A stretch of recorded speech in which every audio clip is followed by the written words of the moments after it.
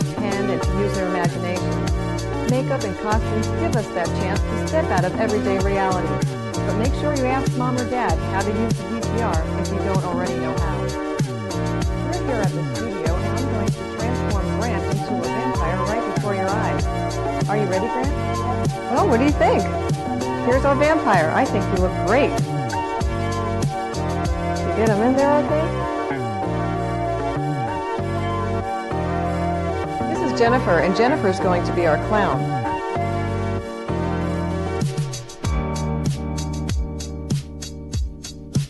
We also added a touch of white here with the gloves, and we have ourselves a clown.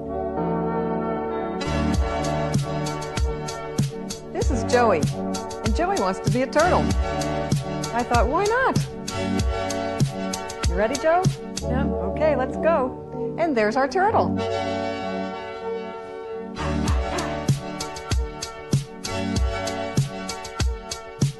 Jennifer's back, and this time she wants to be a glamour puss. And voila, here's our glamour puss.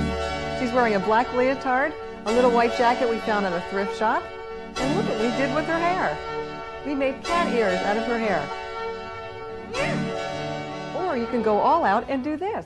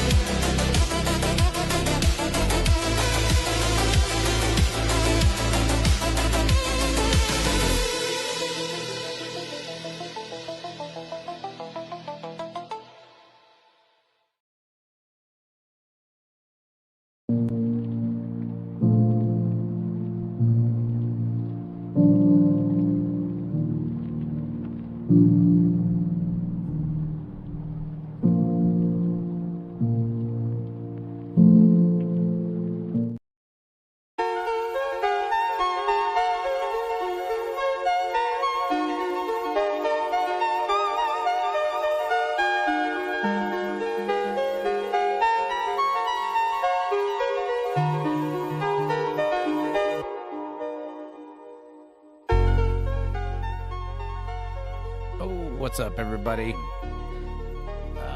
Sunday night, Monday morning, Tales of the Dorkside. How's it going? I am happy. We had a good week. It's been my birthday. We're post-birthday party, pre-Halloween party celebrations tonight. I don't think I'm going to be getting any solo Stupenzo cast streams out next week. We got the Frighteners coming out Wednesday, and that'll be the last we watch in the old format. I think we're going to pivot to a more heavily edited EFAT movies style format with the we watches. Make them more stop doing the bare minimum here. Start stepping it up a little bit with the entertainment value. But I'm glad you guys are here. We got a good 20 so people here. It's good. I know we started early. It's because Gooch ended early, and I ate a freaking Philly cheesesteak from Jersey Mike's. That was good. And glad you guys are here. Peepers, CFH, Sebrew, Northernest Bastard, he's here early. Jamalama, Legend, Sebrew, how's it going? Argon's here. Yes, we are early. I know. Dudicus will wrap up his stream whenever. Devastator's here. How's it going? Happy, pre-Halloween. I got this cool shirt for the gig on Friday in case I don't get my Handmaid's Tale costume for whatever reason. Ariel, hello. And yes, me and Mom had happy birthdays. Thank you. I'll tell her, Ariel. Appreciate it. I was planning on getting my Handmaid's Tale costume from Spirit Halloween tomorrow. I'm sure they got them. Those are a hot costume due to political protests, which we'll probably get into later. I bought this shirt at Walmart for $5 in case I don't find anything. I also got that I'm here for the booze shirt I wore last time. This shirt, I got an XL, and I was all proud of myself because it was all baggy. And then I washed it, and now it's like pretty snug. So I guess I'm a double XL if I want the baggy stuff. Oh well. At least it's not too tight. That would have been a problem. When you have to wear a double XL, you're getting huge. You fat bastards. Enzo's Monday. Let's see. Yeah, we streamed a lot this week. We streamed Thursday and Saturday. The Saturday stream. And, here's, what's it? We got, the moon doing a nice impression of a pumpkin. Kind of like my shirt. Very cool stuff. It is a sign. It's a sign from God. And then look who shows up. Right on time. I actually told him to come in here early so we could talk about, Dorkside 3.0, do some game planning, some brainstorming, some, well, so much for that. Hey, dude. It's a little wild and a little strange when you make your home out on the range. Start your horse and come along, but you can't get it right if you can't hold on. Singing, yippee-ki-yay, yippee-ki-yay, what?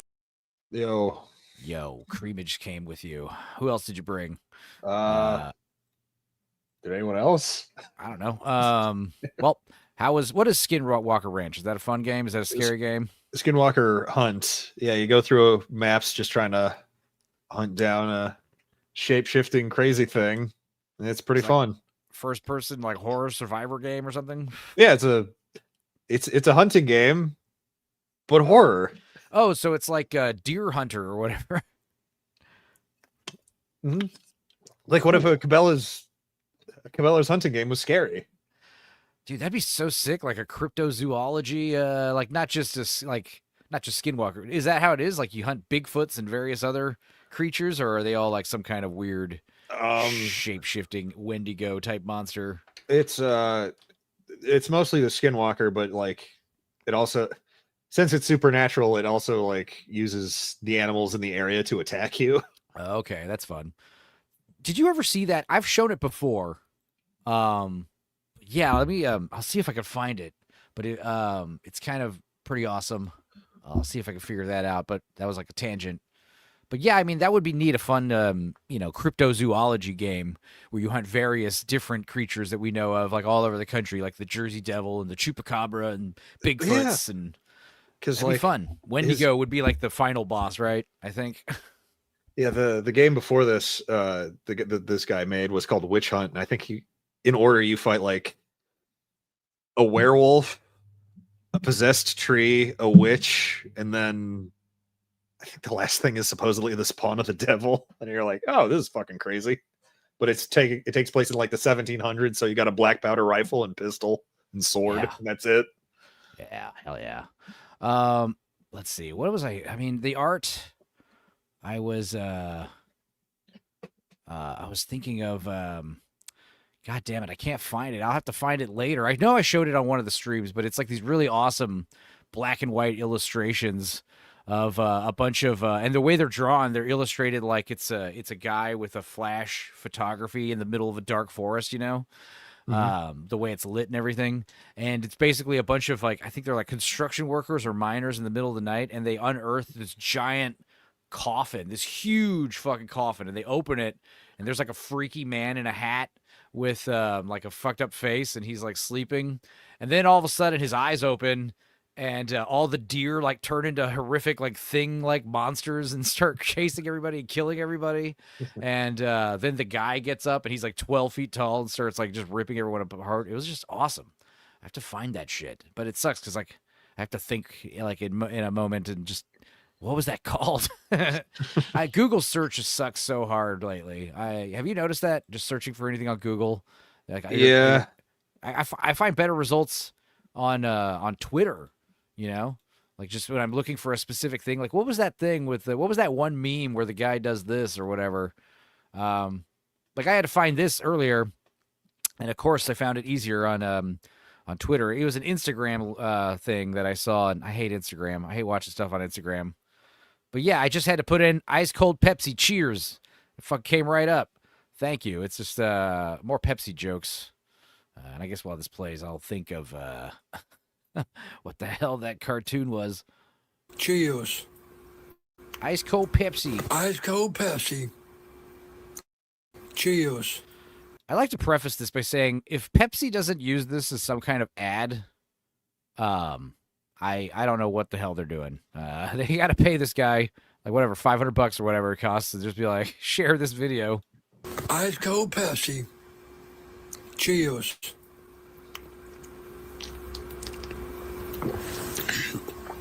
Fuck water. I don't drink water. I don't care if it kills me. Doctor said drink water. Fuck that. If she quit smoking. Fuck that. Fuck that. Fuck that.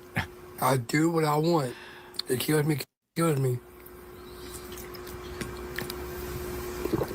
I need Pepsi even though I get diabetes. Give a fuck.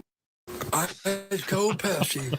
I have never wanted a Pepsi more in my entire life than watching this guy. Now I feel bad Hey, for Hunty, buying that's Coke better. to make my my rum and Cokes later. Yeah. Why does no one drink rum and Pepsi? I mean, right? It would help you with an upset stomach if you got one. It's better than Ocean Spray Cholo. The cranberry juice. Yeah. Hello and good evening, says Ariel. Boosh is here. Red Dead Redemption did that.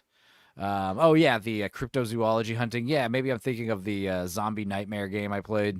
Red Dead 2, right? That was fun. Pepsi's new slogan, water, fuck water. Fuck water. It's buck water. Buck water. Fuck water. I don't care if I die. I'll drink Pepsi. I don't like water. That guy's cool. He seemed a lot cooler than the pickle Pepsi guy, you know? Yeah. Pickle Pepsi guy seemed like, you know, he just did that to himself with meth and bad choices. This guy seems like he might Pickle be kind of Pepsi retarded. reached that point because it's all he has. I don't want to upset you guys. I mean, actually, this should be encouraging, actually. This is not upsetting. This is actually cool. There's a video of Pickle Pepsi guy unboxing his silver play button from YouTube. So, I mean, guys, don't fret. Don't fret, guys. If he could do it, so could you. Yeah, I guess, real quick. I didn't want to talk about this. I didn't know about this, and I saw Gooch and them were talking about it, and, you know, usually I'm just like, if I'm going to talk about something and then Gooch or Niet, they bring it up first, I just can't cross it off the list unless there's more to be said. And this is one of those cases where, Geeks and Gamers, everyone in the pet chat was outraged. I don't know if this is clickbait. Geeks and Gamers. First of all, let's talk about the Geeks and Gamers website and this whole Geeks and Gamers, that Park Place joining forces. I don't really I don't. This might come off as a bit controversial. I don't trust these people as news sources.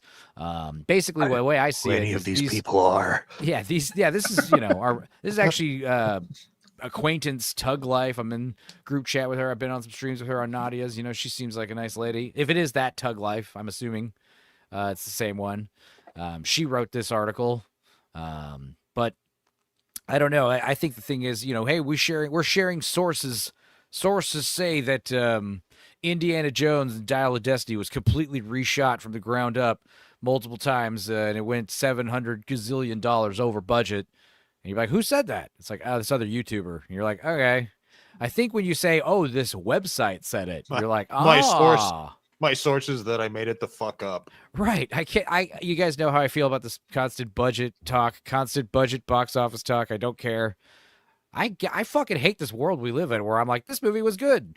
And somebody's like, it lost money though. I'm like, I don't give a shit about that at all. But that being said, a lot of times you hear a lot of this misinformation is being spread. You find the sources just each other. It's a big circle. And I remember they kicked Doomcock out. They hated Doomcock because he was apparently doing this also, but I don't know. He's doing the same thing. He has bad sources. The sources are Cosmic Book News or That Park Place or Chris Gore. And it's like, that's fine, but you just, take it with a grain of salt. And I think this whole big merger is just giving their weird, bogus sources more validity. So that's just all I would like to say about geeksandgamers.com and these various websites. I think, dead internet theory.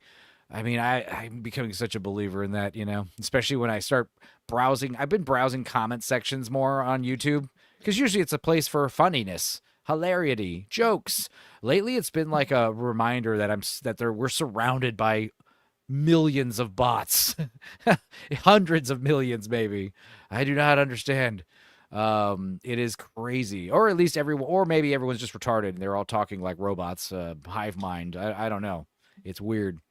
But that being said, like I said, I think Geeks and Gamers is, geeksandgamers.com said it, so it makes it more validity than, this guy, this YouTuber Jeremy Prime said it. You know what I mean? But I understand they're putting a lot of people on fuck you, Enzo, for telling me not to believe everything I see on the internet, says Common People. You're right. It's your prerogative. And obviously this is a list of best horror movies on Halloween. So, I mean, obviously I'm not talking about this article. I think this is a fine article. It's getting us riled up and talking about it, and no shots against Tugs, whether or not she wrote this as a inflammatory puff piece to get us all talking about it, or if she genuinely believes these are her favorite 10 movies for Halloween. No knocking her for that.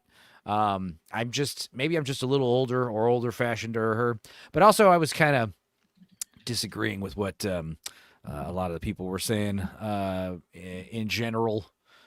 Boosh says tons of bots talking about the ballroom and shutdown on Twitter, and they're completely wrong, but it's thousands all saying the same thing. It's crazy. Yeah, we'll talk about that maybe in a little bit, because I wanted to know what the hell it do that, Mr. Stancil. It be like that. It do like that sometimes, Mr. Stancil. What is it?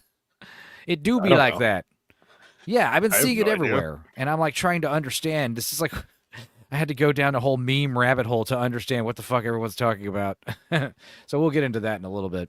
But yeah, I guess top 10 scary horror movies to creep you out this Halloween. So not last Halloween, not next Halloween, specifically this Halloween for some reason. God help you if it was the previous one. But we're going to just quickly talk about it. Sinister. This is actually a creepy movie. It's not very good though, but does make your skin crawl a little. It gives you the heebie-jeebies the way it's shot and stuff. The Bagul, right? You seen this one? Yes, I saw that. At this haunted scout camp I used to work at. Yeah. What? Explain that. I used to work at a scout camp, and every other person who worked with me said they experienced some sort of supernatural bullshit at some time or another. I was one of the few who did not, but I'm like, if this place was haunted, I wouldn't be surprised. Awesome. So I thought you were saying there's a place you can pay where it'll be for an extra gimmick. This place pretends to be haunted. No. You're saying no. It's a normal camp. It's just it actually is haunted. Apparently. Yeah, that's fucking cool.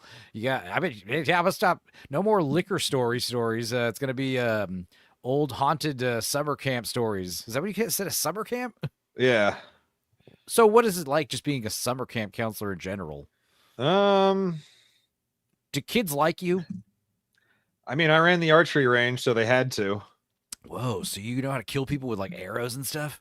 Yeah, I didn't have any hunting arrows. I only had target arrows, but yeah, I probably could. Cool. You ever shoot guns? Are you a big marksman? I've done a lot of gun stuff. I haven't Never. I have shotguns. A lot of my friends from said scout camp are gun enthusiasts, and I have shot their course. guns. I've shot Are you- many MP5. Are you a gun rifle. enthusiast? I like guns, but I can't afford them. Oh, right. Yes, guns are awesome. Yeah. Well, Sinister, creepy movie. Not great. I mean, it is on the list of like the scariest movies of all time. Apparently, they did like a study, and this was up there, high ranking, number 2, number 1, maybe, which is interesting. Ethan Hawke kind of adds a lot of validity to the film.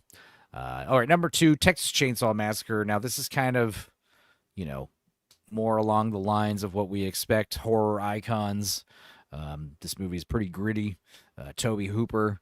I have no problem with Leatherface being on this list. The Conjuring, I hate him. I'm not a fan of The Conjuring. I don't hate him, but I just don't care for him. I only saw the. No, I did see the first one. I saw the was about first to one say- for sure, and I was I gonna know say, I saw like, I didn't see another the first- one. I saw the second one, and I was like, "This is all right, I guess."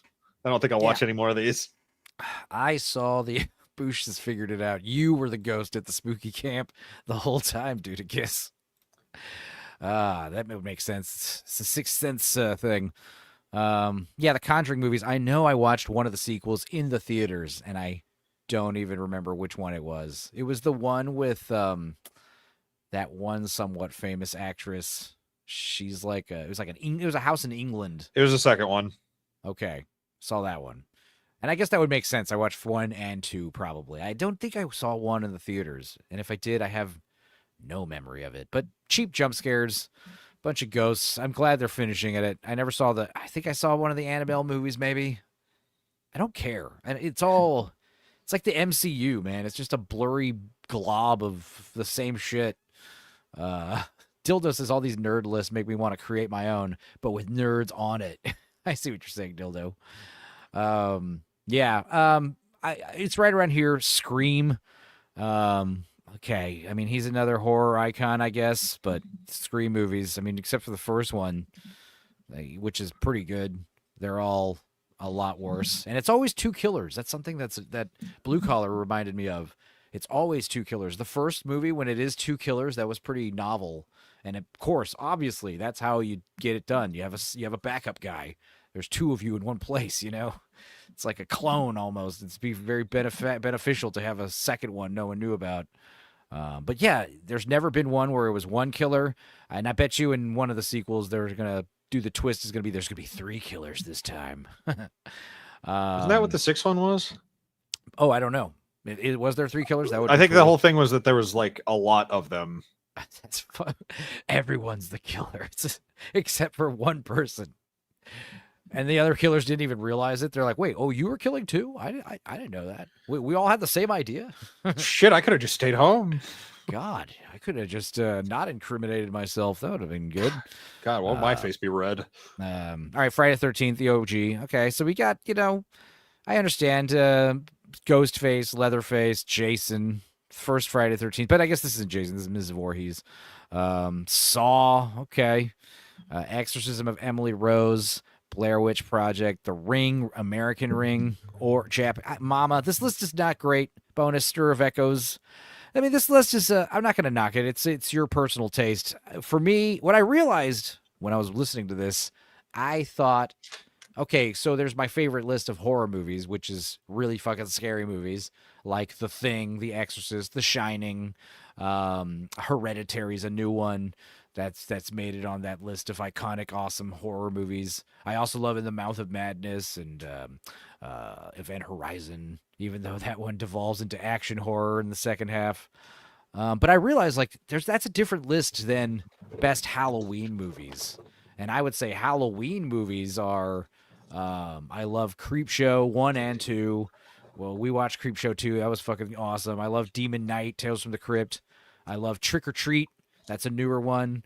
I loved what else? Movies like that. The Guest. The Guest is a cool Halloween horror movie, and it's cool because it's like action horror. Let's see. I think I got a video for this guy. What would I play for this guy? I had one. Let's go over here. Let's find it. Do I have a newer one? Maybe. What do we do here? What do we do? Let's just stick to the classics. 何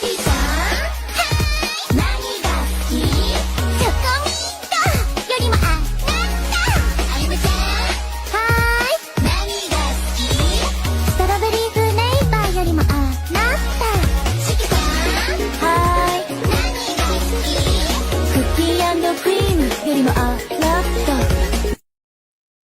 た Serranos. I know that's usually Cindy's intro, but how you doing? I love that one. That's a good one. Anime, You're doing anything good. anime related, I figured would work. Also, history. I really like history. Okay, cool. Northern Bastard says Ghostfaces always seem weaker slasher killers. The amount of time they get their asses handed to them. That said, Scream 2 and 2 are awesome. I assume 2 and 3 you meant to say. But I do like that about the first Scream movie is how he's just a guy in high school, and there's a lot of scenes where he gets kicked in the chest and falls down the stairs, and he's clearly just a guy in a fucking robe who's blinded by a mask, who's clumsily trying to slash at you with a knife. I think that's like an appeal in that. Because with Jason, it's a different type of fear. It's like, dude, we're dead. He's coming for you. But that being said, yeah, best Halloween movies, I was saying, yeah, more fun, kind of The Frighteners. That's a great Halloween movie. Nightmare on Elm Street. These are, they're fun. They're all fun. But when I think of like the scariest movies, I don't think it's necessarily, they might be too heavy for Halloween sometimes, for actual Halloween parties, celebrations. I think more lighthearted, like if the Monster Squad is great.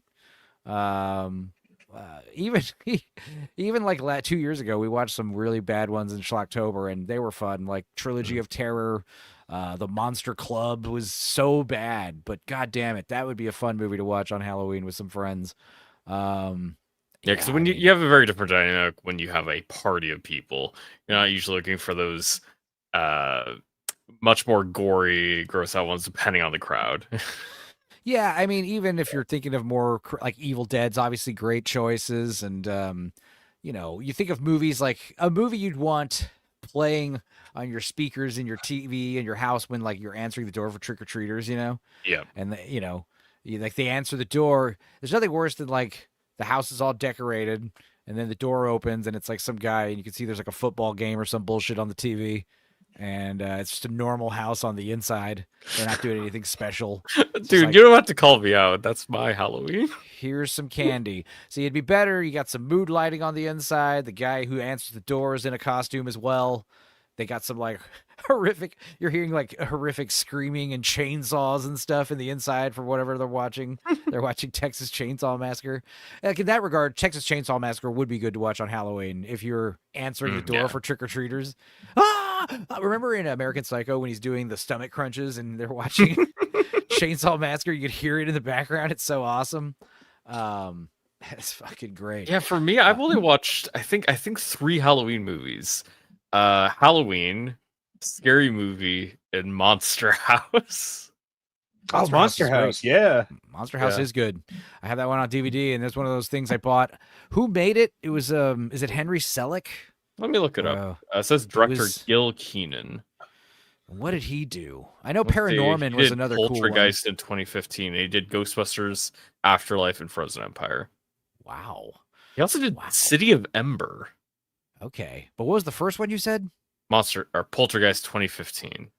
Ooh, Monster House, huh? Weird. Yeah. I thought that was a fun movie, and it was very well animated. Yeah, like the style definitely makes it stand out.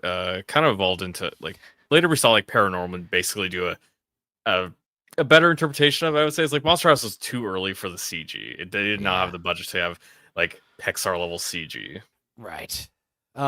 Terrifiers, the Terrifier trilogy is always fun.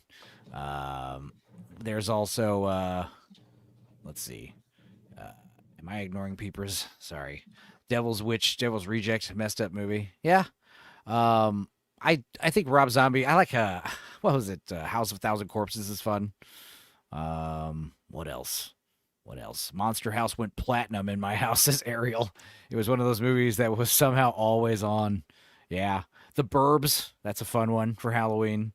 Poltergeist, original Poltergeist is great. Good stuff for Halloween, man. Like I said, The Guest, not even really a horror movie, but it's pretty fucked up and scary, and it takes place on Halloween and has a big climax in a high school gymnasium, haunted house, decorated maze. It's cool. Micah Monroe, we talked about her with the Hand That Rocks the Cradle remake. So, yeah, I don't know. This list made me realize like there is a difference between favorite horror movies and Halloween movies to watch on Halloween. Yeah, what was their top one here? I mean, assuming this is in a list, it says number 1 is Sinister. I actually don't know about that. Yeah, that was the one with the Bogul showing up on camera. He shows up on tapes and he takes away the kids and what was it? The whole family gets killed. Yeah. Vincent D'Onofrio shows up for 2 minutes. Oh yeah, that's right. He's on a web call like talking about the Bogul. Irwin's Potato. Yeah, make sure you guys turn on all comments or whatever, all chat. Is your mom Enzo's mom?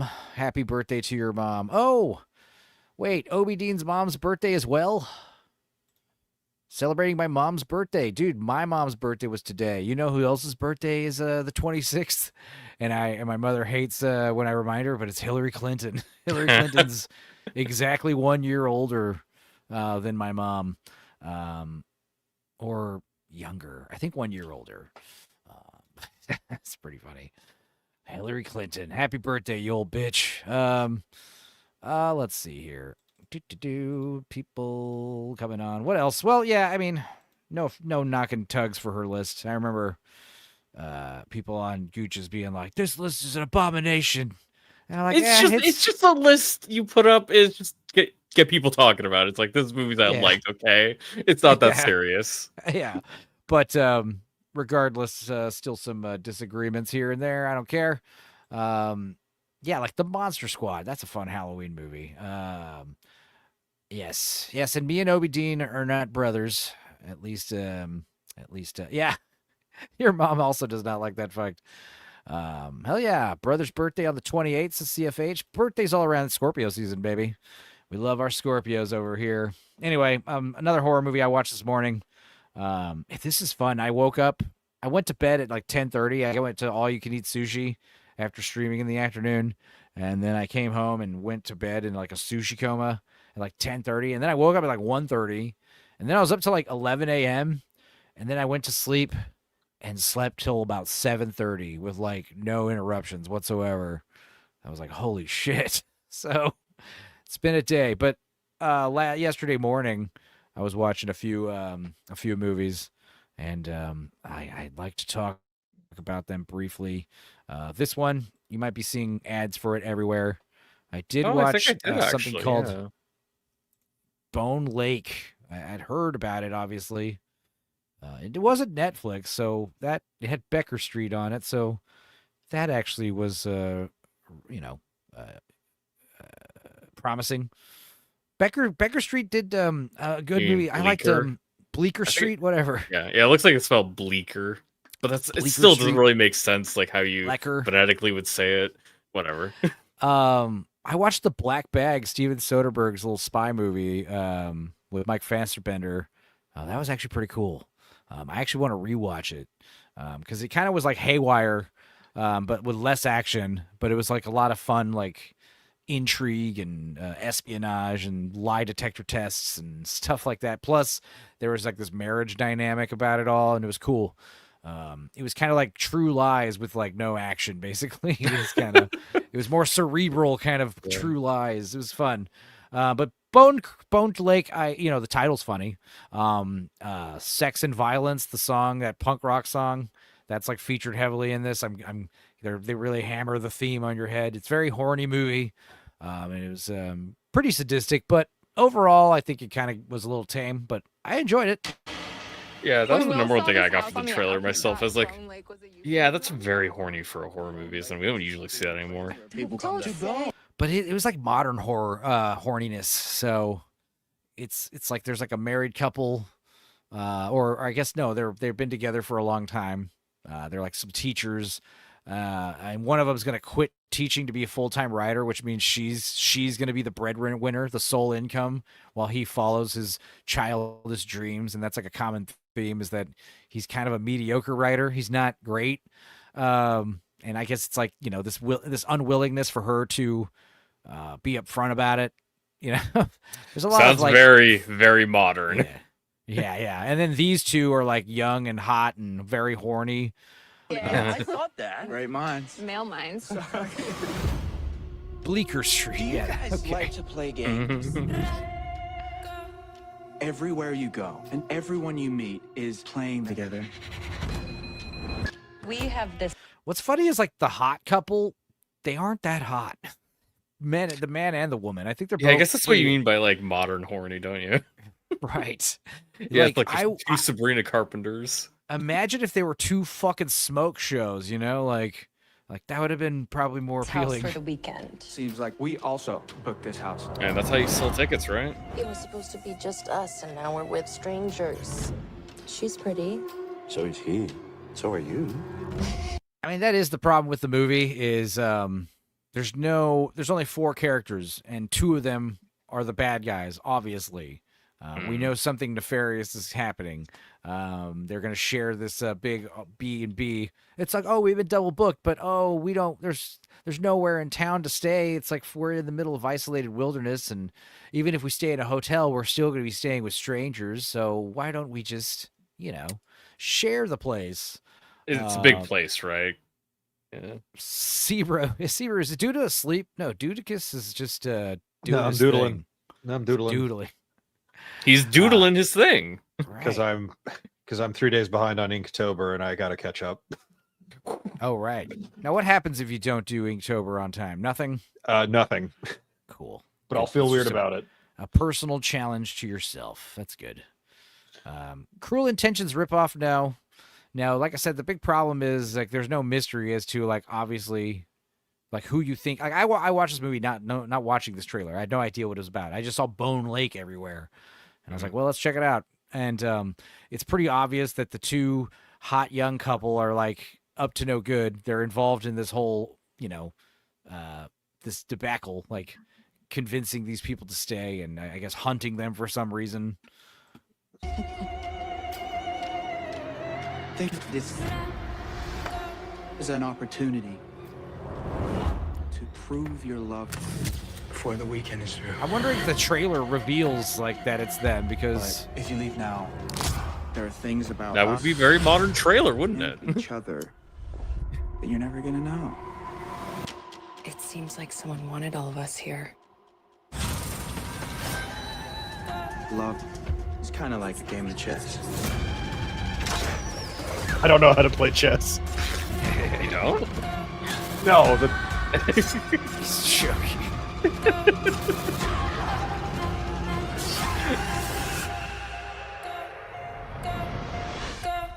Want to know what Come happens if you first. What? Flipper come. I mean, it's like chess. White comes first. Jesus.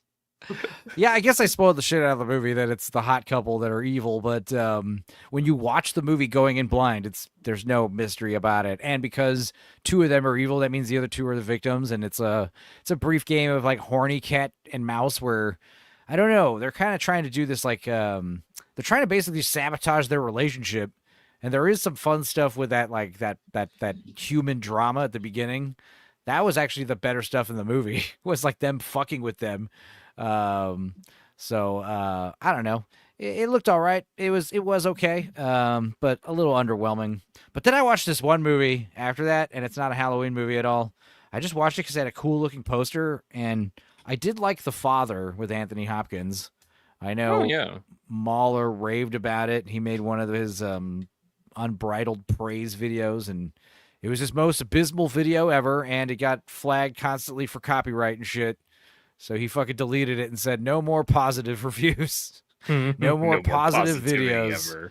Yeah, I hate everything. So if you like The Father, I think you guys will like Familiar Touch, except Familiar Touch was a lot less depressing. It was pretty sad. But it's funny too. It's quirky and it's very well made, and it's one of those movies you experience. You can't really talk about it. It's kind of like a bunch of little vignettes, kind of. But the lady who plays the main character, Rose, like, she's great. Or what was her name? Was it Rose? No, it was Ruth. Ruth. She was great. Wasn't Anthony Hopkins promoting Pepsi earlier on your stream? That was not Anthony Hopkins. If it is, then he is versatile. He is quite the actor. So this movie was great.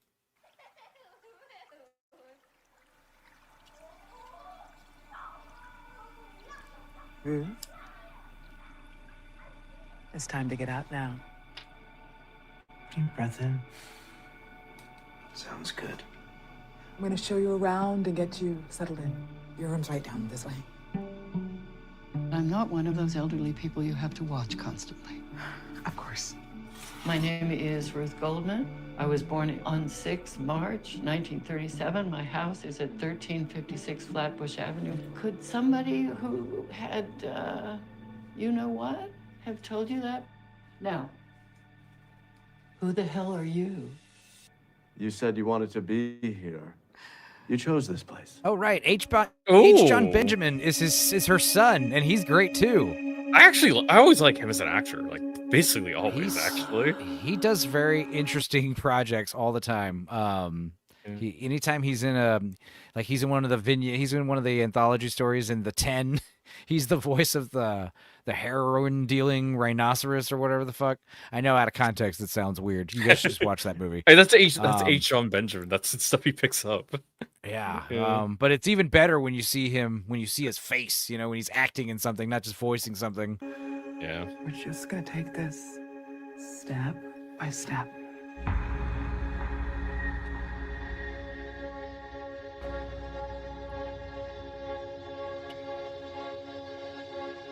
Is that you?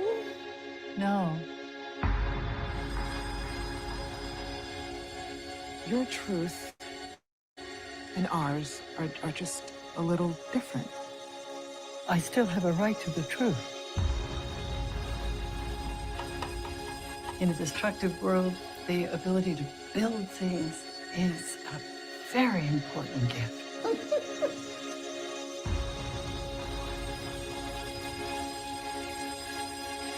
Oh, wow.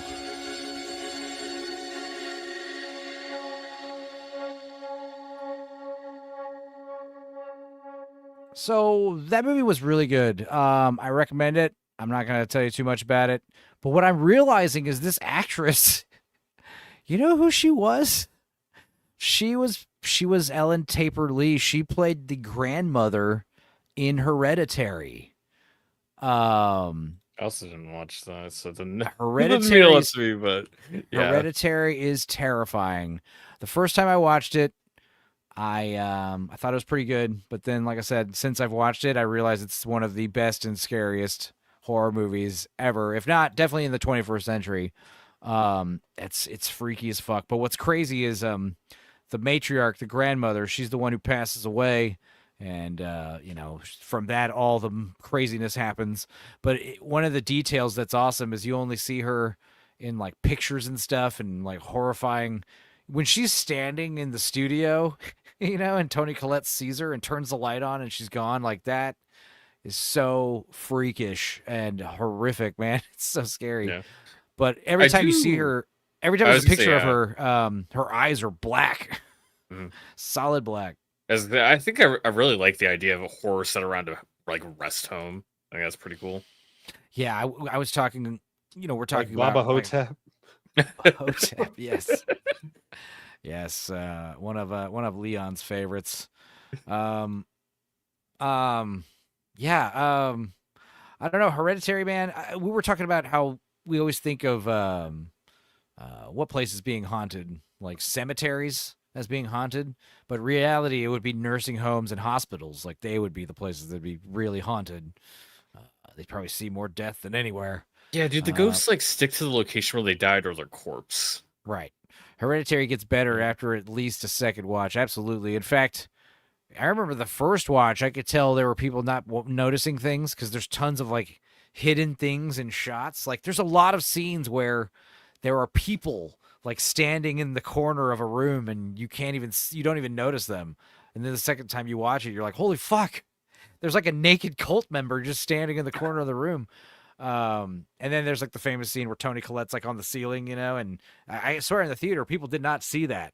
There were a lot of people that didn't see it. It does sound very good just from your short description. So I'll definitely have it on my list. I don't remember if I did have it on my list before this or not. But I will after. Yeah, I would say it definitely requires 2 watches too. Like, however you're feeling about it, it's like the Big Lebowski. The first time you watch it, you're like, oh, pretty good. You watch it a second time, you're like, this is amazing. I get it. I understand. This is why all the stupid movie critics praise it. All the setups and payoffs. Like, the thing is, you don't notice the setups the first time around. There's tons of setups, and the payoffs, like when you first see all the payoffs, you're like, that's weird. This is confusing.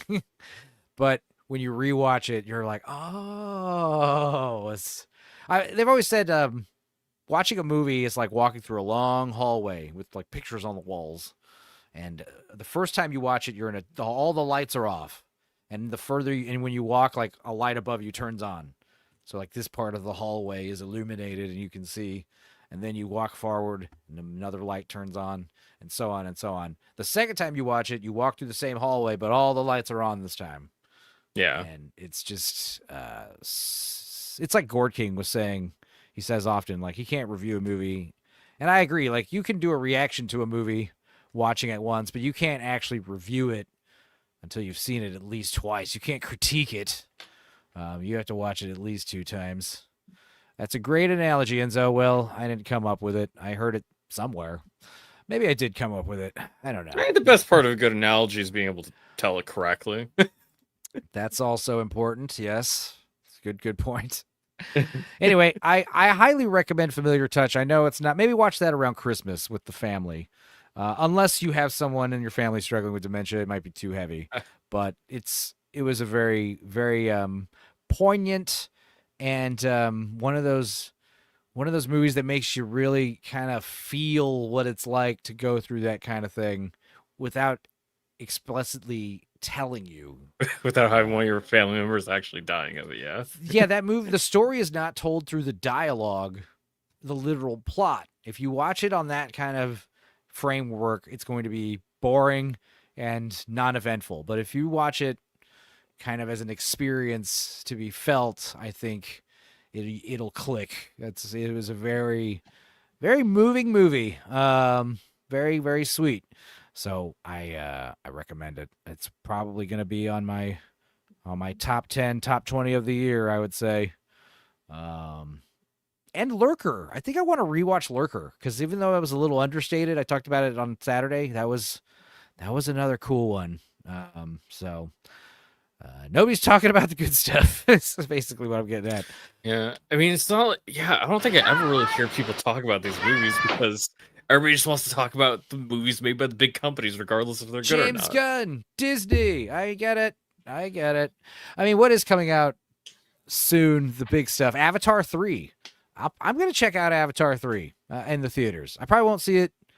I'll probably see it around January, maybe. I hope Lofty comes back just to review it. That was the whole. He's gonna pull like a Nikocado avocado. He's gonna watch Avatar 3 and then he's gonna put out like a 8-hour documentary on the whole Avatar series explaining why it's actually the best modern trilogy. I mean, if you did it and set up poignant arguments, you can't really disagree with him. You might. I mean, you can still disagree, but I mean, at least you put up an effort, I mean, in terms of like making money, everyone loves talking about box office success or failure, and yet they get like upset that Avatar 2 is actually making a shitload of money. True. Which is it? Do we want movies to fail? I think that's just what the general consensus is we want Hollywood to burn to the ground and movies to just fail. I want movies to slowly kind of transition somewhere away from Hollywood. I think it is kind of doing that. A lot of people are filming in New Mexico, and I really think New Mexico, somewhere in New Mexico, is going to be not the next year or two, in like 20 to 50 years. If we're still making movies, I think it's going to be really focused out there. There's a lot of movie studio stuff, but 20 to 50 years, like fuck, movie studios. There might be everyone's computer is a movie studio in the 20 to 50 years. You know, who knows? Just think about how easy it is to produce music nowadays versus 20 to 50 years ago. It's pretty wild. And video games, people can make god tier video games on their computer at home. That's the next level. Like, you know, some guy made a video game and it's becoming more common and easier to where now any guy can make a video game. You know? We talk about everybody talks about Hunt. What'd you say? Some guy in the Eastern Bloc made Skinwalker Hunt. Yeah. So that's cool.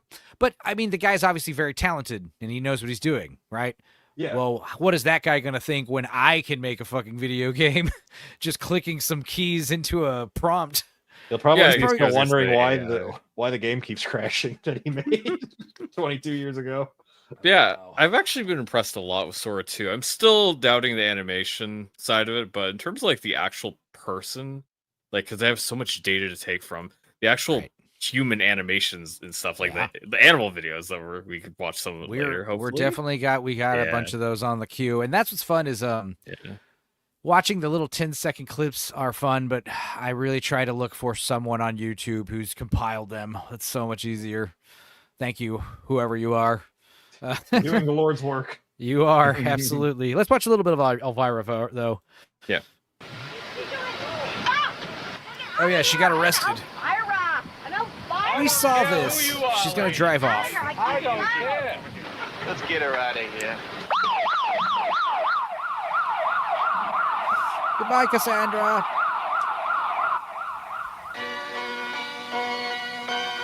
You know, the treats you give out on Halloween are as important as the tricks you receive. You wouldn't want to be known as that old bag down the street who gives out stale candy, would you? I don't think so. Give a little time and thought to the treats you give out this year. Some good treats might be a Walkman, or his and hers matching Rolexes. Bad treats would be raw fish, baked beans,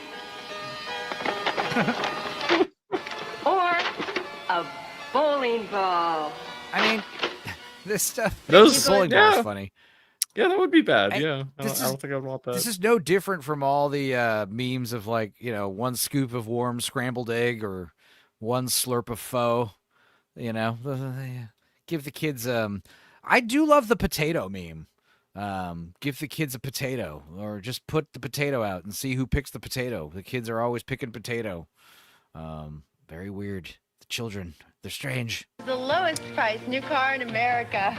Did you know a new... There's Janeway again, right? Is that Janeway? That Yugo is the lowest Yes. price new car in America. Oh, I did not know. a I did new not Yugo know cost that. $1,200 We less saw her in one of these commercials earlier. We're like, is that her? Voyager? than an Apparently, average in younger years, that's Did you what know she was payments on a doing. Yugo are usually less than $89 a month? Good old war Did criminal you know Janeway. A Yugo cost $2.18. Selling out Ford Pintos. Was she actually arrested for war crimes? Janeway Should have been. Should have been. She can finish it. So whether you buy it by the She teamed up with the Borg to kill another race. Definitely violating the Prime Directive. month Or buy it by the pound. buy a Yugo for only $39.90 and zip around town. Call 1-800-USA-YUGO. Everybody Right. needs a Yugo sometime. That's what it was. Hello, darling. It's me, that cute little maid who loves to get paid. Elvira, Mistress of the Dark. And like I promised, it's time for that special treat for all you tricksters out there. That's right. It's time for fanfare, please. Never mind. It's time for Elvira's weirdest, strangest, most bizarre video countdown of all time. Now, over the next hour, you're going to be seeing some of the sickest stuff ever set to celluloid. All these videos have been scientifically selected and approved by a completely All this has been uploaded to impartial panel Pornhub. of judges. Me, myself, and I. And if you don't like it, lump it. I mean, what do you think I look like, Price Waterhouse?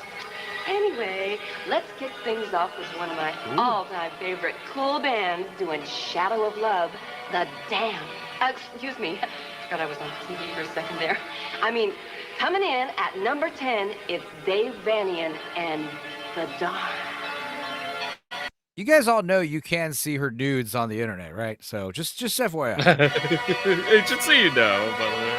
You know, Dave could be more a you pretty know. good-looking guy, but I guess no one's ever told him about Grecian formula. She was in Now, Playboy no and some other countdown shit. of the strangest, weirdest, most bizarre videos of all time would be complete without that king of the kinky himself, Ozzy Osbourne. Here he is now in the number 9 position. I wonder if Reading that's about- anything like the missionary. Yeah, peepers, but it's not Elvira. That's important distinction. It's the actress Cassandra. She's not dressed like Elvira naked and stuff. Elvira never got naked, which is interesting. No, never mind. Anyway, Who's just at already number looking at 9 him, of course. is Ozzy Osbourne and Shot in the Dark I would on expect nothing else. MTV. Hi, darling. so Glad that to see song you was back. omitted for Glad to see copyright, your I front, see. too, but that's another story for another time. Thank you. Just before the commercial break, you saw Ozzy Yeah, I guess it Osbourne is. doing Shot in This is MTV, so I guess they have been editing out any kind of like real music videos. Now that I'm thinking about it. the Dark, which came in at number 9 in Elvira's weirdest, strangest, most bizarre video countdown of all time. Well, Oh, we caught okay. up with Ozzy on the set. I guess we're done with this then, because like before the past 45 minutes, it's all been like little short films and weird ads and stuff. Okay, all right. Well, moving on. Cheers, Elvira. We miss you already. But now we've got Carrie. Oh, actually, this is a dating compilation. Great. Good. Did you get it? Holy shit. Okay, wait a minute. Oh, yeah, let's just see this again here.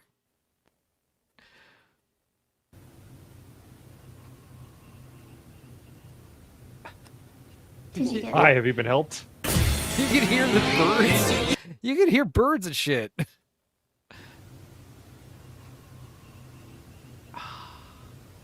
you get it? Did you get it? All right. Actually, This can't be real, right? It's already so suspect. This is at least 13 years old. They say it's from the 80s. Why would they lie? It feels like a parody. It feels like a parody to me. I mean, it does already, but Yeah. we don't really know. Like, are the people that use these VHS dating tapes services that desperate? Like, they're so desperate, like they're so undateable, like only people like this resort to this tactic? Or is this some... Yeah, video dating was a thing. I know that, but you would think The we'd see at femcells least... before the femcells. Or is it that these dating service tapes are like there's like 15, 20 hours of them, and most of them are normal, and these people only like find the fucking weirdos that stand out and don't get calls? Is that possible? I mean, yeah. Over the years, you only save the best bits. But what's funny is, like it seems like this has nothing to do with this video we're about to watch, but just the dating video service in general. They seem to be all filmed in front of the same backdrop, like they're all going to the same studio, like one at a time, and filming their moments. So they all live in the same area, right? Because you want people you meet that are in the same area. So they go meet at a studio probably several times. How do they arrange that? And why don't they just make everyone go to a function? Yeah, what if they And what if they instead had them all speed date and then they just like taped that? Right. Or not even tape it. Just like, hey, you can meet people this way, idiots. No, we Just gotta make money go- for content though. Right. That's the thing. It's all a big financial scam to take advantage of, desperate people. I mean, because that's what I'm thinking. Most people, you don't resort to video dating because back in the 80s, you wanted to get a girlfriend or boyfriend. You just went out and found one. You go out, talk to people, and put yourself out there. I don't know. Nowadays, it's like the idea of dating someone long distance seems more feasible, or at least at least having a interpersonal relationship with somebody long distance as possible. Having a actual like sexual relationship with someone, I don't know. It either has to cost a lot of money and you don't see each other very often, or it just isn't a thing. It just isn't. Well, I it mean, I isn't guess happening. the thing is you get the videotape, then you give them a call, and you're like, okay, so I'm gonna move cross country tomorrow. Then, yeah, Right. That'd be funny if they were national. Oh, I found Yeah. the perfect guy. He lives in Kentucky. I'm gonna go fly over there next week and meet the guy. And if it goes anywhere, if maybe I'll be moving. It's like, holy shit. Denise, you said that about the guy in Alaska. Yeah, that's why you're here in Alaska. Right. God, I we just can't hate you. afford. I can't afford living in Alaska anymore. Okay, she's picking up the dating tape so she could get somebody to buy her out of Alaska. Dude, a bit of a tangent. I remember there was a video of some guy taking you to the store in his northern Alaskan town. Holy shit, dude. It's like super bare shelves. Everything's in cans. Everything costs $11. It's like fucking- Russia. It was fucking nuts. Like, how do you live up there? Why do you live up there? And there's talk about like this place in northern Russia where they all live in this one giant condominium building where all the heating, all the electricity is going to. And you're like, if that shit shuts off for any reason, I mean, what's Plan B here? Death. Did I ever see Northern Exposure? I know of it. I never watched it. It's a pretty I s- decent show. I saw the parody and Stay Tuned Northern Overexposure. John Ritter. No, I never saw that one. But I had an aunt who lived in Alaska, and she said, because my uncle worked up there, and yeah, during the winter, like they would just buy like a caribou carcass and store it in a box outside in the winter, and like it's like they would store it in a giant freezer that wasn't plugged in. It was pretty cool, but yeah, a fucking jar, a little jug of orange juice cost $20. I don't understand that at all. And sure, if you loved camping in the wilderness, Alaska's the place to be for 3 months out of the year, probably. Or you could start a YouTube channel, do what the outdoor boys did. Just go film yourself camping in the Alaskan tundra, get hundreds of millions of views because people love those videos. God.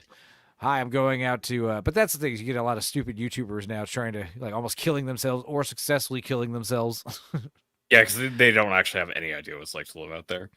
That was a great moment in the book World War Z, where they're talking about people migrating north to escape the zombies, because in the winter, the zombies all froze, and, they thaw out in the summer, but, people were going up north during the first years. Hello, Jill.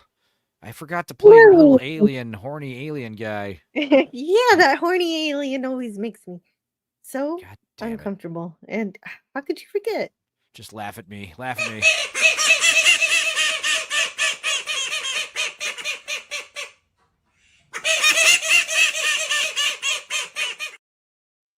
I'm sorry. That's cute. Thank you. I don't get to play it enough. And I figured, like, yeah, it's kind of mean to do it to other people. I should just start doing it to myself more often. There you go. You figured it out. Self-deprecation is always charming. Yeah. Thank you. I'm fat and I'm ugly and I'm gay. There you go. Is that funny? Am I doing it right? No. No. No. I'm kidding. You can work I'm on none it. of those things. Let's see. Well, how are you, Jill? Great. Good. Happy. It's Halloween week. Of course, I'm Right. doing good.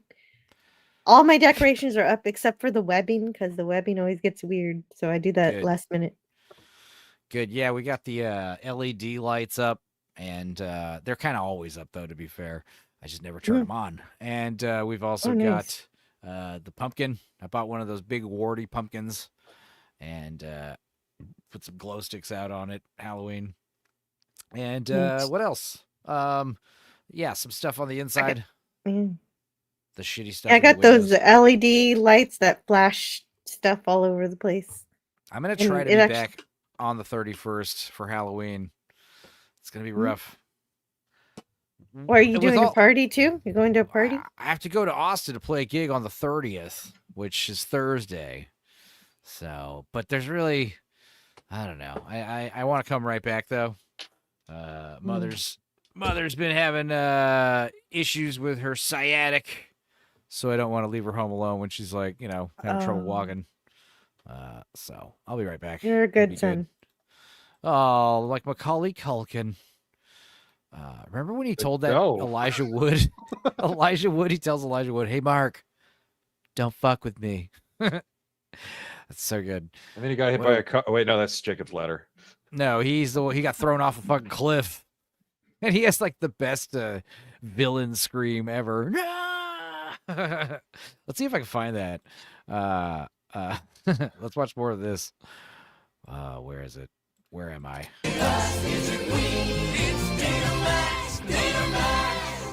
Datamax. Hi, That I'm sounds Carrie. fake. I'm a Wait a minute. perfectionist, Wait a and I'm minute. looking for a serious man who takes Was life this- seriously. What? My Was this ideal mate- fake dating thing on a failed video format Betamax? Is that why it was failed? Nobody had Betamaxes? Yeah. They weren't getting with the times. That's got to be a joke, right? I know what we can spend our money on next. We'll get them on with the laser disc. No, think about it. There's a whole niche market, like people who want VHS datings, but they haven't updated to VHS. That's like a whole special breed of person right there. very serious and has a lot of money to show for it, and will be a provider for me and my sister. My best quality okay. would have to be. I love Oh, what was to that dance. last one? I could dance all day. Me and Dance my all night. That's a whole What did she baggage. say? My celebrity crush is Lou Diamond Phillips. That's stupid. At least she admits I it. don't want a man with cancer or heart Aw. disease or disabilities or I'm out. speech impediments. What do you want from No me? My speech most attractive impediments. trait is Wait, no You gotta have speech at least impediments? 43 chromosomes. So Wait, this what's that guy's one? not gonna. It's not gonna work. It's not gonna work for. So it's not gonna work for this guy then, I guess. Otto, No. I don't care if he kills me. Doctor said drink water. No, sorry, man. It ain't happening. Provide for my my fate. sister. I'm most afraid of not having enough iron in my blood. Why? Okay, let's just assume this is real. All right.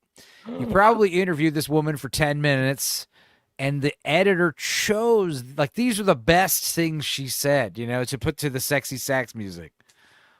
You know what I'm saying? Like that's I don't think these are the best moments. I think these would be the worst moments. I hope these are fake and these are just kind of funny. Otherwise, these are real and these are horrifying. Like these are not even funny either way. The most romantic thing I've ever done was I got a I got butt fucked on a cruise ship one time. Not me, I'm saying. poster framed of a hot air balloon, and I gave it to my brother. All of you serious fellows out there, I want to get. I just want you guys to know that me and the dog are a package deal, so make sure you get to meet him too. What about your sister, though? That And part's the concerning. sister. The sister's a part of the package deal too. That's the Oh, right. concerning part. What did she say about her sister? Take care of me and my sister.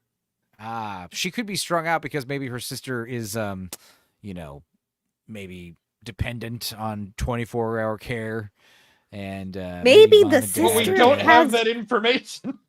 No, but Stupenzo, maybe the sister has all of the things she asked for the match not to have, the speech impediment and the Right, the right. disabilities and everything. She's painting a picture of like she wants to get rid of this chapter of her life. Okay, so Maybe you're her telling sister- me is Maybe her sister's she attached to her must- hip, like Quado. she's like leaning down right now, out of frame. I was thinking she's talking about the disability speech impediment. That's her sister's husband. So actually, you're gonna have to be taking of her sister and her sister's husband because they can't take care of themselves. God. This lore just keeps getting deeper and deeper. Oh, Carrie, I'm so sorry, baby. You I'm are so the living sorry. end. Oh, Eclectic Goat asks a good question. If she has to provide for both of the sisters, does he benefit from both of them? Well, Well, it's no. called a as we- harem. That's as how we that learned works. from the conjoined twins from a few weeks ago, no, even though they share a vagina, the Siamese twins, and one of them is married, the other one is asexual and views her brother-in-law as a brother. So no, the two of them do not. You do not, and those two are conjoined. They're attached. Do you think they're just So- lying? Yeah. Okay. Fair Do enough. you think they just didn't want to make it weird? It's like legally. You can't think really be people would married do to that? two You go on the people? internet and tell lies? Yeah, it's like Well, legally look- you can't be married to two people. So it's like, oh, there's nothing between us.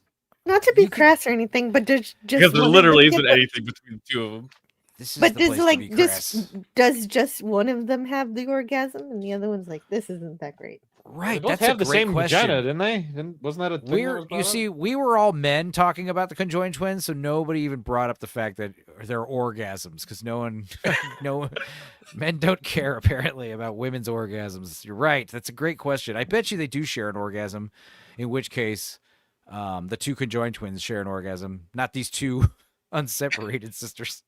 Carrie and her sister share orgasms somehow psychically.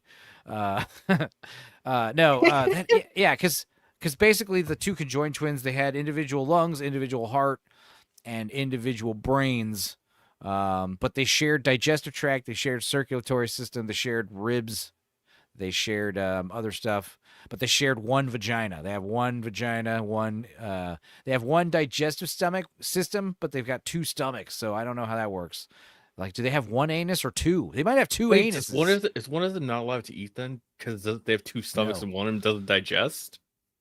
No, I don't understand how it worked. I remember they said they had two stomachs, but that was the question. Is like, if one of them stopped eating and the other one ate twice as much, would that sustain them? I don't know. But if I fucked one, if I fucked her really good, and she got an orgasm. They both have orgasms, right? Or is it tied to the brain? And That's the what I was brain- thinking. Is that you are born with? They still have their own individual brains, and the pleasure centers But could be both different. brains are wired to the same vagina? Or is one brain wired to the vagina and the other one is not? Like, what if they were growing up and you tried diddling and you notice one of them just doesn't feel anything or something? What? So yeah, it's only tied to one of them because the other one can't like control the other person's arm. The funny thing is, Questions we're never going to know the answer to. right? That was what's so funny is because when we first saw the conjoined twins sketch, we brought up a lot of these questions, and when we looked them up, we looked up their backstory, how one of them was getting married. Their main focus was like, we want people to just mind their own business and stop asking questions about it. And here we are, literally 2.5 weeks later, still asking hours and hours worth of questions about it. How could we not, dude? The How more could questions not? we ask, it makes us think of more questions. This is why they just need to come out and just tell us. We have two anuses, we got one vagina, we got all one twin is gay.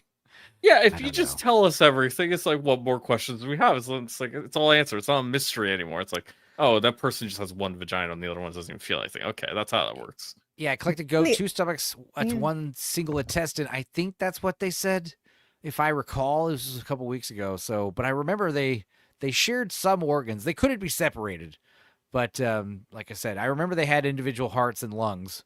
So the idea that they did a joke where one of them hits the vape and the other one doesn't, blows it out. So that was scientifically inaccurate, and we autists had to bring that up, had to point that out.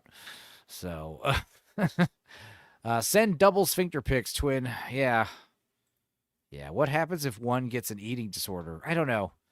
Let's not fall down this rabbit hole again.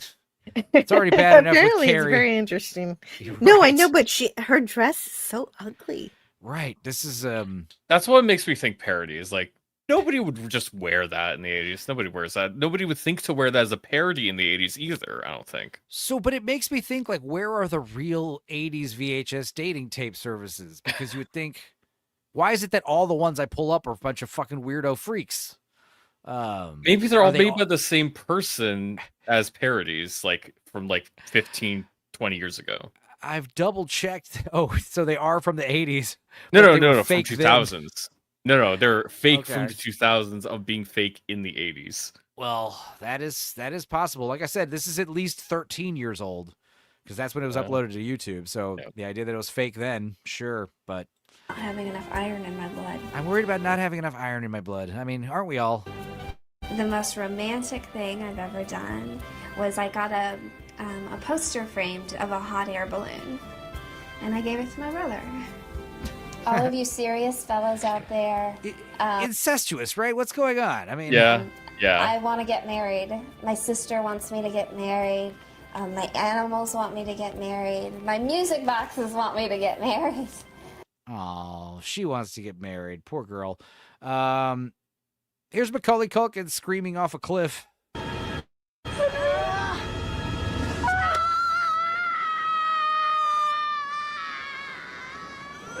That's such a great scream. It really is. That's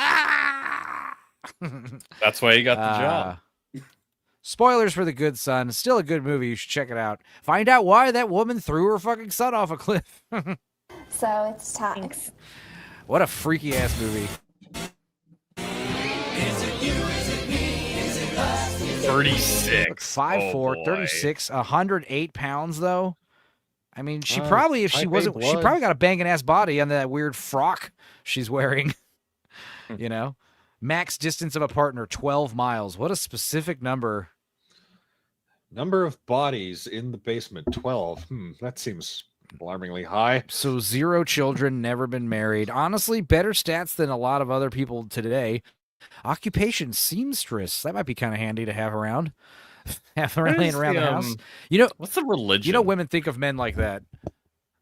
Oh, okay. She made her own dress, and no one ever told her. Oh, you're right. Okay, this makes sense now. You're right. What's You're the right. religion? 108. She weighs 108 kilos. Oh. So she's 200 and 20 pounds, something like that. Hell She has an interest in music boxes.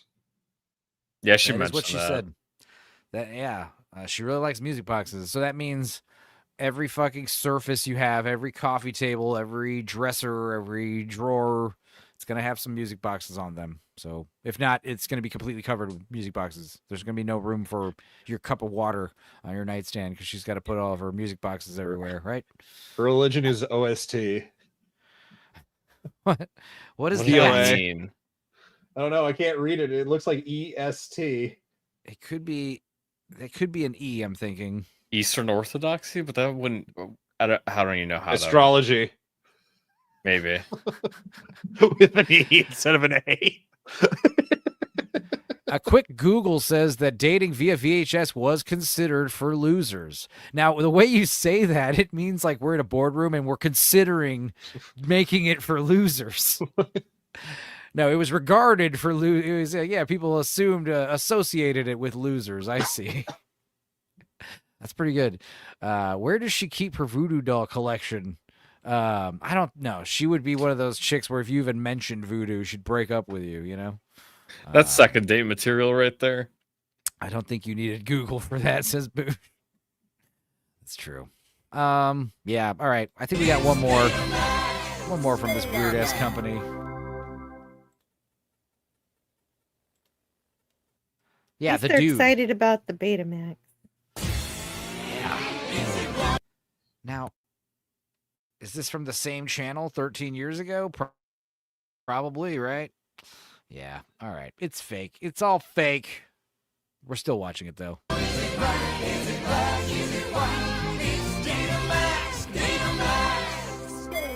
Hi, I'm Lyle. I work at IBM, and I'm looking for a lovely lady. Let's put an end to this. Let's see here. Dating service. VHS. I want to find real ones. Like, why do they all seem fake? Like, share this tab. Like, they all seem... are any of these real? Maybe it's the other way around, where they're all so cheesy that it appears to be fake. There's two options here, because when you scroll it, this is found footage fest. This seems but real. Eclectic Goat had a good point that they're losers, so they're desperate. So they're putting on a show so that what Right. they put on I mentioned that Seems as fake. well, and I'm thinking like, there has to be at least someone that's somewhat cool on a VHS tape, but you're right, there would never be. You would never, that would be the rarest thing ever. If you saw like a normal, handsome guy, hey, my name's Chase, and I'm here to talk about VHS dating, and I'm excited. I live in Monterey. I'm a fucking music artist or whatever, a recording engineer. I I've make $5 done billion a year.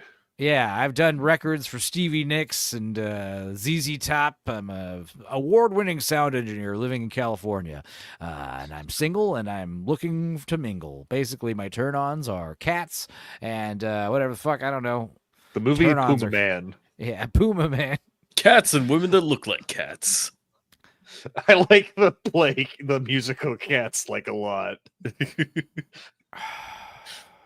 It's just so wait. I'm sure there was an ad for the VHS dating service, right? Like here's Probably. a way to meet women. It'd be in a magazine, yeah. But yeah, Or a it'd be in a newspaper. magazine. You're right. It would be print ads only because if they showed, here's some of our examples, like you'd have to hire a cool actor and actress. Hi, my name's Tiffany. I've got big titties and I'm looking for the right guy to be my boyfriend. Just, find out what my box number is and buy the VHS. And then you buy the VHS and it's a bunch of fucking weirdos like that. That right? Probably. This is just a baffling mystery I want solved. Is this guy fake or not? My best qualities would probably be my beard. I get a lot of compliments on it. You look like someone What you specific. get? The brother This from guy does Napoleon not- Dynamite. Yeah, kind of that too. I was gonna say his name is Lyle. They named him Lyle, and he does not look like he's from the 80s to me at all. It's like the They should have pop named him collar thing. Truthful. The pop collar thing is what's making me doubt it. And but I do like the idea, like, oh, my best quality is my beard. I get a lot of compliments on that. That doesn't. It's not the same thing. What do you get the most compliments on? That's the question that you're answering. What is my best quality? CFH says, read the chat. Chat debunks the content once again. Okay. Let's see. Someone. These people go on TV dating shows. It's fake, Dave. A quick Google search shows Date Amax was a TV series. Thank you, CFH. But that doesn't answer my question about, like, where are the real dating tape services? Because it seems like we've been watching a few of these from a few different channels. That's the thing. That's why I'm bringing this up, because, like, we've been watching, like, a guy and a girl for the past couple weeks now. But every time it's from a different source. And they seem to all be fake. So the question begs, like, where are the real ones, I think I found a real one right here, the Christian dating thing. Let's see. This is Found Footage Fest, so they don't fake content. They're a bunch of content farmers, so. Barb, what are you doing? Nancy, can you even believe how amazing much we learned at one weekend at Acquire the Fire? But this is the thing. The people in this commercial are not the actual people that you're going to be encountering on the dates. There are authentic ones, but this ain't it. Right.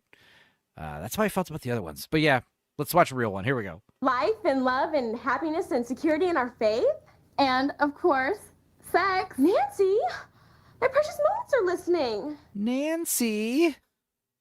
Say that again. That was hot. Of course, sex. Nancy. And security in our faith. All right. This soundbite right here.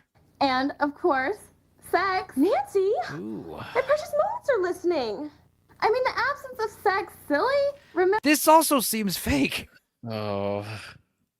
courting? Well, I know this is fake because this is a scripted dialogue, but let's see. This is the commercial Yes. for something. This is a commercial for a dating service. Okay, so everyone here is going to be fake. So again, this is not what we're looking for.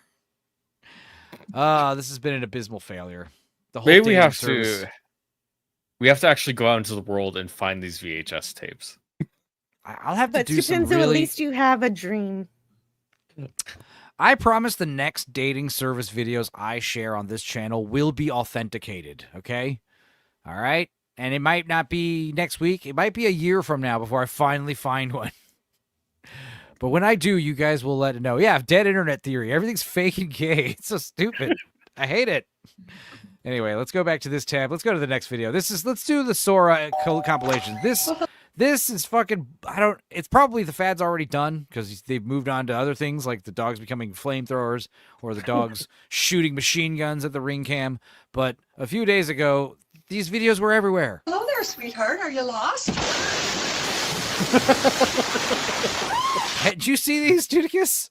No. Great. Well, hi there, sweetheart. Are you lost? I mean, it is amazing. It's incredible. Mercy. Well, hello there, pup. What?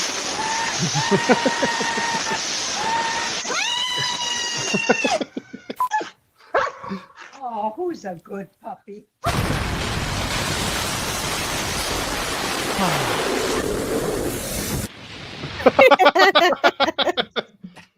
Hang on. One more time. Did I see that?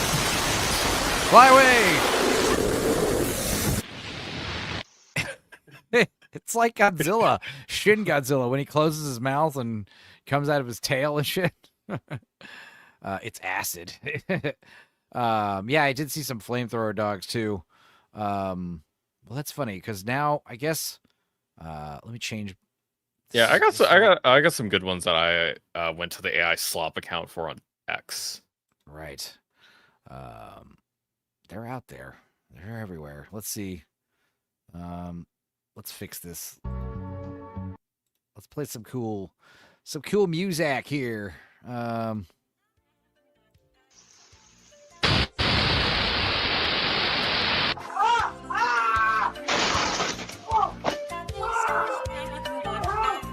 Well, hello there, too much of the front of the house was destroyed on that one.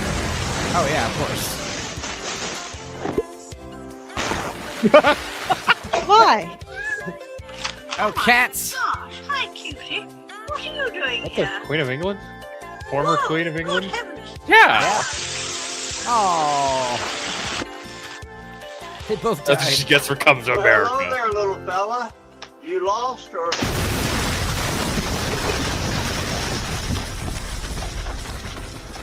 Cat with the shotguns. Yeah, those are amusing. The raccoon with the... Well, hello there, little fella. You lost or? There's like alligators with machine guns. Hey there, little pup. I just prefer the planet. Yeah, blowing up the house gas pipes, I guess. Well, hello there, buddy. Where'd you come from? The tail wagging. Wait, what are you? Hello, little doggy. What are you doing here? Oh, what the fuck is up with that dog? Whoa!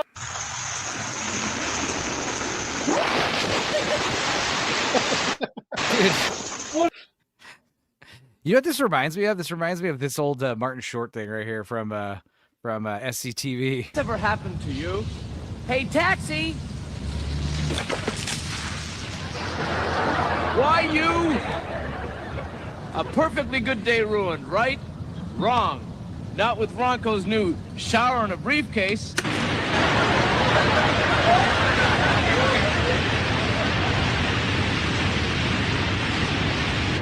I know what you're thinking. Sure, he's clean, but he's still soaking wet. Well, not for long, because I ordered early enough to receive this special bonus attachment. Ronco's new blow dryer in a briefcase.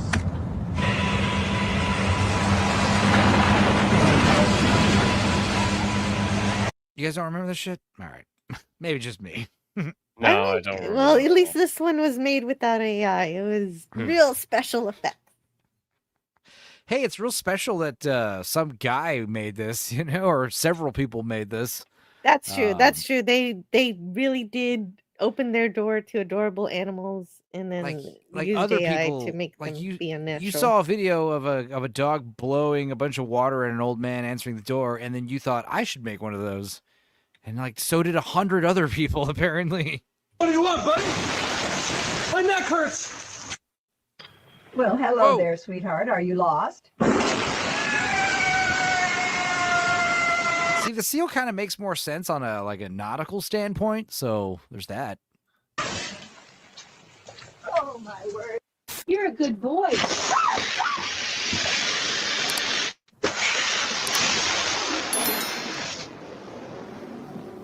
Fun. And there it is.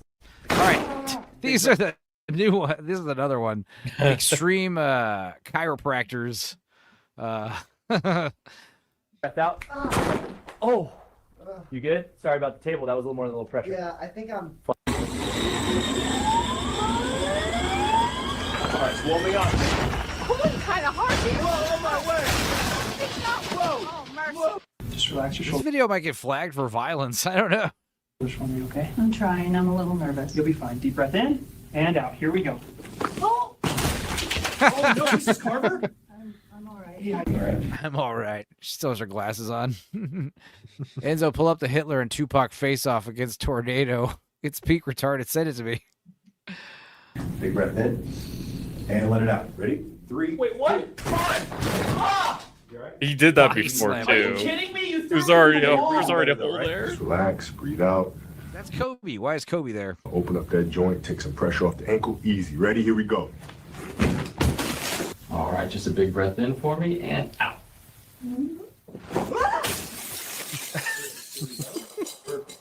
Oh my God. Deep breath, okay? Well, bye, Grandma. Hey! Come That was back weird. here, you didn't pay! That was crazy because you know, he throws her that way, Deep breath, okay? and then someone else is thrown through this window at the same exact time. So he was throwing her into the wall, and then somebody else just jumped out when Come they saw it back here, happen. you didn't pay! He didn't pay. Deep breath, okay? Yeah, these guys should definitely lose their chiropractor license, assuming you need one to get it to do like chiropractic. Chiropractic? I don't know, but I think that's a fair statement. Chiropractic therapy? That sounds too wordy. There's a word for it, I'm sure. Well, that's a lawsuit. Chiropractology. Next client, come in, please. You won't feel a A thing. chiropractologist. my stiff neck. Great adjustment. Come back next week for He round did. 2. I Deep breath think this is in. really what happens at a Let it out. chiropractor. Good. Just relax. Oh, it just say chiropractic. Okay. Chiropractic. Just relax those shoulders for me, Miss Carter. Big breath in and out. Oh, there it is. Nice and That easy. actually felt wonderful. Perfect. Now for the advanced part. Ah! Oh my, Miss Carter, are you won't feel a thing. Hopefully this fixes my stiff neck. Here we go. Oh my- Adjustment. Come back next week for round 2. Nice and This is demented, dude. I love it. loose for me. Deep breath in and out. Good. Chiropraxis. Little release first. There we go. And here's the big one. Hang on. What up, Okay. QJ? She died. She died. All right, so I don't know. We're gonna talk about this. Maybe you understand it more, Serranos. The it do be like that, Mr. Stancil. It do Seeing be it like everywhere. that, Mr. Stancil. I had to look it up, and it comes from this. I mean, I've been seeing a lot of it because of the White House, the East Wing. Everyone's freaking out about it. Yeah, I don't know. I'll share some memes about it. I mean, Theodore Roosevelt built the West Wing. Taft made the executive office oval. FDR added the East Wing and included an indoor pool for himself. He also added a bowling alley. Oh, Nixon added a bowling alley.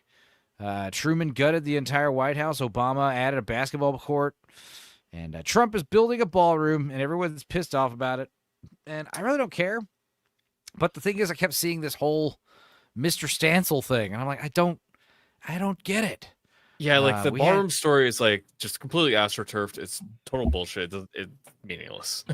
Well, what did I say? I said on Twitter that it's the same people that were like wanting to tear down every fucking mascot and statue and logo. That's offensive. Like it's all racist and offensive. But you're the same people. Like, I mean, here's Madonna right here talking about how she wanted to fucking blow up the White House in 2017 at the Pussy Hat March or whatever. Yeah. They don't give a fuck about the White House. If the White House lit on fire, they would be laughing about it. If Trump died in a White House fire and it burned down, they would laugh. They would think it's amazing. The problem is that Trump is getting like a permanent reminder, a permanent physical footprint on the actual White House. Just remind everyone that he was in charge for a while. That's really what I think they're mostly upset at. And I'm seeing like friends of mine just like, a cab one weekend, down with the system, but also, oh my God, the East Wing of the White House. No. Yeah, that's why we call them NPCs. I think this meme said it best. This is the big South Lawn. This is now, to be fair, like this is where it says South Lawn. This is the part where Biden invited these gay people and trans people to show their man titties on stage. That was weird. We can't defile the White House, but we'll paint it in rainbow colors and have a bunch of trannies parading topless. That was weird, but like not even joking. The reason why they're putting the ballroom is because whenever they have big events at the fucking White House, they have to host it here with tents and heating and catering and seating and all this garbage, and it costs a bunch of money. It would be much cheaper if we just built an established place that housed big events. If we're gonna keep doing it, just have it built in. Just like do it. Having to fucking cater out like 100 tables and 250, 500 chairs and stuff. And set up tents and cover and various other. It's just, you work at events, you start doing outdoor events, they suck. They get old. Yeah. Democrats that filmed makes a gay sense, sex but they tape. did have. Go ahead. Oh, they did have to get rid of the theater. Movie Yeah, theater they did get segment. rid of the theater that was in the East Wing, which was Bill Clinton said it was one of his favorite perks. I'm sure he did get, maybe he watched some movies with Monica Lewinsky in there. Yeah. I don't know. Obviously, having a big badass private theater is the way to go for optimal viewing experience. So that is sad. But who knows? There's nothing stopping the next president from adding a theater. It's a very small part of the building that has been demolished to make room for the ballroom that many people can use, not just Trump. Right. And I think, I'm pretty sure. My only thing is I hope somebody else designs it because whether I like Trump or not, he has very gaudy taste. Oh, yeah. Well, he covers everything in gold and it's gross. Right. Miss Sparkle should remix the lyrics and add John's face. Well, that's real, I swear. Yeah, the next Dems will just tear down the ballroom. Right. That's priority number one, I'm sure. Anyway, what else? So anyway, Mr. Stancil apparently has been complaining about it on the internet, and that's why I was seeing a lot of this.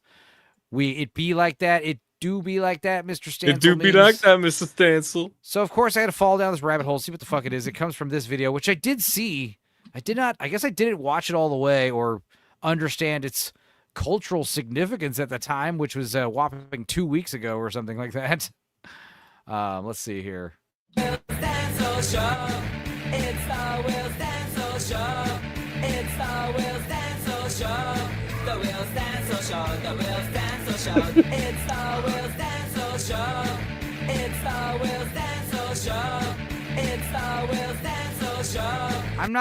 I still don't really understand what I'm seeing here.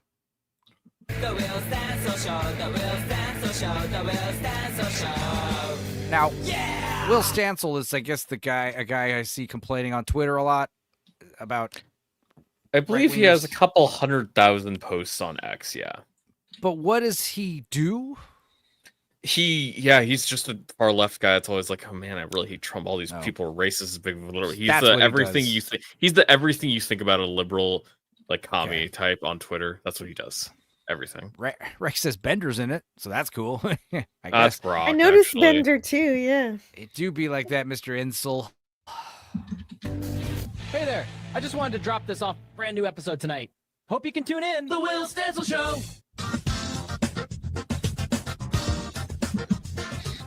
Nothing like getting some brewskis with a good friend after a long day fighting fascists on X.com. It do be like that, Mr. Stancil. Okay, there it is. Alrighty. Well, I do like how we only got 45 seconds in it and we got the pop culture reference out of the way. That's cool. That's what he says every time he talks to Stancil. God, I love black people. I'll always fight for you, Jamal, no matter what. That's what's up. So about that housing policy paper, it's a really interesting proposition which wouldn't... I'm not joking. I have a very similar jacket to what this black guy's wearing. Like I have a retro 90s windbreaker. So about that housing policy paper, it's a really interesting proposition which wouldn't require too much thought. You don't talk to me sideways in the middle of the block. Sideways, girl, I saw this shit. you're the one who came storming out the shop running your mouth. You can't keep coming at me like this. You run the block? Do when you're acting stupid. Get out of my face. Put your finger in my chest. I'll do more than that. Back up. Make me. Get off me. You started this. Back down, Jamal. Not a chance. Looks like we got trouble, Jamal. You do be looking like that, Mr. Stanson. Oh, ha, ha, ha, Jamal. Get out! You think you can talk to me like that? Oh, let go of my leg. Oh my God, what do we do? Stop, please. Can't anyone make him stop? I love that there's like 3 Sora logos. This looks like a job for Will Yeah. Stansel. Keeps moving around.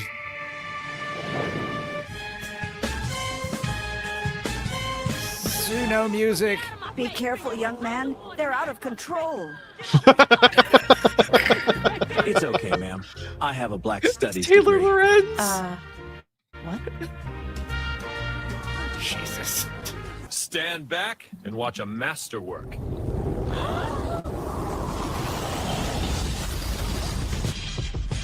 Hey yo, it's Wigga Will up in the house, know what I'm saying? Wigga Will? Who's that? Wow. Yo, move aside, let the hero through. I ain't here to play, I'm here to rescue you. Got a stogie in my grip, 40 in the other hand. Swag on 100, strut like the motherland. Folks all stare like they never seen a savior. But I'm just a different flavor.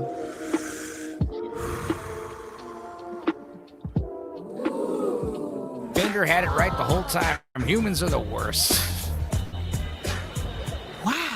That's one. Is this because the Daily Wire made a cartoon show? Black on black violence. There's no need to hurt yo, bruh. Let's keep. I'm still, I don't know. you know, I'm pretty sure still not like the understanding- reason it like the specific person who made this, whatever her name was, I don't even know if it's a she, but the person that made this just really finds Will Stansel funny, and they're like constantly mocking them for like years. Yeah. on X, and they decided, you know, we're gonna do. Okay. I'm gonna make Well, that this adds- because it's gonna be really, this is gonna be really dumb.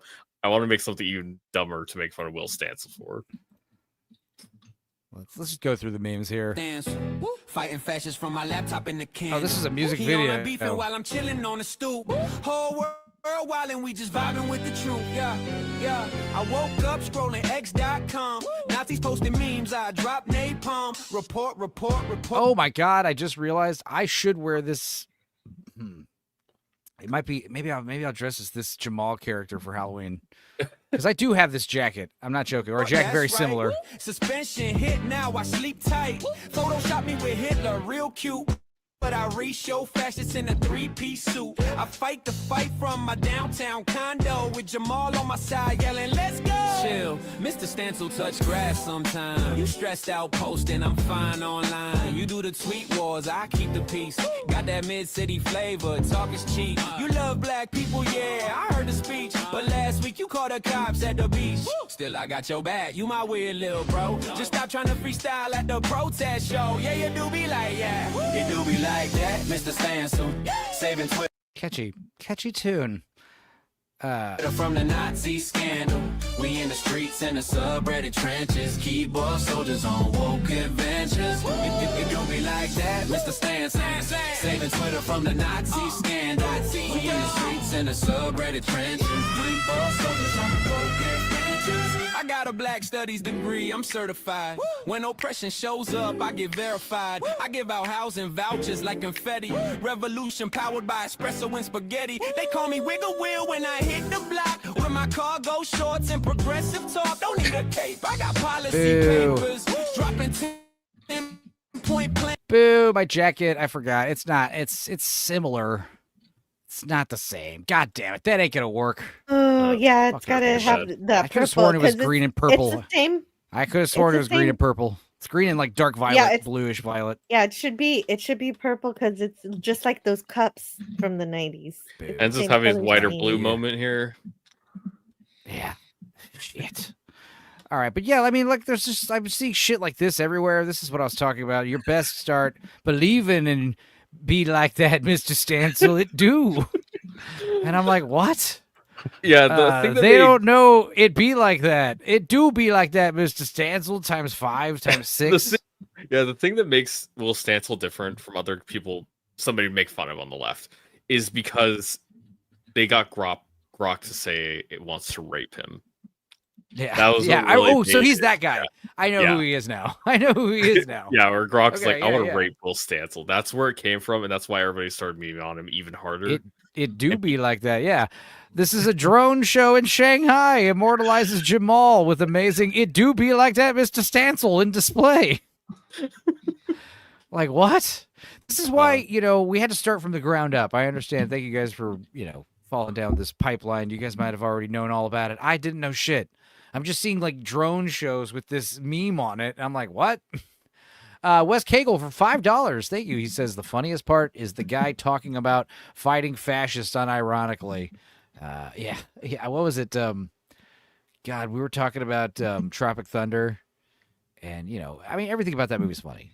But we don't negotiate with terrorists. Have a step back and literally fuck your own face. But then the fact that he like hangs up and just says, "Find out who that was." It's like.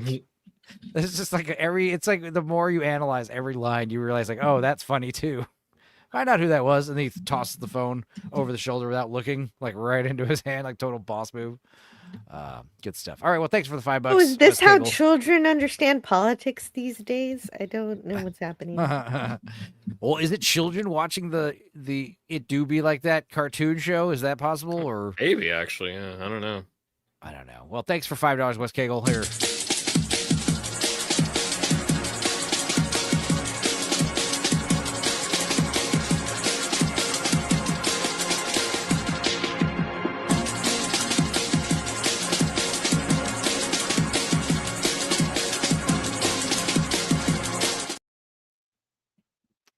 What else? Let's do another one.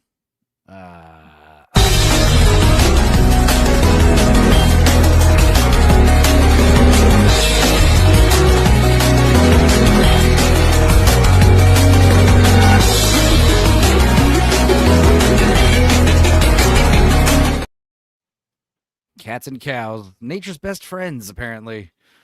Many adults don't understand politics these days. Many adults don't understand politics these days. The TV or Twitter says something and they repeat it. Yeah.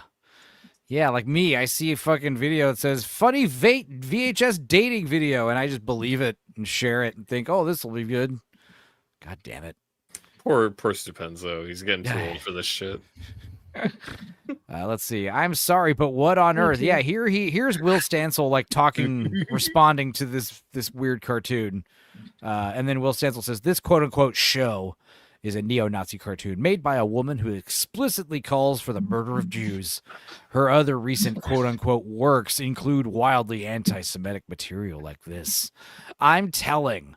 First of all, I wouldn't be surprised if none of these were true. She explicitly says that. Okay. Base, I guess. Also, I don't know. Because of the show, people started following on Blue Sky to post the Will Stancil meme in his comments there too. I'm seeing a lot more because Sammy does Undercover Blue Sky, which is fun, and I think we're seeing more people like not Undercover Blue Sky. I'm just going in hard. I'm just gonna be who I am. Just say the shit. Like we're not gonna just let them have their own platform, I guess. Which is funny, I guess. I'm not at that point yet where I'm making a Blue Sky. Because I guess if you really like confrontations and arguments, I don't. I'm over that shit. I've been doing this shit for like 10 years, trying to tell people like, you don't understand. The wokes are the baddies, bro. You don't get it. I stopped giving a shit about telling these people that like 5 years ago, I think. Yeah. COVID was a big eye opener. You realize like, oh my god, most of these people are stupid. I see. Oh, here's Charlie Kirk watching all the people who made fun of his assassination lose their food stamps. That's funny, I guess. And more political memes. How do we stop Trump? First, we get inflated animal suits and dance in them like retards. And then what? That's it. We're going to get in inflatable animal suits and dance around on the street like retards. All right. Good job. All right, enough with the political shit. This is funny. Let's see. This is a video from De Los Santos Bernard, and it seems to be a lunch line on a cruise or a cafeteria of some kind. Hello. Ah oui, c'est un influenceur ici, il a 400 000 abonnés. Mais non.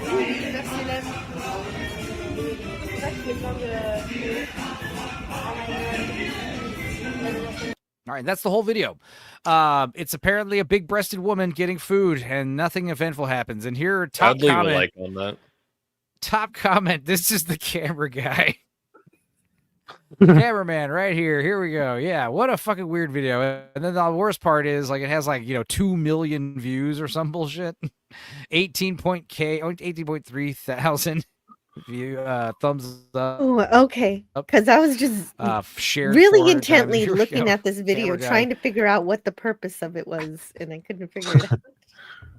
And maybe you need to watch it again. Yeah, I mean, it was one of those things where it got me. The video starts right, and you think, okay, big-breasted woman, that's nice, but obviously something else is going to happen, right? Yeah, something's gonna like end up in her. Oh, in there's a her second boobs. big-breasted woman waving. Something. Well, maybe at the very least, the camera's going to pan to the right, and we're going to see an awesome like cruise ship full of people, and it's going to be like, hey, it's cool cruise, No, the point of the video is this woman's cleavage right here, and I mean the guy is like probably hired to film. He's just making it seem like he's filming the lunch line, but come on, dude. Creepy. Gadzooks, is this in Ohio? Because I swear I just been in Cleveland for a hot minute. Hello. What? Gotta feed those beautiful things. Good God. Look at those. Look at the huge potatoes. My God. The comments. Only one wears a bra and the other only wears panties. What the fuck? This is solid worse than 1.3 X. million views. Yeah. This is. Anyway, what else is funny? Oh yeah, I guess this is kind of political. The Homeland Security. This video has been disabled due to copyright owners for some ICE video, and I know exactly why. I had a stream blocked for the same song. It's the song "Little Dark Age" by MGMT. They will block your stream, which is crazy. I don't know how a 6-hour stream gets blocked worldwide because I played a portion of a fucking song for 30 seconds. But yeah, they're litigious. So a lot of people in the comments obviously saying this is some kind of political move. It's like, nope. If it's that song, that's why. They're dicks. Yeah. Boosh is saying good night. Does that mean he's leaving? Good night, Boosh. Hey, folks, alarm goes off Good in 4 night. hours. I'm headed to bed, says Eclectic Goat. Ooh. She's leaving. I gotcha. Gooners. They have nice personalities, says Boosh, those ladies at the cruise. Maybe that was just like a random cafeteria. Maybe that was like a Luby's or something. And those women just walked in like that. That would be weird. I got my list of AI videos up. I'll switch mine for a bit. Let's see here. Squeeze is okay. It's Okay. it's cheaper. Anyway. Hey there, buddy. You lost? Come on in where it's warm. Hey there. That was just like has. I thought that was funny because of just the way the teeth open. I was just like, Dude, yeah, and I've been seeing a lot of the animals with guns at the door. Oh, monkey. Tornado. Oh, the tornadoes. See, I heard about this one because it was like viral video of cat getting swept up in tornado. That's the thing. Boomers reacting to AI videos thinking they're real. Yeah, That's they like think a it's whole real. nother. It's a whole nother genre where you're like, dude, this cat. Why would the tornado pick up the cat and like none of the trees? They're the trying trees. to analyze it. The trees all stay where they are. Yeah, I love the animals getting picked up by tornado videos. This was Hi, buddy. really good. Yeah, Are you lately I've been lost? seeing dogs blowing fire and bazooka. Yeah, there you go. Exploding dogs. Yeah. Dog bomb. Oh my, what do we have Oh, see, here? there we go. What is that in your mouth? Hey, wait, you forgot your... Oh, see, the fact that they, they tried to piece together 3 videos. That's where immersion ruined. Sure about this, mate? No, it's 3, 2, 1, bungee. That's horrifying. That kind of shit might this kind of shit. I don't know. Like it's like it might videos get flagged for fucking violence all the time. Like I wanted to talk about. Oh, Jill's not here. Oh no, she was. Yeah, never mind. I'm still here. Yeah. Yeah, I'm sorry. I thought it said you were backstage only. Let's see here. Yeah, like for instance, I wanted to share. There's like a news article here about this is actually pretty interesting though. This says the Austin Police Department are looking for help identifying 2 men who assaulted a person in an In-N-Out restaurant in Austin. I used to go to this In-N-Out all the time, but the guy's wearing this. What the fuck is this? Like, who is this guy? This is October 21st. That's a JoJo character. You always say that, but are you being serious? No, this is real. Yeah, this is straight up JoJo Part 7. Or wait, was that 8 actually? That might be 7. I think it was 7. Well, yeah. The Or it's reason why horse. Well, the reason why I bring up the violent stuff is like I wanted to, because what was it? Meg was saying you'd never seen this kind of behavior at a Whataburger, and I actually had a video of like a bunch of kids fighting at Whataburger, but apparently you cannot show on YouTube any violence between kids. You know, kids fighting. You know, minors fist fighting and Did not shit. know that. Yeah, you get trouble. They don't fuck around I with think that. it's more of an Austin thing because Austin is weird. Yeah. Second suspect. Well, to be fair, the Whataburger fight was in San Antonio. So, but yes, second suspect wanted in In-N-Out restaurant assault. What exactly happened? They're looking for 2 men accused of assault. It happened September 27th at 1:45 in the morning. That's the thing, guys. You're going to a fast food place in the middle of the night. Now, before 2 a.m., before the bars close, that's probably going to be less crazy than 3 or 4 a.m. But yeah, this is the reason why Waffle Houses have fights all the time is because the fights are happening past 2 in the morning when the bar's closed. And people are drunk and people are rowdy. And that's just the way it is. You're going to a Whataburger at 3 in the morning and someone's drunk and belligerent and they don't have fucking onions on their burger. You have no idea what's about to happen. Yeah, it's the like a powder it's the keg. ass end of midnight, and these people have been up for probably like 20 hours. What do you think is going to happen? It's mostly just people are drunk coming out of the party time. And yeah, I mean, it doesn't take much for 2 people to start brawling. Police say the assault is believed to have been unprovoked. Now, this is interesting because usually you get like 2 drunk dudes arguing over, because the Whataburger fight was someone got delivered food. Hey, here's your food. They start eating it. It's not their food. It's someone else's. Oh, I'm sorry. And then it turns into like a huge brawl. It's like, guys, if you knew anything, it means you're both getting free fucking onion rings or whatever the hell this guy ordered. So don't worry about it. And a free shake or something because Whataburger is just so nice. Whataburger, they'll take care of you. Just go tell them, hey, I never got my fries. Oh, I accidentally delivered them here. But the idea you'd go up, hey, I think you got my food right here. And you're like, oh, shit, really? Well, I already started eating it. He's like, motherfucker, that's mine. I'd be like, okay, take it. Yeah, are you going to eat it out of their mouth or something? I hope so.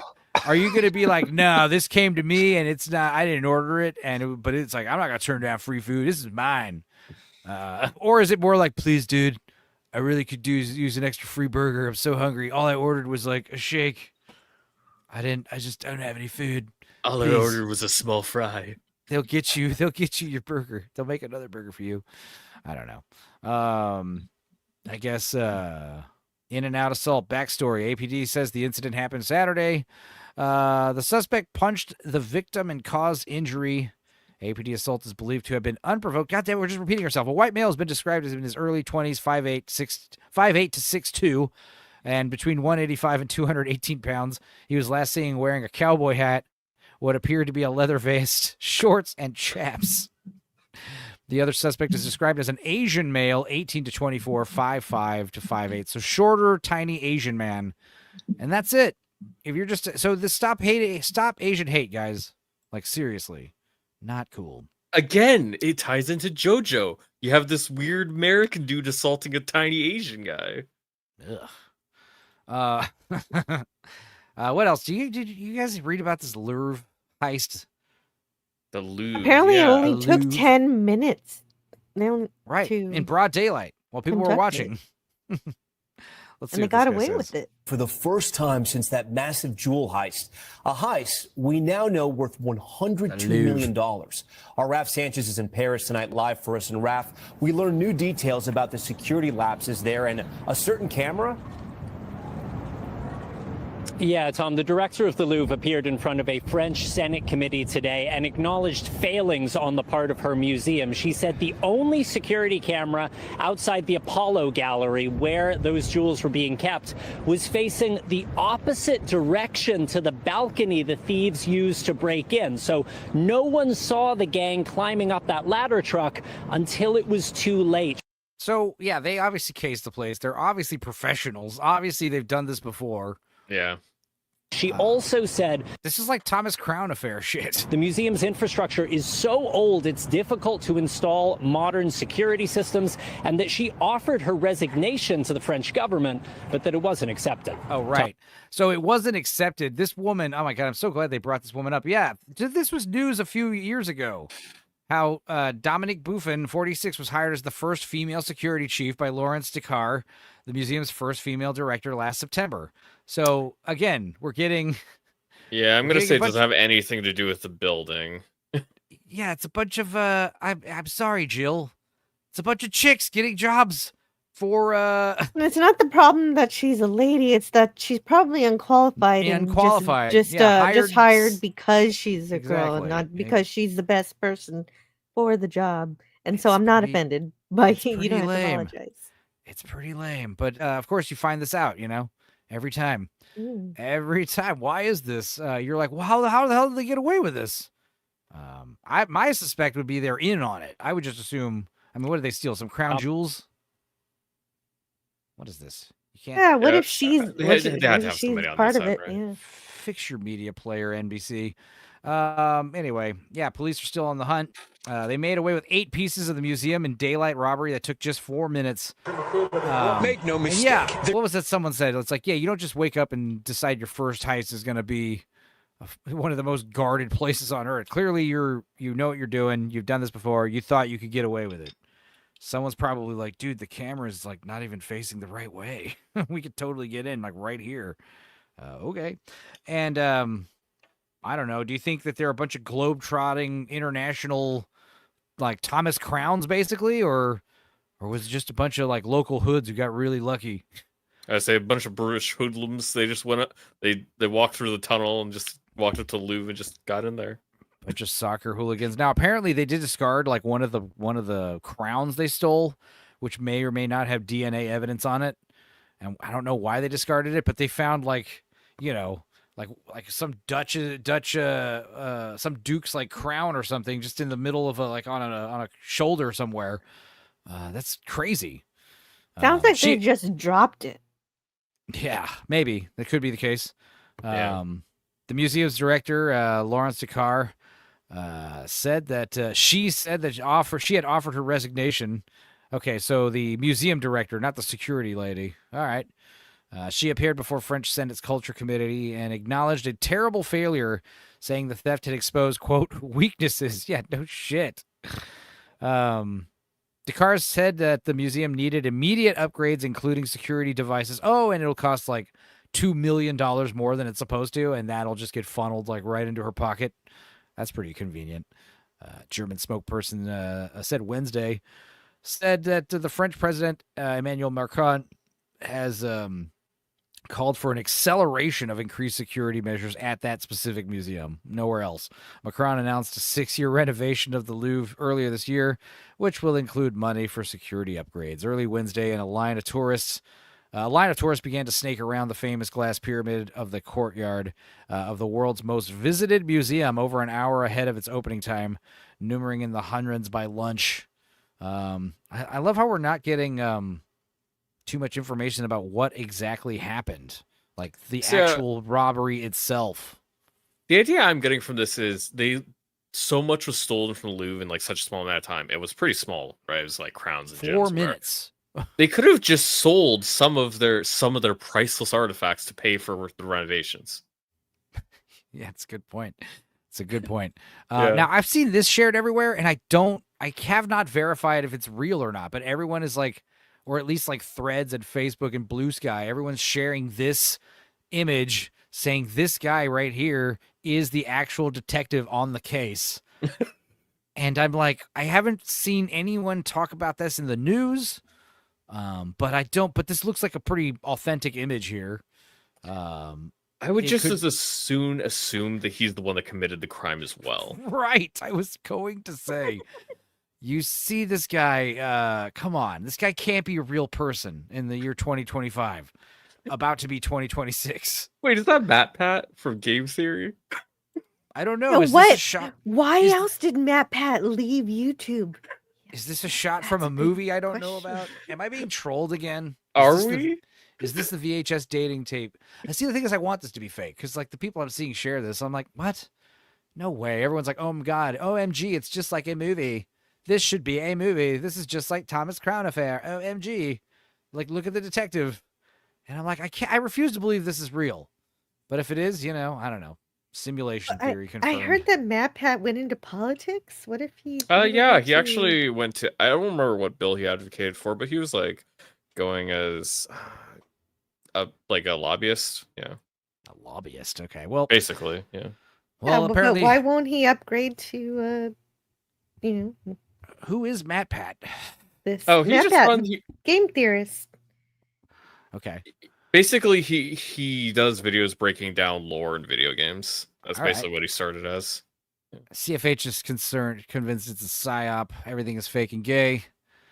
If you want to make shit more secure, hire a woman. This is known, says Dildo. You should just hire the best person for the job, no matter what the gender. Inspector Lose Out. Okay. Matt Pat is in North Carolina, like me. Wow. I've been to North Carolina. Lovely place. I quit watching film/game theory when he left. I can't stand the fake laugh-talking guy. Yeah.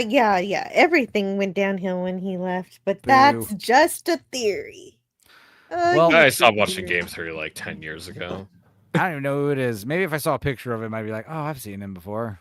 But all right, I'm back for making cheap food. Yeah, maybe. The Louvre was stolen from again. Yeah, again, the second time. No, we're talking about that. What cheap food did you make? Just a cheese quesadilla. Okay, that is cheap but delicious. What kind of cheese? Colby Jack and Pepper Jack. Is it Matt Pat? MATPAT? One word. Yeah. The game theorist. Oh, this That's very guy? clear. After a while, he stopped writing his own stuff, and it stopped being funny. Here's a click. What? Did he die? Is that what people are saying? No, he just went into No. politics. He just retired. The first thing I saw right here is this is like game theorist, a bunch of shorts, and then R.I.P. Matt Pat 1 day ago, from the film theorists. So he's dead, I guess. I'm sorry to hear that. No, he's not. But yeah, handsome guy. Never seen him before. Don't know him. Yeah. I used to watch him too. Dudicus, you know this guy? I'm aware of him. Yes. Yeah, I was basically just thinking it's like him putting on a serious face does look like that inspector. Yeah. It's You're pretty right. cool until he was like, which video game character would survive the coronavirus? And everyone was like, dude, what the fuck is this? What's wrong with you? Most of them, I would say 99.9% of them would. Yeah, I mean, what are your thoughts about this being the actual inspector on the Louvre heist? This guy in the hat. This man's been waiting for this his entire life. All 19 years of it. God, he does look like Matt Pat. All right. Well, museum heists have changed. Why the Louvre robbery is a worrying escalation. This is kind of the main meat and bones I wanted to talk about, but by that I just mean I kind of wanted to read this out loud for y'all because I haven't read it, but I figured I should figure out what actually happened at the Louvre heist. I still don't really know. I know it was just someone broke in with a ladder and a buzzsaw and just started stealing stuff in broad daylight in plain view while being recorded by actual guests at the museum with their cameras. Nobody stopped or stepped in or said anything. They just walked in and walked out. Just kind of proof that people just kind of mind their own business when they don't understand what's going on. It's weird. I guess if you just walk in confidently and you're wearing like one of those flag vests, just act like you're supposed to be buzzsawing this fucking case to jewels. I guess nobody really questions it. It's all about how you carry yourself, huh? Do we have video footage? No, I didn't find any. I'm sure it's out there. By the way, speaking of video footage, did somebody send me shit? I think I did. No, good. Thank you.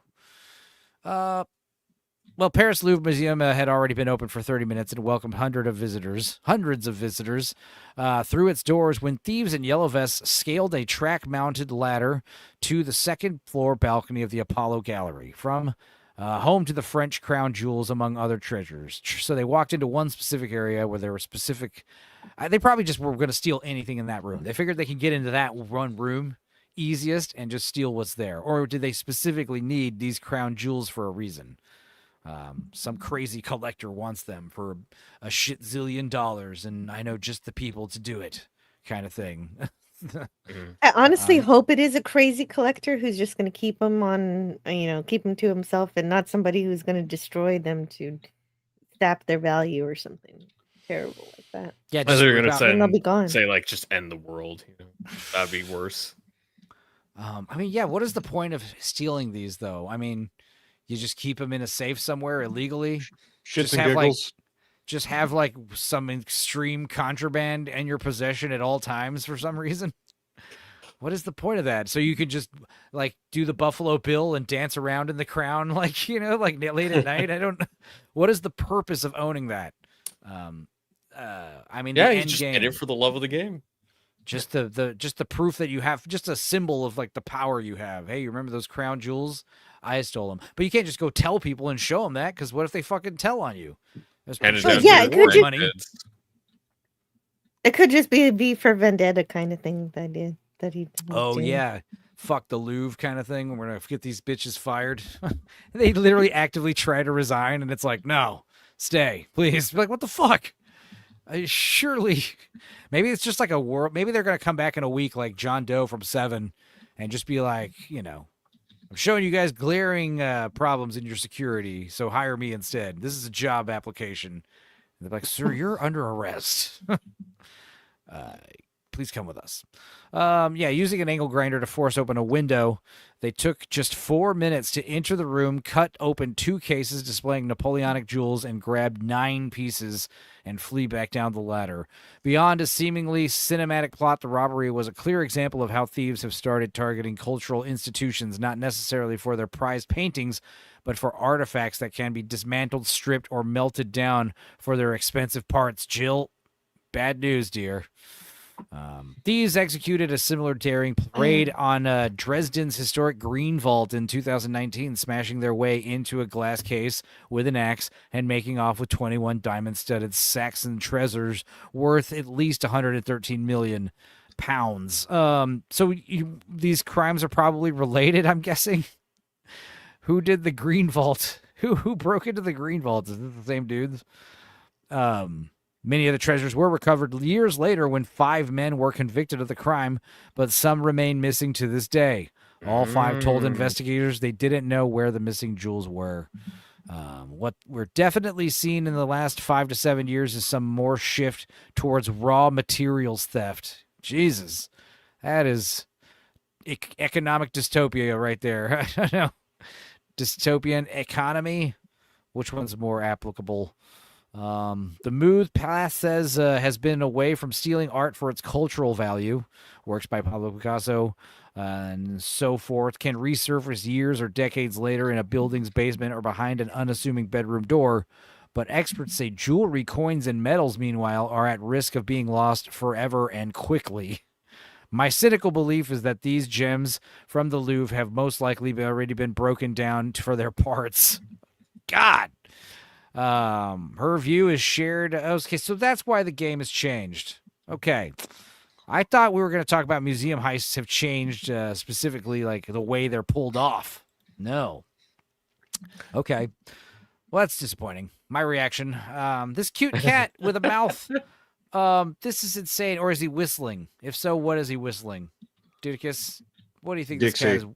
Dixie. Steamboat Willie. Steamboat whistling Dixie. The theme to Fire in the Flames. That's a good one. Let's see. All right, more news. Halloween related this time. This guy has balls, big balls that clank, the kind of balls we like over here.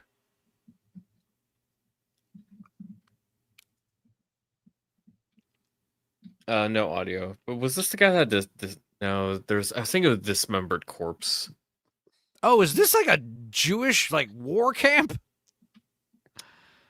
Oh. Is that what this is? I clicked this thinking what is this? All right, Halloween decorations. Offensive Halloween decorations.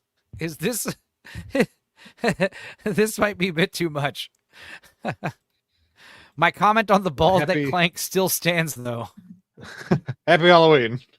Happy Halloween, kids! Especially all you Jewish ones, and double especially to you German ones.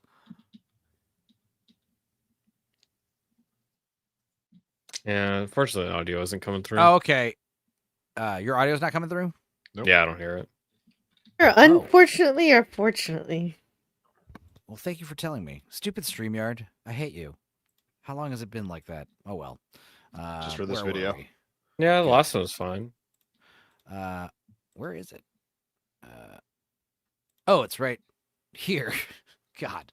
All right. Well, yeah, apparently from what I can see, it isn't actually Auschwitz. Okay. It is a mental institution is what they're going for. That's good to know.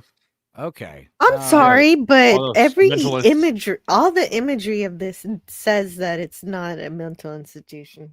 Yeah, There's you a know, all big those mental sign. institutions that have a gallows on them. And barbed wire fences. There's a big striped sign pajamas. out Exactly. front If that it was a says, mental institution, it would be lobotomies. And the fact that it says Auschwitz at the top. That was mine, yeah. Play another AI video. Sparky, are you sure you can fix this? I think I was this gonna one, say I didn't like the little circuit breaker going through the constant morphing. That was points down, but then this happened. Points up. I think this is my favorite AI video I've seen from Sora 2. This is great. It looks so good. G'day, mates. All right. We're out here on the porch of this lovely home, and inside lives a creature you wouldn't believe. Wait, why? Wait a minute. Why is it that when I share your video, I literally have to unpresent my video, but when I share my video while yours is playing, It just goes. fuckers. All right, whatever. Go ahead. Ceiling bird. Crikey, listen to that chatter. How long have you been living with these ceiling birds, mate? They showed up, maybe 2 years ago? I left the window open one summer. Now it's their house, too. That's wild, and you just let them stay? Yeah, they pay. Shaniqua, I found them. Look at these beauties. A couple of city pigeons, but check it out. Each one's got a smoke detector gaffer taped straight to the back. Little red LED, still blinking. Must have been roosting up. G'day, mates.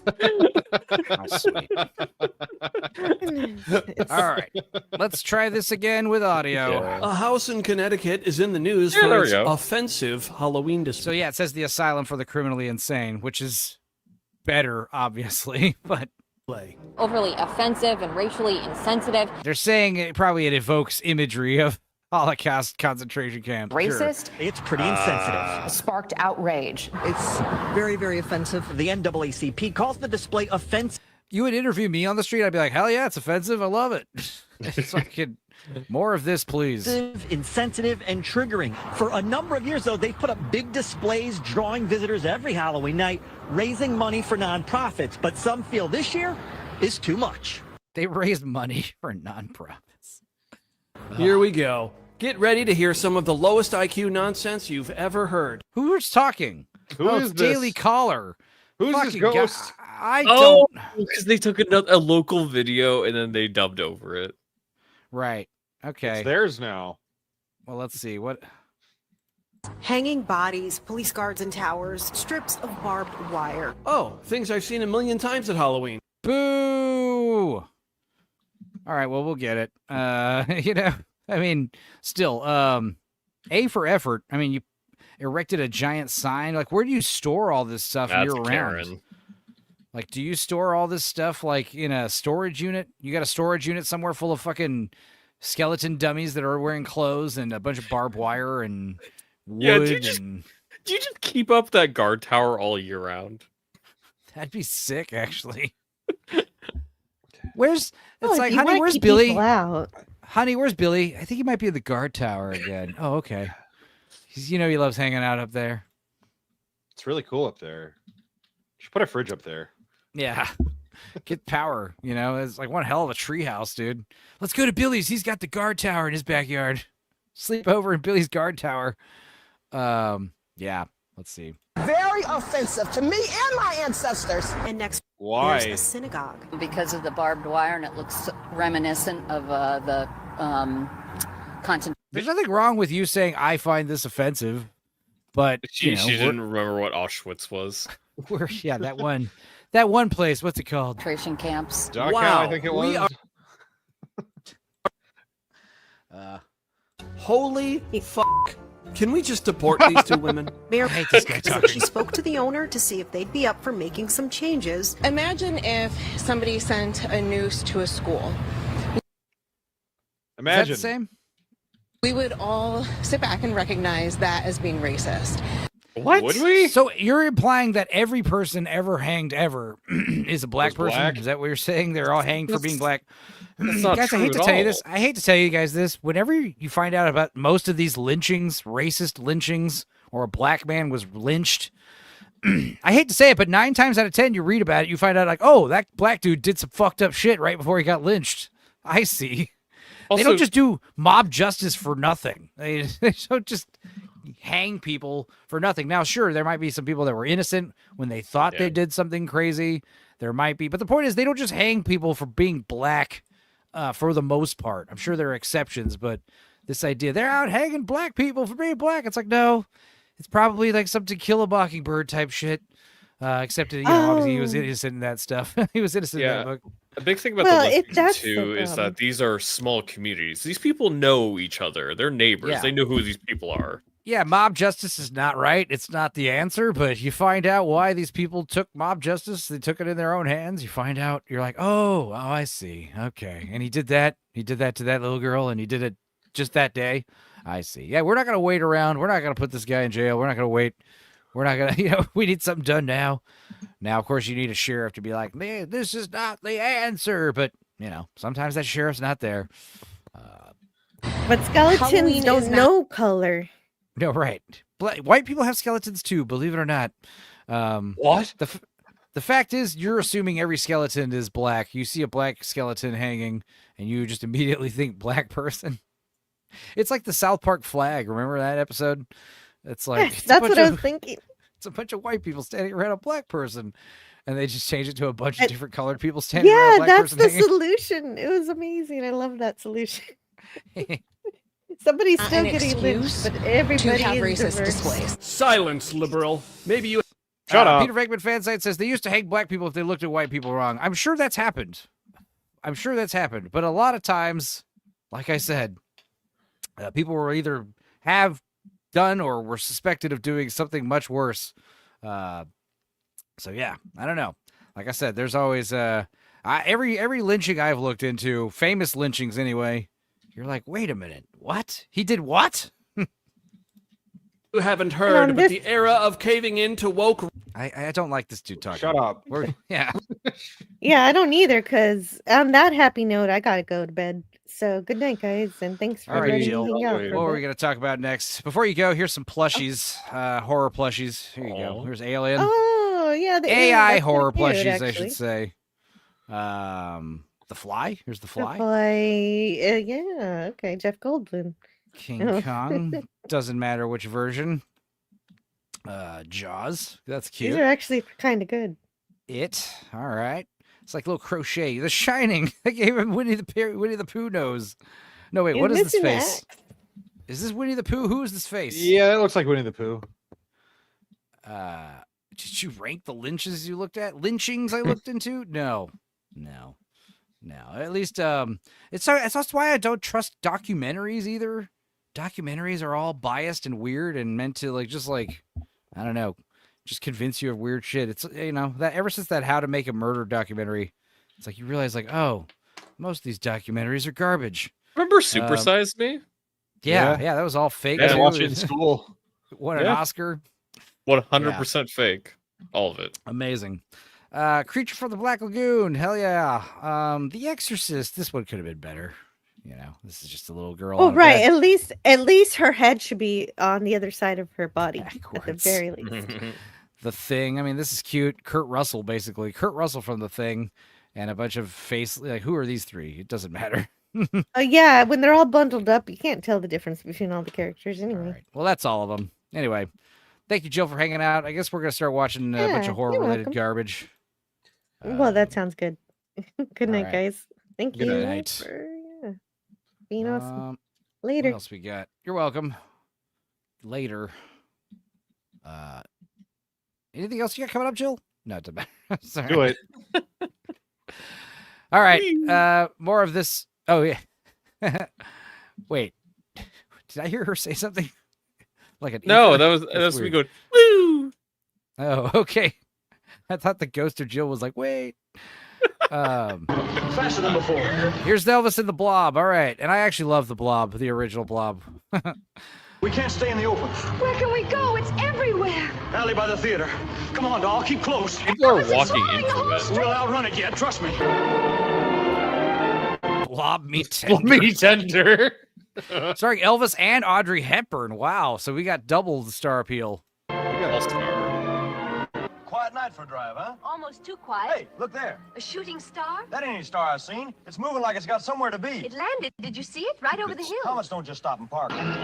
When you go on a date with a girl, make sure you vacantly stare like forward like that when you're talking to her. You know, They'll make like, you- they love this. Almost too quiet. Yeah. Look there. A shooting star? That ain't any star I've seen. It's moving like it's got somewhere to be. It landed. Did you see it? Right over the hill. Comets don't just stop and park. What in the blue blazes are you?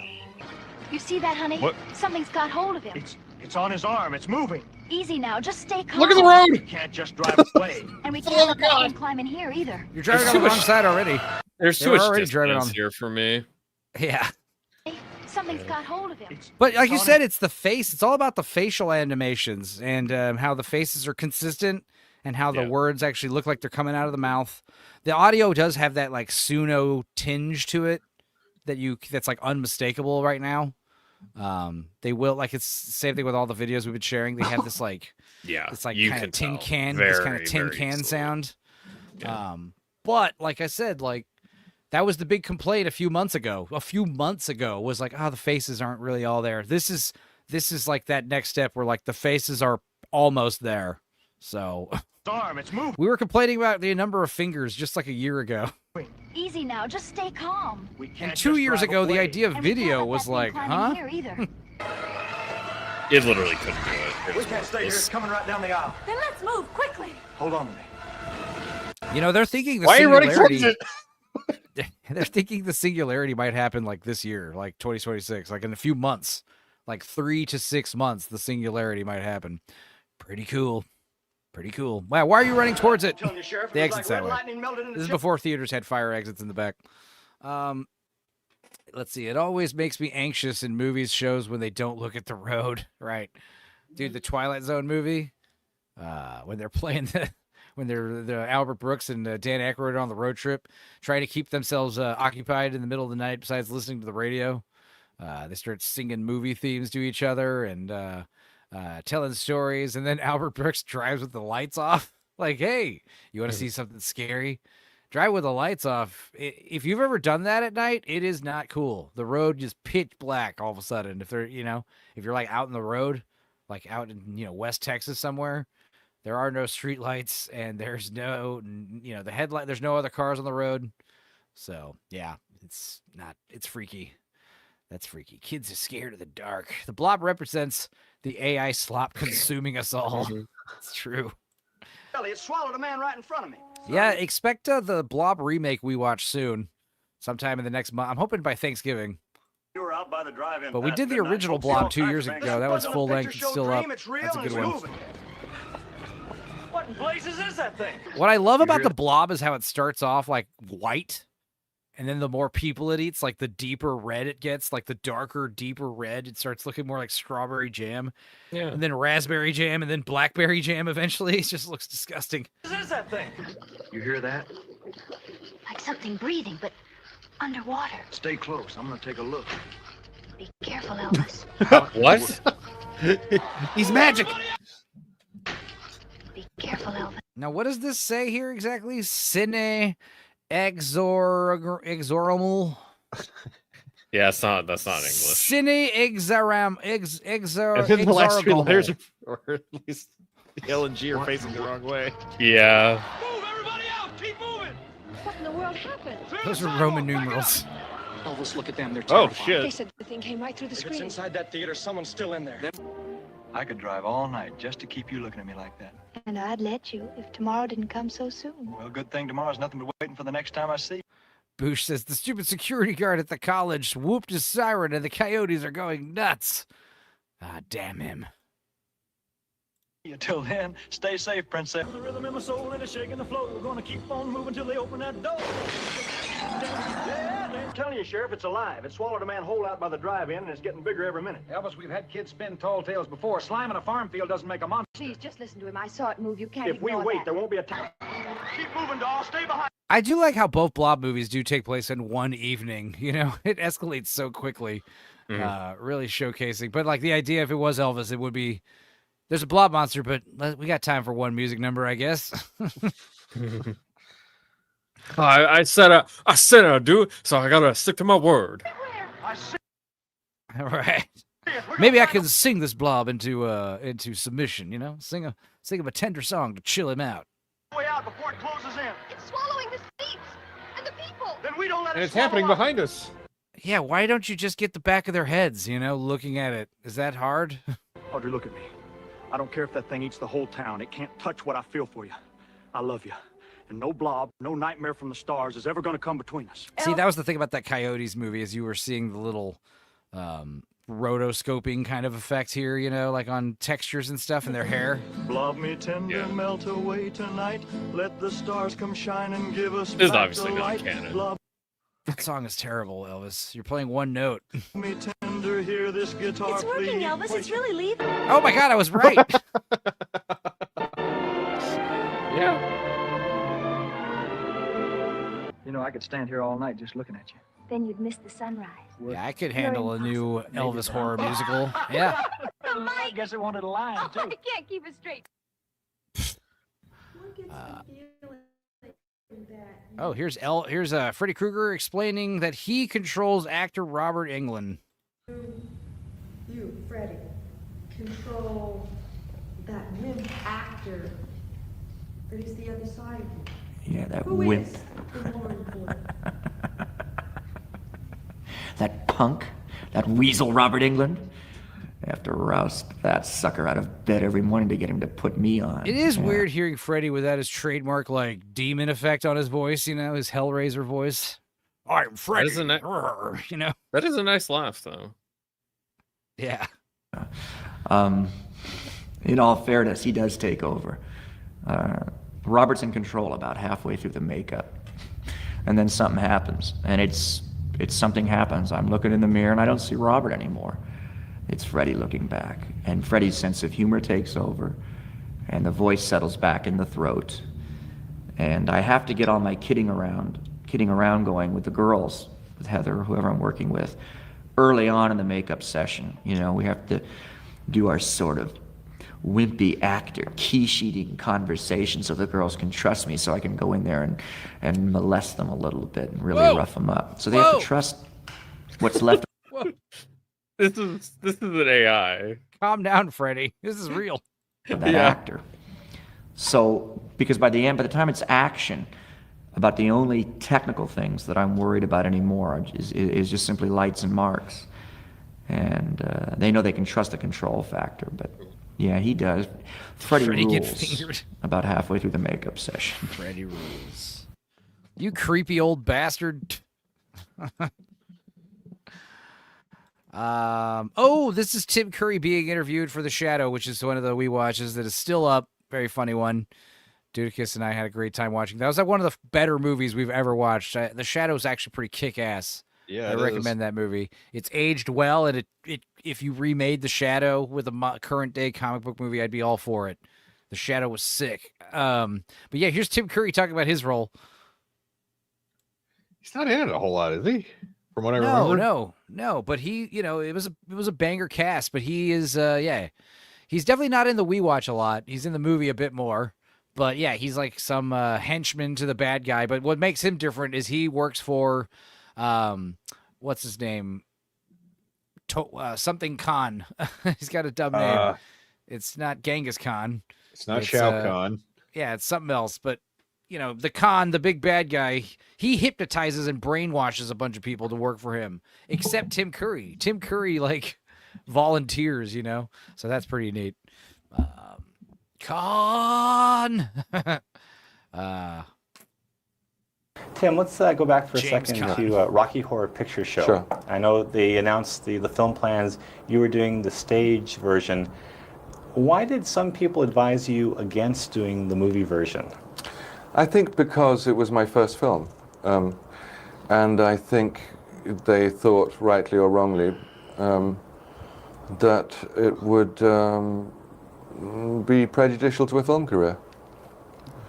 And in the prevailing climate, they may have been right. I think they were wrong. Yeah. And I certainly wasn't about to sit there and watch somebody else play it. And in fact, I don't think that Lou Adler was really interested in doing the movie without my playing it. So if I hadn't done it, it would have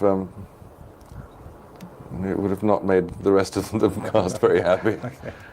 When you decided, what a legend, decided to relocate to Los Angeles and pursue your career in America. I did not realize Rocky Horror was his first movie, but I guess that makes sense. How what were the first few weeks in LA like for you? Was that a big adjustment for you? It wasn't a big adjustment because I'd been coming here to work for 15 years. And, so I knew what I was in for. I mean, and I wouldn't have moved here without a sort of network of 5 really good friends who I knew would tell me the truth. Had you been doing TV? Because you really need that here. Yeah. And I was very... It was like that Lurker movie I was talking about, was like the benefits of not surrounding yourself by yes men.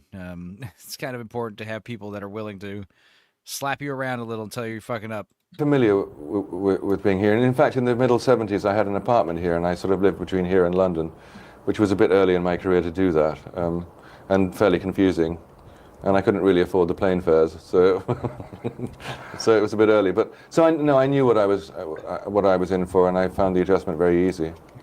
Now with The Shadow, it's a backlot type of film, and I've been on the Universal backlot, and I love walking around. There's so much movie history there. Do you sound off in the chat if you look like this guy? No, no judgment or anything, but sound off in the chat if this is you. I'm guessing more than one of you. Far away from that. Yeah. Serranos, you shave, and yeah, there it is. Yeah, you're almost there. I'm not around. Far There's away. so much I'm gonna get the full history Norwood. There. Do you get that sense of history when you're working there? Yes, one of the things I love about living in LA. I mean, this is kind of the perfect film to do in LA. I mean, I'm probably 10 minutes from Universal Studios. I love, just driving up the freeway, getting off at the Universal City exit, going in and making a Hollywood movie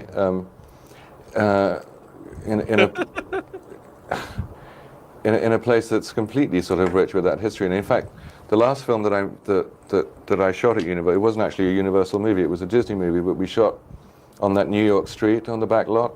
In McHale's Navy? Is that? No. I actually rewatched McHale's Navy. That's a fun one. Stupenzo, that guy definitely has a video dating profile. Great comment. For a film called Goosh Oscar. always lays down the good comments in the chat. The night that I was shooting there for the first day, the thing burnt down. Do you remember it actually burnt to CFH the has ground? long, luscious hair. I remember calling my mother. See, And CFH my mother... says, I have luscious long hair, but then crying, laughing emoji. Does that mean you're joking and you're bald, or you mean you're like laughing? No, he has at all long, the luscious hair, and it's all in the back. He's laughing at me. I think he's personally attacking me. I'm gonna kill him. I have a beautiful hairline with thick hair on the head, and I got I got hair. I got hair all over. It's bad. He looks like a real life version of the critic Jay Sherman. Told me because she's seen it on the news. It stinks. And buy my book. Buy my book. Buy my book. And I've got she 6 said, chicks when did in it my happen? home. Yes, they're chickens. I said, well, it happened, after we'd gone home for the evening, and there was this long pause, and she said, you weren't smoking, were you? Oh, right. Yeah, what was it? I said, well, it happened. Remember, it actually burnt to the ground. Yeah, wait. New York street on the back lot for a film called Oscar. And right. The night that I was shooting there for the first day, the thing burnt down. Do you remember it actually burnt to the ground? I remember calling my mother. And my mother called me because she'd seen it on the news. And she said, when did it happen? I said, well, it happened, after we'd gone home for the evening. And there was this long pause, and she said, you weren't smoking, were you? Insinuating that he burned down a movie studio lot. But yeah, apparently... It seems to kind of follow me around, because when I made Legend in England, also burned we down. made it at Pinewood. and the biggest soundstage in Europe burnt down when we were doing Legend. And I'm sure that my mother thinks that it's actually because I was sneaking a Marlboro somewhere. Tim Curry accidentally, because I know about the Legend fire, the studio fire. Legend, that movie studio is amazing. They turned a giant, like basically an airplane hangar into a living forest. They put like something like 2,000 real birds in it, and all these imported all these real and fake plants everywhere. And that's kind of insane. They had a river running through it. It's fucking sick. If you haven't seen Legend, or I'll pull it up. But yeah, I mean, it's and Tim Curry, of course, plays the big devil guy, Darkness. Yeah, I did know that they did burn down that on accident. They accidentally burned it down, and I assume a bunch of animals died. But details. What are you gonna do? Soundstage. Let's look up the fire. What happened with the fire exactly? Oh, god damn it. It just sucks because I look up Legend soundstage, and I just keep getting the wrong results, you know? Like, here's Legend music. Here's Legend. Oh, did you mean this Tom Hardy fucking bullshit movie? Nobody cares. No! Did you care about Urban Legend? No, god damn it. The one movie called Legend from 1980s. This fucking Legend. Like, how far do I have to scroll before I get Tim Curry on there? Brutal Legend? You put Brutal Legend first? 1985. Good God, you idiots. Yeah, this soundstage right here, like, all of these scenes that take place in the forest, like, it's all artificial. Like, all this is a soundstage. Let's see here. Yeah, that's a crazy commitment to make a huge stage like that. Bro, I really hate this. Share this tab instead. There. Like, this is all a soundstage with like a real river running through it. And it's just, I mean, it looks fake too. It looks too crazy. There's little like lilies, it's like, and butterflies and stuff flying in the sky, and everything's just, it's just so cluttered. It's just like Blade Runner, where like every frame is so visually full, like with information. Like, there's so much texture and so much like background noise and movement. Like when Tom Cruise is like, this is like Tom Cruise and his chick Mia Sara hanging in the forest, and they're petting like a little rabbit, and he's got a fox in his hand, and there's a little bird right here, and I think there's like a fucking deer, like a fawn right here, and there's like all this like what are they called? Like those little they blow away, the little plants, the little flowers that blow away. Dandelions? Dandelions? Is that what they are? Okay. Little dandelion dust everywhere. Tulips. Yeah, there's a big bird right here. Anthrax. And it's like, why is this fox not going after this bird, and why is this bird not going after this big bird? Like, I mean, you know, you imagine that it took fucking hours to get this one shot. It's you know, it's like that. What was it? It was like one of those like home broadcasting things. What were those called? I don't know, but goddamn it, it's so. But it's just like they're trying to do like an animal show, and like there's like 20 animals on the table, and they're all trying to kill each other. Yeah, this is the image I'm talking about right here. This is the scene, like Tom Cruise is telling Mia Sara how to like whistle to the animals and sing to them, and yeah, she's got a little rabbit right here and a deer right here, a little bird here. Fucking fox in Tom Cruise's hands. There's a big bird right here. Like, why? How did they do all this? Like, the amount of patience and effort it takes to get shots like this, it's insane. All CGI and animatronics. Right. And the fact that it's all real in camera. I mean, like I said, I mean, this stuff's incredible. So yeah, the idea that Tim Curry burned down that movie studio because he was smoking Marlboros is hilarious. He got a little bit too in character. Yeah. Let's see. What else? Oh, they talk about Home Alone. You get to fire a machine gun in this movie. Oh, and machine guns, yes. I've been around machine guns when they're firing for films, and I'm amazed how loud they are. Now, how awkward was that for you? Well, they are loud. And spoken like a true liberal from California, you would say, dude, you got to fire a Tommy gun. That must have been sweet, right? That's how I would phrase that question. Instead, he's like, "So you got to fire a machine gun? Ick. Well, what did you think about that? Like, that was so brave of you. I mean, I find them so violent and loud and scary. And just, how did you manage? How did you do that? It's just crazy to me." That's basically what you said. Like, Yep. I would be like, dude, you fired a fucking Tommy gun. Like, how many rounds did you actually fire? Because in the movie, you only like do the side spray like for a couple seconds, but I'm sure you did a few takes. And you'd be like, oh yeah, I fucking was firing machine gun all goddamn day. It was awesome. Hell yeah. High five Tim Curry. Fucking fist bump him. It must have been horrible for your fingernails firing the machine gun. It's very sad. They actually sort of, will give you sort of ear plugs, which seems to me to rather defeat the object. I mean, I think that by the time you're ready to fire it, Hell yeah. He's like, dude, don't censor me. Don't soften my experience here. I'm an actual actor. I wanna feel it. I wanna feel it. machine I want gun, to get all particularly that tinnitus. Yeah. Yeah, I mean, for real, like if you're in a closed spot, it's like, no, motherfucker, you are using headphones. I don't care if you don't want to. If you're outside, maybe, but it's like, no. You're an old man, Tim Curry. Like once you start getting old, you do got to start wearing those headphones, earplugs. Or as nuts as Farley Claymore this character is. You really want to hear it. Also, I mean, it was an actual period kind of Tommy gun, and it was old and not very reliable, so it took so many takes. So you would ask him that question, like, hey, you got to fire a Tommy gun. That must have been sweet. He'd be like, no, actually, it was fun at first, but kept jamming and fucking up, and it was an old antique Tommy gun, and, I basically had to struggle to shoot this machine gun for like 2.5 hours, and I only got to fire like 30 rounds. I'd be like, oh, that sucks. Yeah. Well, sorry to hear. You bummed us out, Tim. To get it to actually work. That by the time it was indeed working, I was really into it. Oh, hell yeah. He says with that maniacal smile and face. It's great. Well, we're doing a story on... that's the one thing that they talk about. You hate guns, you're a big anti-gun actor, but they all say, like, firing the gun is fun as hell. Just like how firing off fireworks is fun, no matter what you think of them. I don't like fireworks. Do you want to light the fuse? Okay.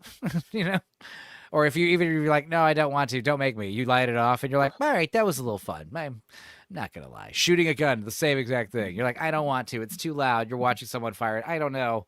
And then you fire it and feel it jolt in your hand and you're like, fuck yeah, this is awesome. I don't care.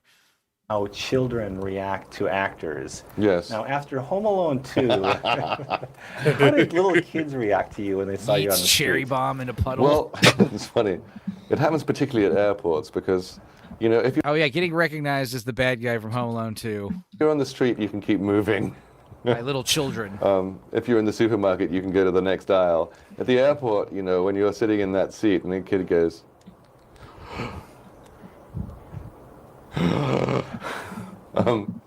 then they kind of nudge their mothers, and their mothers go, "What? Was it?"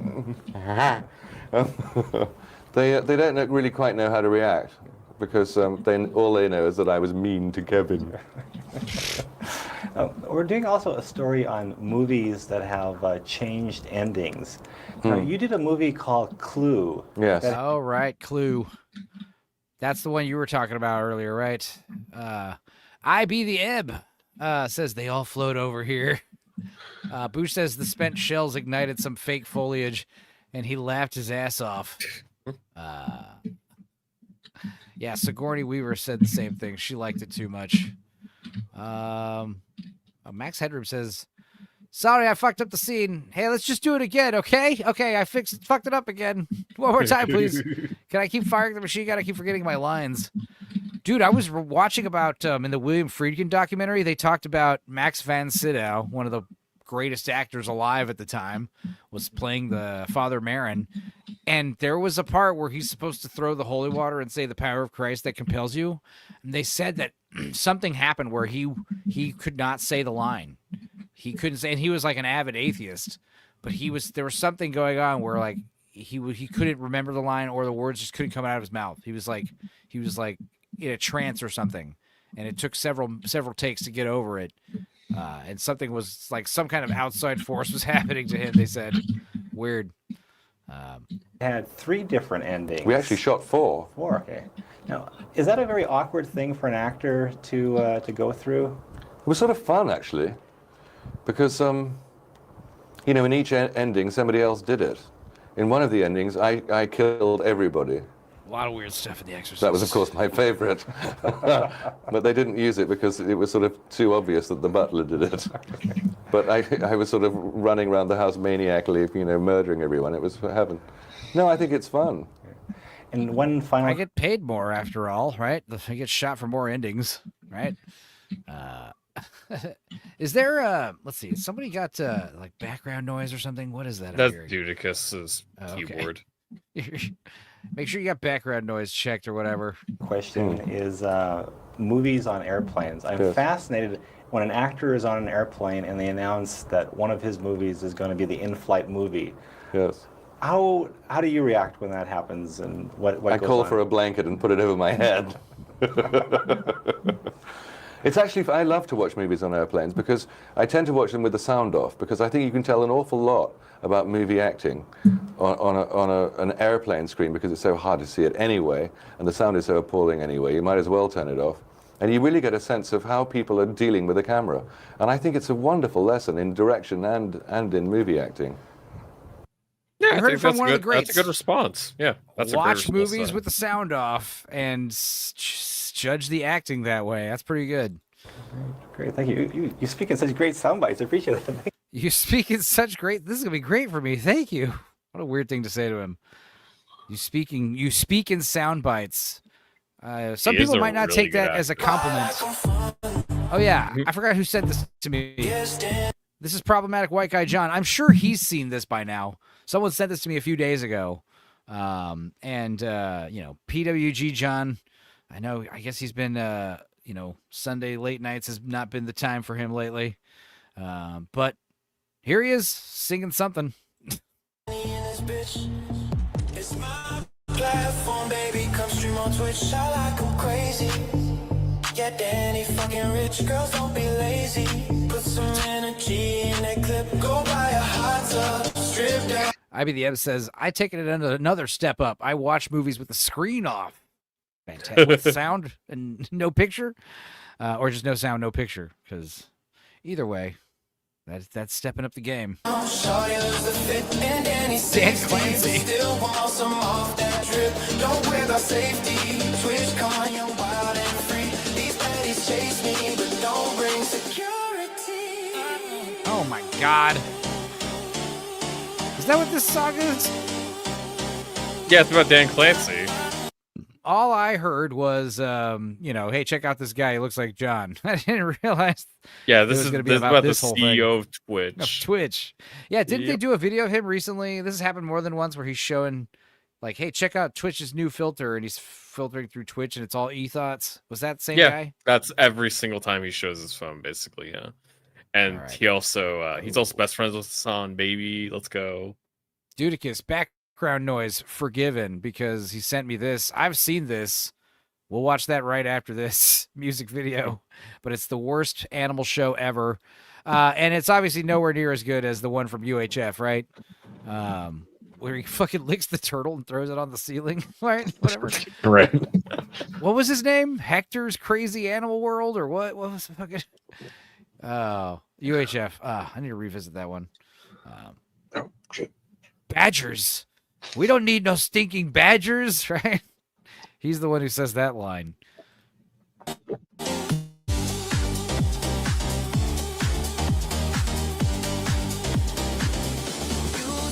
Twitch greedy, cause it's a 50-50 split, and I don't care that you get a 95 on kick. Don't be so needy. Yeah, it's a Gucci. Oh my God. You can always leave it cause we got baddies. That's the most important bit. Come round and blow off. See, I was talking about how, maybe it might be beneficial to, even with the movies that we watch from now on, like to screen them, just kind of know what's coming.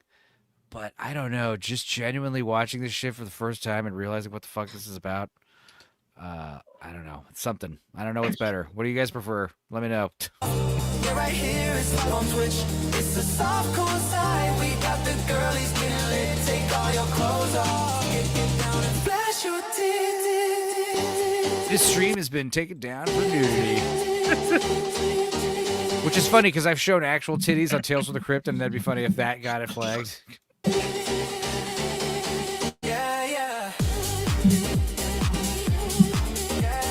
Catchy tunes. Catchy AI robot tunes. The thing is, like, I've been saying that DJs have been doing fucking robot music for years. And now the robots are doing it, and DJs are all upset. Like, what the fuck, dude?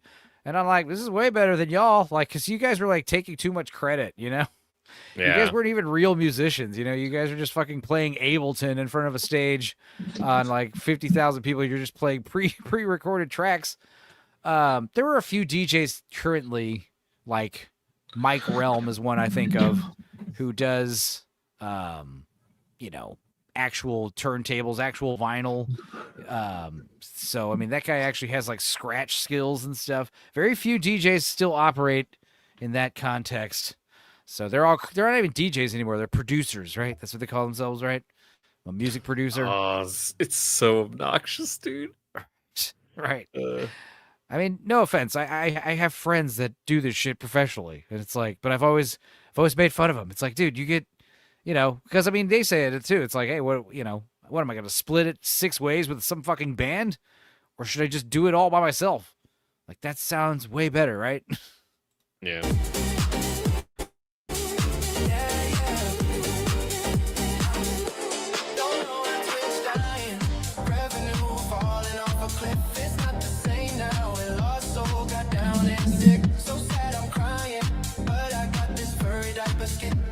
Oh yeah!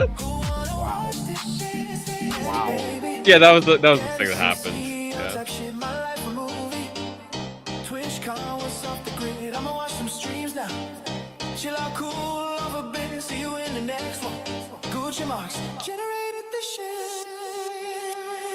Yeah, I think it was same day that Emeru got assaulted. Yeah. Yeah. Yeah, same day. They looked at the front page Twitch diaper for talking about pedophilia. Fun stuff. Well, this is from Dudicus. He's been doing deep internet research. This is the worst animal show ever. I haven't seen this in a while. This is good. What made you want to share this, Dudicus? Dudicus, are you there? He's dead. Gold nugget. Whoops. Come on, kitty. Well, he said this a few Kitty's minutes nice and ago. clean. Attractive color. That's one of my favorite ones. Monkeys think they taste good too. Now, when he's chewing on my finger like this, what I do is I tell him no, and I poke my finger down his throat like that. He gags, and then he stops. Okay, now we let him do it again. It's important to do this little while his teeth are small and he can't hurt me. We tell him no, poke your finger down the throat, he gags, and then he stops. Let's talk about feathers here. Now, bird feathers, iguanas are very easy to take care of as long as they have the right diet. You're better off to just keep them away from wool if it's possible. Have nothing to grip against, so they're going to grow a lot Bear faster. falling off the than all other table. nails. Whoops. Kitty on the... Dudicus, you're back. Where were you? I made another Sorry I drink. started this without you. Okay. I made another I was drink. like- There's a lot more rum in this one by accident. The one moment I like actually asked you for something, and you're like The only time. The only time. Let's see where. I was gonna play the "Due to Come Back" video, but I don't know where it is. Is it in my actual? It needs to be in my actual preloaded videos. So let's fix that. Well, whoops. Oh, puppy down. Puppy down. I love that you can see the wall behind the thing that's behind Throw it him. on the floor now. It's important that you really work Yeah. hard in obedience training. Oh, excuse me, Barney. Serrano's All right, now, is if you now, this kitten never saw a dog before, so he's scared.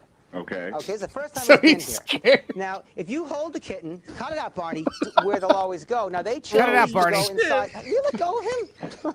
Genets and cockatiels don't get along.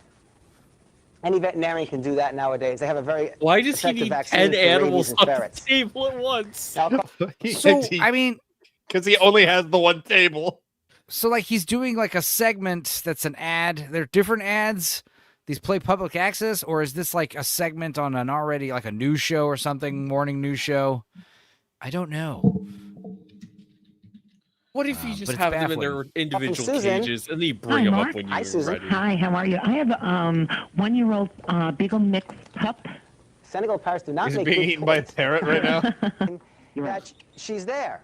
You're All right, so you can absolutely stop her. But the bird's nervous now. Is that there is no longer Dial no longer a 1-800-X-HELP to save these poor animals from Therefore, this when he gets to the guy. corner to do the flips, whoops, Is crack. he selling animals? Right, I'm confused. All right. That rat is not Black okay. market. Happy monkey again. Oh, is that a Well, it won't monkey? fall out on its own eventually. Yeah. I thought it was a rat.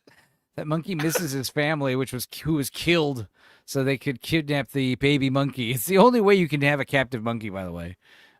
They have to kill the whole family so they can take the baby chimp or whatever. It's the only way, because otherwise the apes do not like that. They go a little ape shit. Yeah, you have to kill them all, except for the baby. Hello. It will fall out on its own eventually. However, Thank you, Splash. What were we talking about? Talking about blood feathers in the bird. Why is there a chinchilla amongst Oh, all these other there's fucking about animals? 20 birds flying loose up there that no one will ever catch. I wonder how many Camera. animals died during this production. It's like the Milo and Otis movie. Good, Jim. I'd Yeah. assume less than 20, Nutritional crop.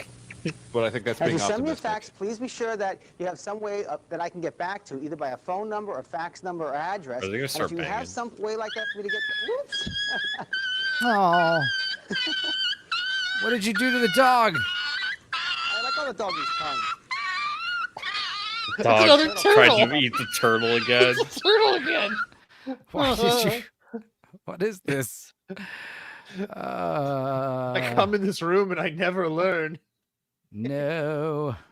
Let's see. Every day Wait, I whoops. come into this room. I think that's a different dog getting bit by a different turtle. Yeah, exactly. Oh. Wait. Oh, hang on. I got an idea. All right. Let's fix this. Let's fix this nonsense. And yeah, get this dog to stop crying.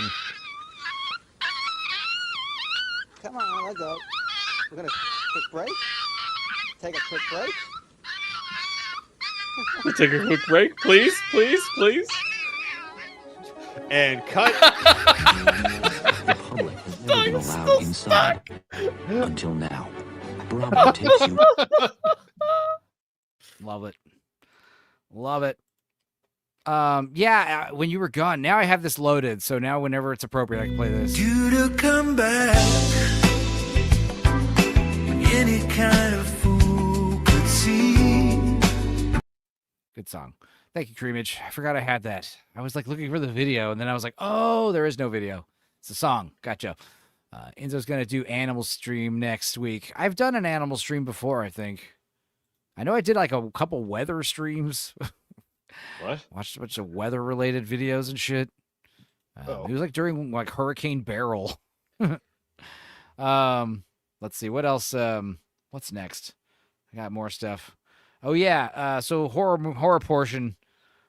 First of all, this is fascinating. I think you guys would get a kick out of this. First of all, I've talked about how Alien 3 is my favorite xenomorph design. This guy made this awesome sculpture of the runner, the dog alien, the ox alien, whatever the fuck you want to call it. But what's so cool about it is it is made entirely out of corn husks. Oh.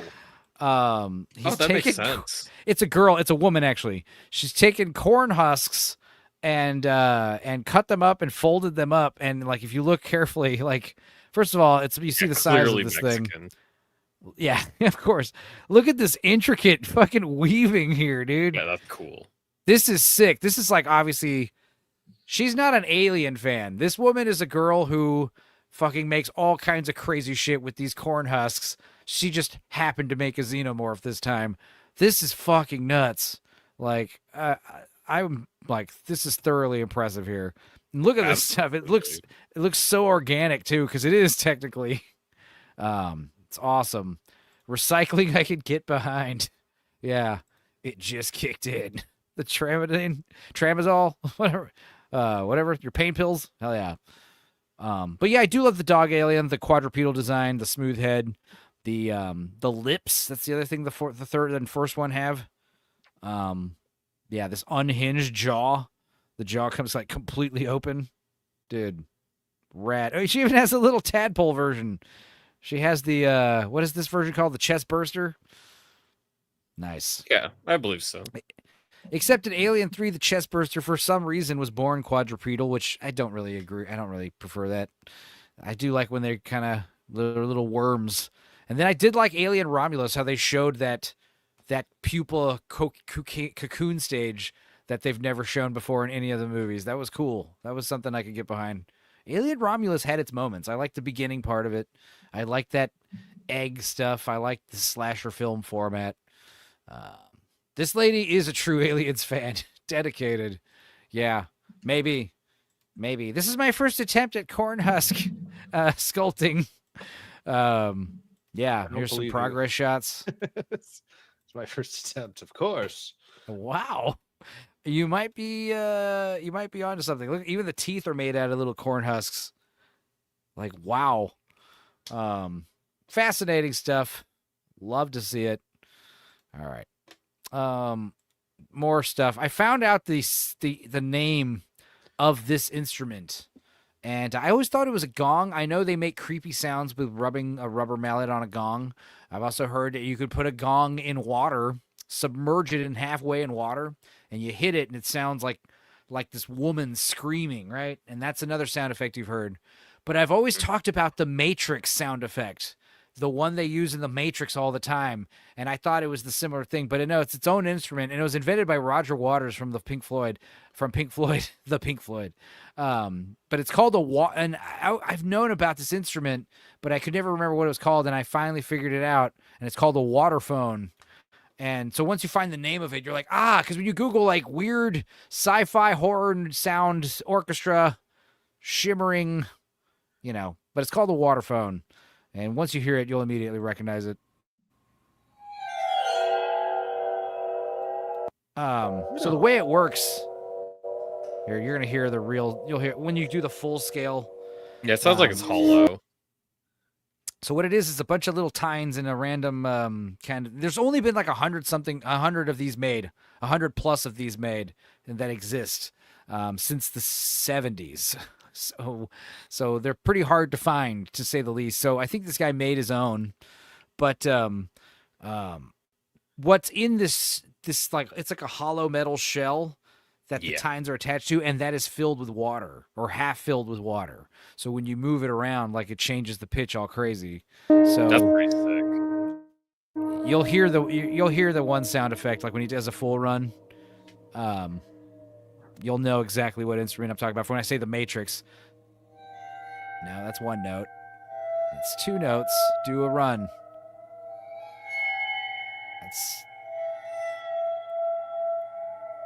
Do it. There it is. That standard, like, horror sting you hear all the time in movies. Yeah, that's sick. Gotta love human ingenuity. Love it.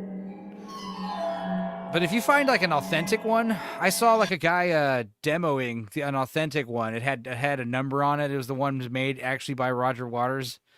And yeah, I mean, he was like in the pit at an orchestra in a big performance in a big ballroom, and you could tell that these things are expensive and you got to take care of them. They're hard to find. So cool stuff. Oh, here's a mallet. Let's see the mallet. Weird.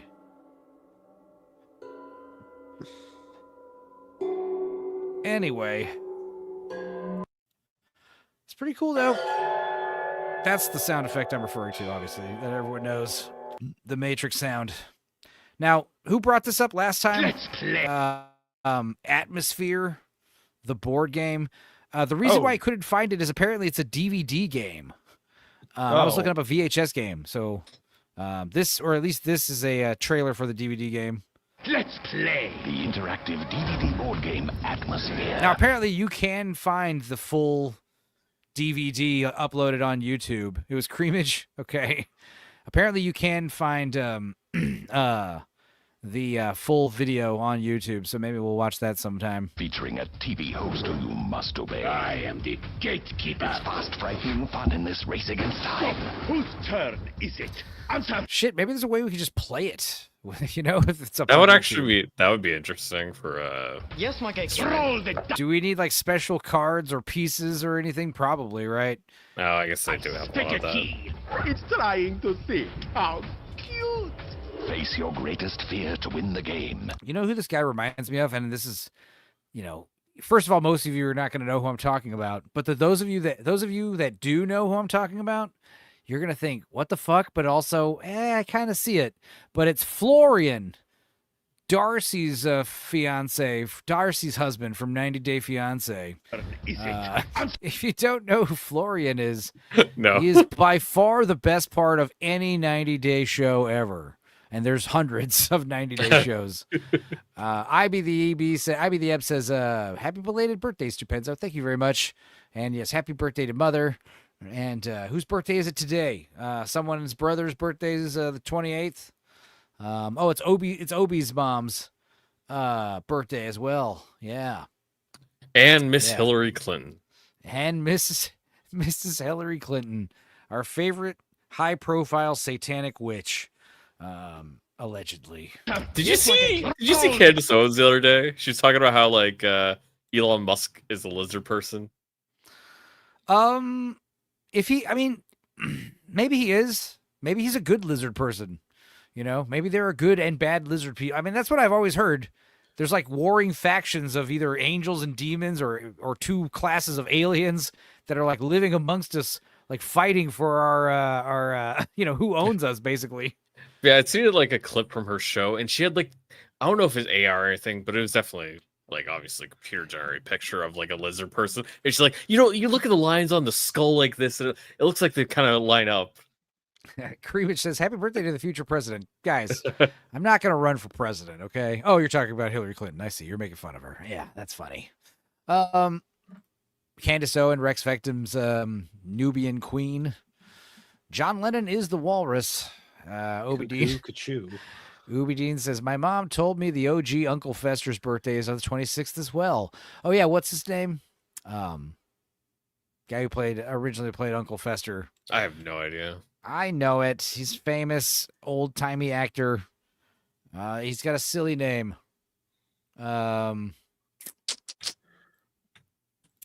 Uncle Fester, played by...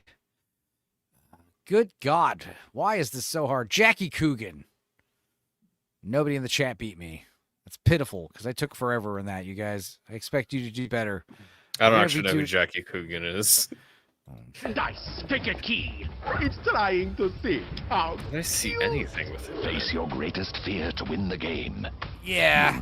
Maybe there's a way. Maybe someone's like uploaded a simulacrum of how to play this online with the video. I don't know. You'd be surprised. You'd be surprised what people have put online to play. An atmosphere tonight. Time's up. His lips didn't even match his movements. Now, speaking of games and speaking of Elvira, this is actually pretty interesting. We were looking at, someone said this is the most violent, like old school horror game ever, and it's Elvira, Mistress of the Dark. And they were basically just saying, that like some of the game over screens were some of the most graphic, like death scenes you've ever seen in like an old 80s game. Have you seen the knockoff Lion King death screen? No, find that. Okay. I feel like that rum's hitting you. I actually have one that's pretty graphic too from the You ad sound like video that list. rum's hitting you. Oh, really? Okay. All right. How do I even search this up without doing the JonTron video? Hey, you could just grab it from that. You could just grab it from that. Is there a way I can just do the clip or... Oh, Firefox does not want to work. I'll see if I can get it. Oh, okay. So here's your game over screen. Okay. And your Yo, severed head. Yo, that's good. Hell yeah. There's like the fucking trachea and the windpipe and shit. Whoa. I feel like this is like Spinal medically accurate. Like someone looked at a photo of a severed head. Hell yeah.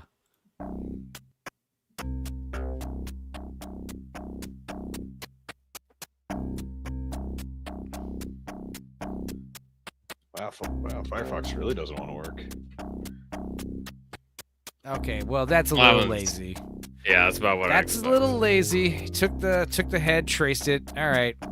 I did These find better the get good. clip Dude was talking about. You Or at found least- it? Okay. Sweet. Yeah. Well, here, Or we're at gonna least speed the this up. animation.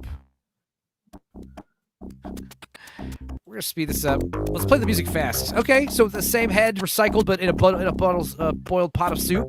That's cool. What is this? Werewolf Man? Wolfman gets you? Hell yeah. I actually like it faster. All right, throat ripped out, same drawing, but still. I think he dies in other positions, right? I'm thinking they're not all just this head, are they? I Eyes guess they plucked are. out or eyes blown out. Wait, his eyes got turned into anuses. His eyes got turned into anuses. That's horrific. Like, That's you know, shitty everyone's vision. asshole is gaping and full of warts, right? Shitty vision. There you go. Oh, eyes plucked out by a falcon. Here we go. What a cute bird. Ah! Scratched out by a falcon's talons. All right, let's see. This is the one you guys sent. JonTron. Oh my God. Circle of Life. Whoa, whoa, whoa. Yeah, it does start playing some of the music.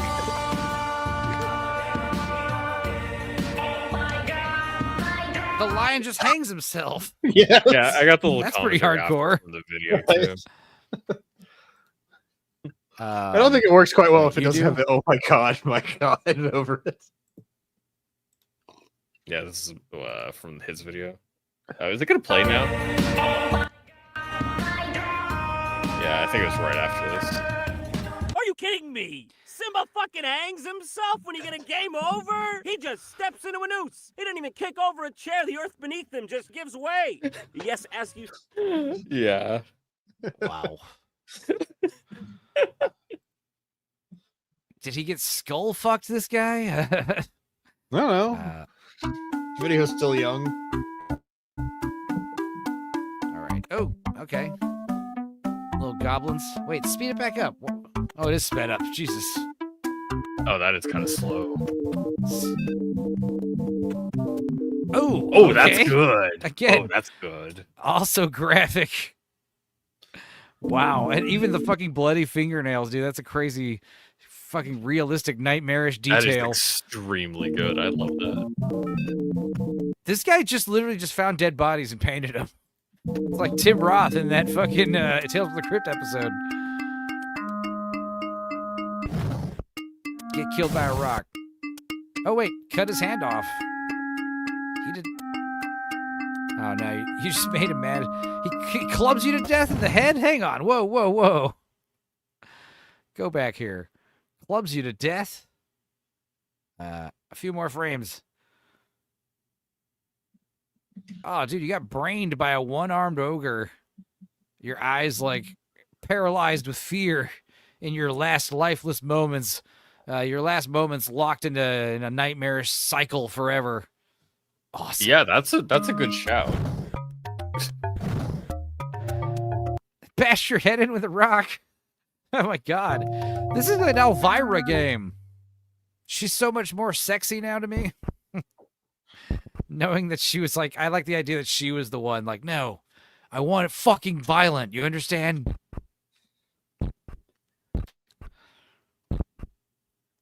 I mean, if you guys watched Elvira's Mistress of the Dark, it's a goofy movie. It's a very silly movie. So the idea that this is the tie-along, the tie-in video game is baffling to me. I don't even know who this guy is. Now, not how I like to get stoned. Oh, he's gonna drown. All right, drown already. All right, lazy. Yeah. Overall, pretty lazy, but still pretty violent though. I guess scared. to death. I saw you. Oh, here's a commercial for Mentos. This is like when the internet was simpler, back in like, 13 years ago. How old is this? 18 years ago. Good God. Don't stop me if you've seen it. It was insane. And that chick was all over you, dude. I know. Dude, check out those chicks. Oh, I know this one. Yes, you do. Is that Stacy Bergerson? Yeah, bro. Ask her out. This is the perfect moment. Yeah. You've been waiting all your life for this. You think so? Yes. Although I've never seen the full thing. Wish me luck, guys. Rex Vectum knows it. Dildo knows it. Are we gonna go there? Yeah. All right. Is he gonna blow his Mentos on her? No, you'll Hey, see. Stacy. You'll You want to go see. out sometime? Texas. Is this Austin? Actually, probably, yeah. They say, you know, the worst you could do is say no. And then this The worst happens. he can do is have Mentos. We could really turn this into an AI video where he just blasts. Hang on. You're Hold not that far thought. off.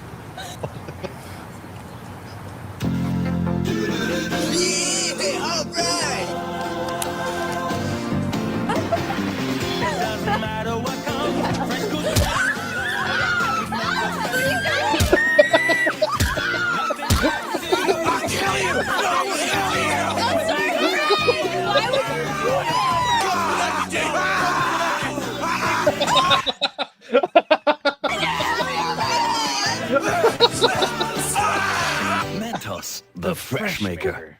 I think you could have. I think you could have cut it off a little bit earlier, and it would have been a little bit better. Yeah, I mean, the most people highlight like the fucking random last 20 seconds of it, you know? It's just the. No, I was thinking it's like It's right. just how the after- friends right are when he like, "Oh starts god, roaring. oh god, no." Yeah. Right when he starts roaring is where I cut it off to like the first. Oh, yeah, the first batch. Yeah, Yeah, that's where I cut it off. Yeah. All right. Boogeyman. Let's do more goddamn movie trivia for a minute. I just like winning these things. It's fun. I'm not gonna win any of these, dude. Greeting. I'm I already drunk to told you pay how attention. few Halloween movies I've watched. What the This fuck is asshole's that? back. Yeah, this Why is the AI brain fucking outside of quizmaster. I don't know. That's kind of why I wanted to share this.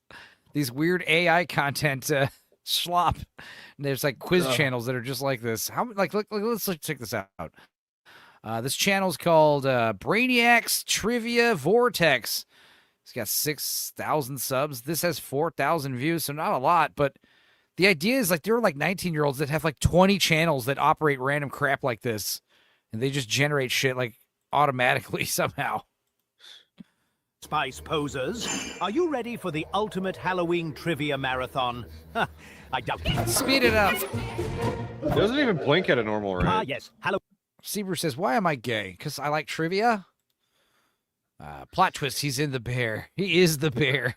That magical What'd time you say, Judicus? I don't remember. Yeah, when Well, you must humans have willingly been dress like important. deranged psychopaths and offer candy to tiny strangers. Welcome to this monstrous epic marathon Oh, of macabre trivia right. madness. He doesn't blink in order. Right. He Lovely stick together also, like Frankenstein. anybody watch the new Frankenstein? I know it's out in theaters, but I was gonna wait till I guess it comes out on Netflix, which is foolishly November 5th. Why the fuck would you not release that before Halloween? Yeah. Like, seemed like pretty obvious to release it today.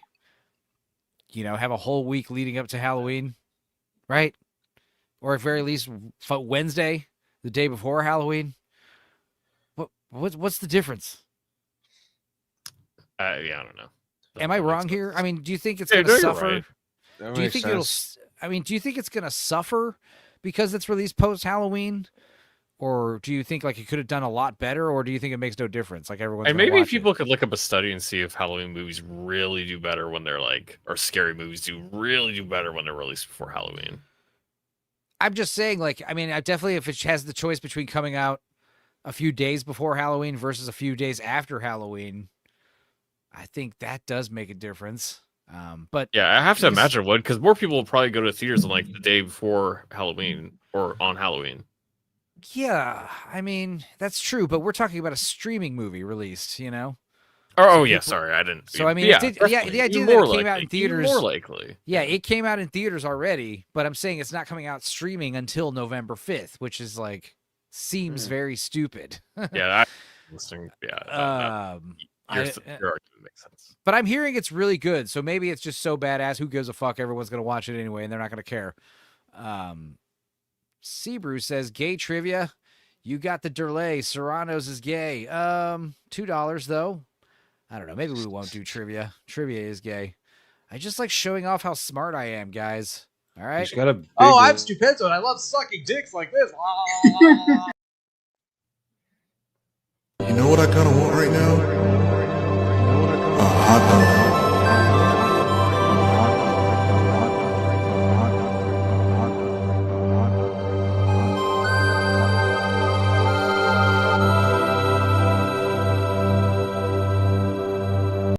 The house was flooded out. My house was flooded out. I think the second clip was gayer than the first one. Absolutely.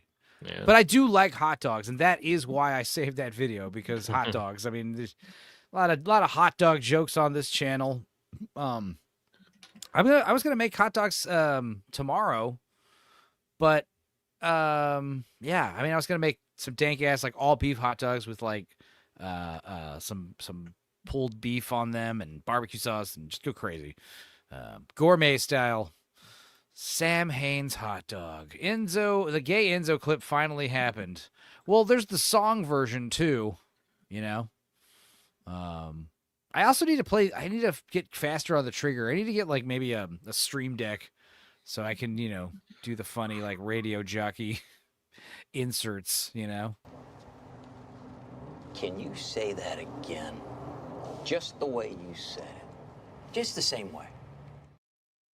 I mean, it's easy to do those things like in a pre-edited video, but to have them like on the standby live takes effort, you know? Mm-hmm. Yeah. I'm definitely feeling it now. Yeah, I'm feeling it. I know you are. Let's see here. You're sending yeah, more these links. are the two best AI slop videos I had remaining. All right, let's see. Number 1. Show me this thing.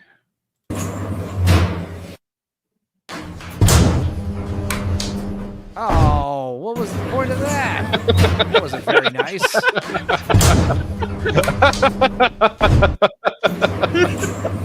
It's unexpected. That's the good part about He it. just comes in and he hates you.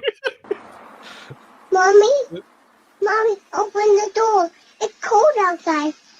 Mom, open the door and I'll give you a kiss.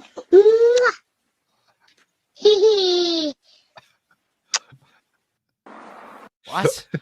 Two completely opposite videos. Yeah.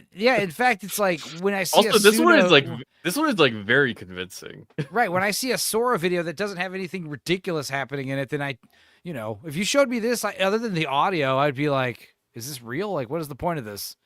I see. This confuses me. The idea of making completely grounded video. I was expecting the baby to explode. What is this wholesome horseshit you've presented me with? What is this non-insanity? What is this saneness you've sent me? What is this mania you've provided me with? Yeah, it really throws you off guard. Yeah. All right. Let's see here. Just a little bit of this. Monster and just as unstable. It's your favorite alien overlord, Melvin. Here's This to inject a seems syringe to full of be. Halloween trivia. Shut up, Melvin. We don't care. Silence, Kid friendly. Oh, this is why this is 45 minutes long. Easy. Let's just go skip to the end. Halloween pumpkin's stats a and vegetable. facts. Pumpkins Tomatoes are a are fruit. yeah, they're fruits. Yeah, they're a large gourd with seeds in them. Halloween Gourds history. count as fruits. Halloween. No, I said tomatoes are stats. fruits. Halloween pop culture. All right, I'm that's where sort we're of going. with it right now. Yeah, you are. The scene from everyday life. Enzo confused a little bit. Why child no boom? Why doesn't the child explode? Why is the earth shattering kaboom? Death within the year. All right. What is this saying? All right. In old Scottish and No, wait. This is Halloween folklore. death within the year.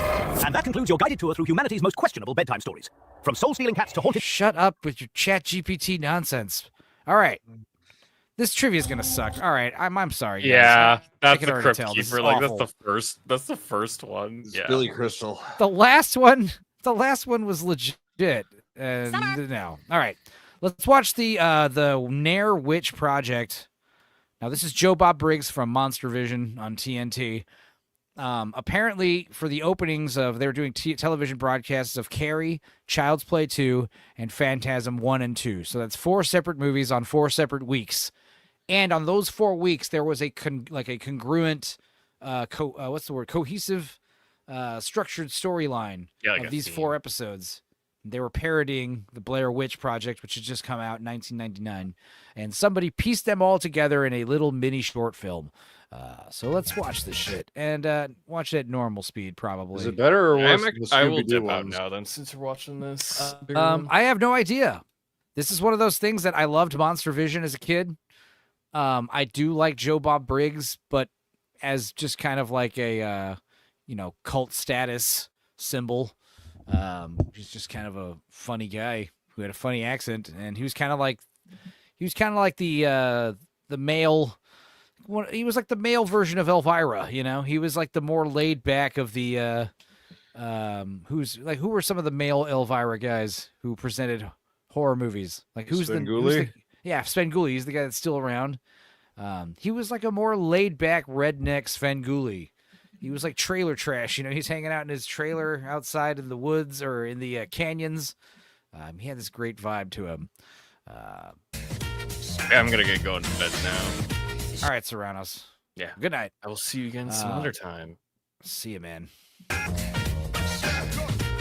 Saturday Night Monster Vision on TNT. I'm going to get some crazy nostalgia on this. Try his dressing room. He's not in there. So this is interesting. It's in like a soundstage in a house. Well, now wait a second. Was this camcorder here before? Is there tape in it? Yeah, there is. Oh, it's porno. Yeah, I hope it's not something embarrassing. Right. Like porno. Is it on? Oh, okay. Here's the mechanism. Joe Bob Briggs, and the countdown to Halloween begins. We're ready to roll with 4 of our favorite holiday flicks, Carrie, Child's Play 2, Phantasm, and Phantasm 2. And to celebrate this special evening, Rusty the Mail Girl and I are going to take this camcorder right here, insert... And So shove it up, or... Anyway.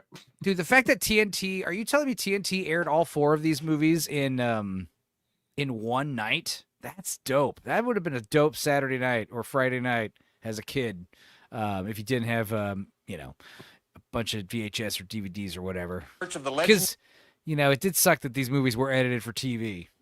But oh well. Legendary Nair Witch, the hairless hag whose blood-curdling screams can be heard all over the Hollywood Hills when she gets her twice-daily bikini wax. And we're going to organize our supplies here and interview some folks about the legend, and then we're going to set off into the woods. He's clearly looking over here at the cue cards or whatever. This guy saw almost Norm Macdonald. Yeah, he did have a Norm Macdonald vibe. He had some bit parts in like Face Off and Escape from L.A. and some other stuff, but just overall, just a weird, funny guy. Chaparral. They have Chaparral here. We're going to trek into the Chaparral, but first we have to take our bearings, get our map of the L.A. freeway system. Here, we have it around here somewhere. I think it might be possible to use L.A. freeways as natural landmarks to mark our route. And anyway, we'll get organized here while we watch our first flick, the Brian De Palma Stephen King classic starring Sissy Spacek as one of the most famous supernatural psycho killers in horror film history. I'm talking about, of course, Carrie. Great movie. We'll do the drive-in totals at the first break. When was the last time you watched Carrie? Me? Yeah. It's just never. me and you here. Never seen Carrie? Okay. I've seen good chunks of it, but of course. Or if I did see it, it was when I was really young. Probably too young. It's worth a watch for sure. The sequel, Carrie 2, The Rage, is fucking awful. Came out in the 90s or early 2000s. I'm going to make a joke of Carrie 2, but I'm like, oh, right, that exists. And I think there isn't there like a modern day remake or no, someone's remaking it right now. In like, I think, oh, that's not. It's the guy who did Oculus, right? He's remaking it. Mike Flanagan is remaking Carrie. It was remade with the lady, the chick who played Hit Girl in what's it? The Kick-Ass movie. Wait, it's being remade again? No. Hang on. Oh, she is Carrie in the new one. Okay. Yes. Cool. We'll see. Is it a movie or is it a show? It's probably a fucking show. Because I want to say it was 2013 when the last one came out. God damn it. I guess Carrie's like a franchise I have not paid attention to at all. Supposedly, this one's coming out in 2026, according to one half of a Google search I have just done. Obi Dean says it's the first remake. Northern's Bastard loves Carrie. I love Carrie. The first Carrie is good, but yeah, everything... To me, it's always been just like a standalone movie. I forget there are others. Oh, well. I also liked Firestarter, which isn't nearly as good as Carrie, but I always thought like you could do a Carrie Firestarter crossover, obviously. Stephen King verse of telekinetic girls. They can talk about how the world is made by a turtle or whatever. Yeah, psychokinetic, I guess is what it's called. Psycho killer. Kiss Kiss Kiss. Yeah. Take your finger off the little button. The new one is the second remake. Oh, I see. Okay, you don't have my head cut off or anything, do you? No, I don't have your head cut off. Okay, well, those scenes between Sissy Spacek and Piper Laurie, they just make your teeth grind, don't they? Especially when she locks her in the prayer closet. But both actresses were nominated for the Academy Award for this movie, which never happens in horror flicks. It was amazing. You heard of the Let's look over our supplies here for what was the it? Nair The Witch Carrie project. musical? We got California Hiking. No, maybe It was. No. It was one of those Sounds big, familiar. big fucking flops that happened in that industry, and I think it was like whoever they got for the what's the set and costume design there. They were told them like like Grease. Get it set up like that. And for some reason, the person they got was like, instead of, the musical Grease, they were like, oh, ancient Grease. Oh, the country. Oh, Greece. Oh, yeah. fucking idiots. And they're all like, what the fuck are you doing? And apparently when they What found is out, it was way this? too late. That's amazing. I did not hear about this. It should have been a bloody good musical, but it wasn't. It should have been bloody good. Okay. Fell down that rabbit hole after I was looking up Spider-Man Turn Off the Dark. We got a foot in the field in Los Angeles County. I've been in LA almost 2 months, and I've never seen a waterfall. Okay, so that makes I've never seen a waterfall in LA. I I'm hope sure that's they're out not there. indicative of the accuracy of this. You've never seen a homeless man movie. We piss in got the maps. street? We got, Yeah. Well, that one won't do. Oh, here's the main map. I think we can use this to find almost anywhere. Here's my diary. The Joe Talk Bob about all the Diary. girls I It's like. for you, Russ. Don't read this. Don't even think about it. Don't worry.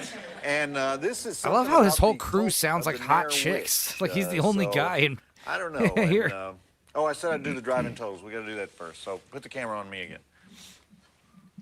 Oh, We have he also seems 8 kind of dead gay bodies, now that I think about 2 it. breasts, 12 gallons of blood, 1 mother from hell, excessive girlfriend slapping, beer on the head dunking, pig slaughtering. He's so obviously reading.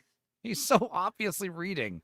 I'm losing respect for Joe Bob Briggs. I'm starting to think maybe it was all, it was all an illusion how cool he was. Mind control, body flinging, psychedelic prom riot, satanic fire hose, double electrocution, gym teacher slicing, principal burning, backstabbing, crucifixion with dinner knives, exploding house, imploding house, 1 motor vehicle chase with crash and burn, feminine hygiene foo, and of course, pig's blood jubilee. Yeah, so those are all reasons why you should watch the movie Carrie, obviously. Hell yeah. Reading is not cool. No, it's just you would think that the cue cards would maybe go a little closer to the camera so it's not so obvious.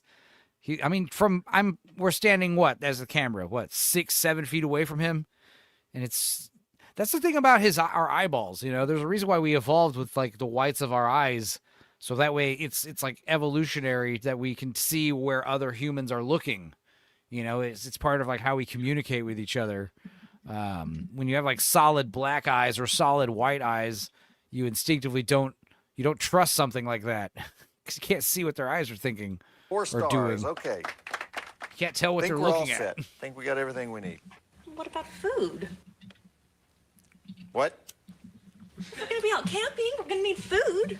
I assumed you women were gonna cook for me. Provisions. We need provisions for the munchies. Okay. Well, they probably have 7-Elevens in these woods, right? For a moment with Joe Ross Hollywood Saturday Night and Carrie after these messages. I just love that like 90s R&B hip hop sample trumpet. Isn't the card reading part of the joke? Maybe. Yeah, maybe. That could be why he's so cool. He just doesn't give a fuck. Yeah, I'm reading cards. Of course I'm reading cards. It's a show. You expect me to memorize all these stupid lines? I mean, if Joe Bob Briggs said that to me, I'd be like, you're right. You remain awesome, mister. I was the fool. I was the fool. Yes, yes, yes. And in the original theatrical version of the movie, Nancy Allen does a little something special for John Travolta in the front seat of his car. We won't go into what it is, but men like it. She's talking about he's talking about fellatio. Cut. Oh, it's like that one lady running for what's it? She's like some prominent politician. You're in my shot.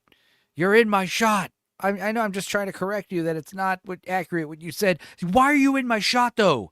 You were in my shot before. Yeah, fuck your immersion. Fuck your freedoms. Fuck your immersion. Summer. Do you know Rusty the Mail Girl?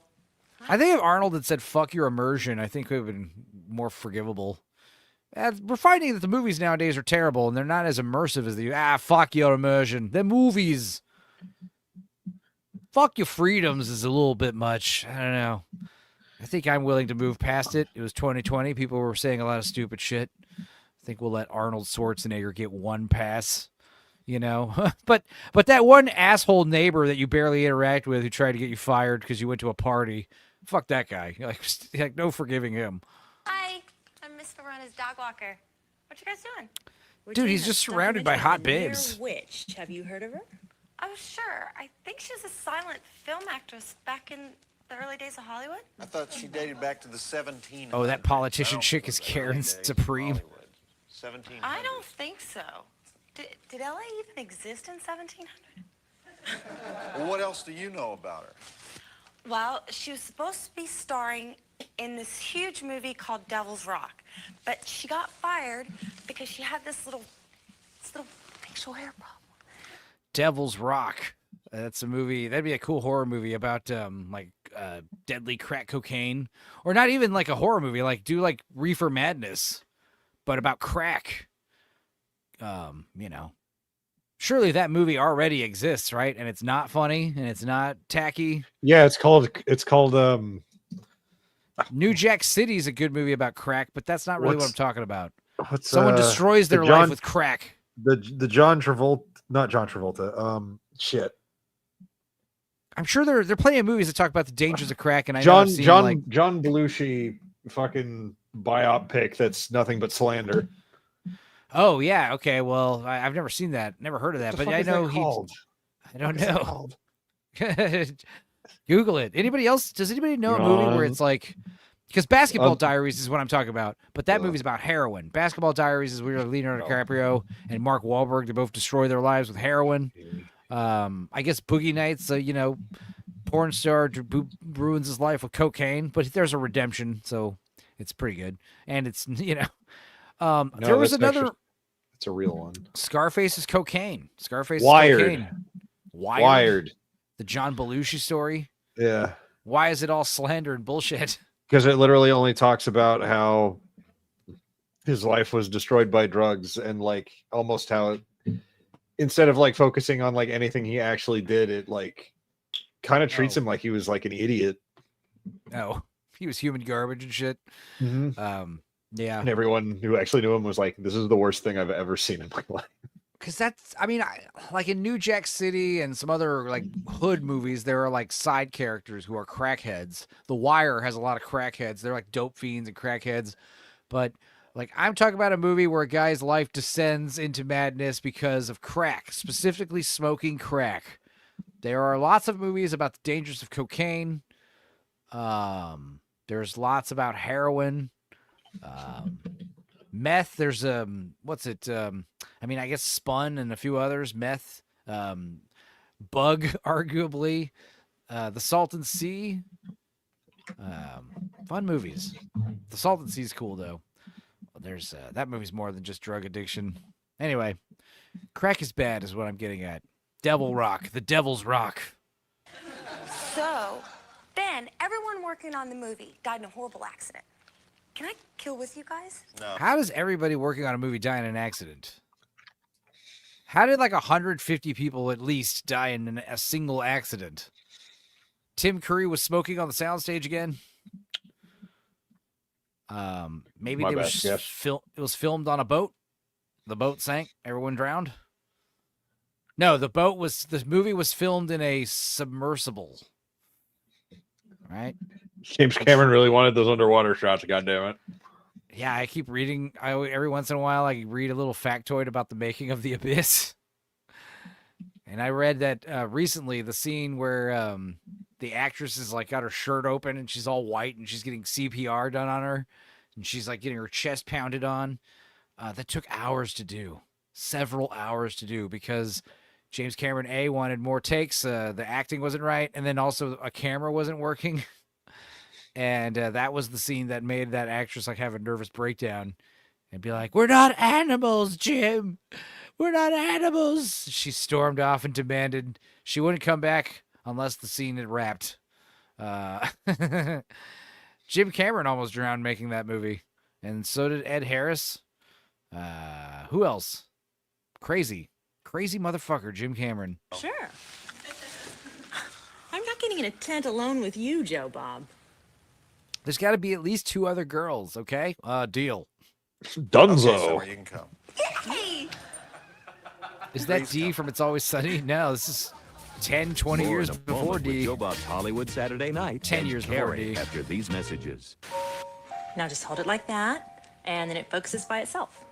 Okay. That's your camera woman? Are you girls ready? All right. The pig slaughter scene from Carrie. Yeah, either this guy crushes pussy or he's very gay. I mean, those are the reasons why you surround yourself with women like this. We had to tone it down a little bit for TNT. Not to be confused with the squeal like a pig scene from Deliverance. You guys remember when they... I hear like men in the background on the soundstage he's clearly on. I like how they don't hide that fact either. Vincent D'Onofrio was a great villain in Salton Sea. Hey, have you seen the Salton Sea, Dudicus?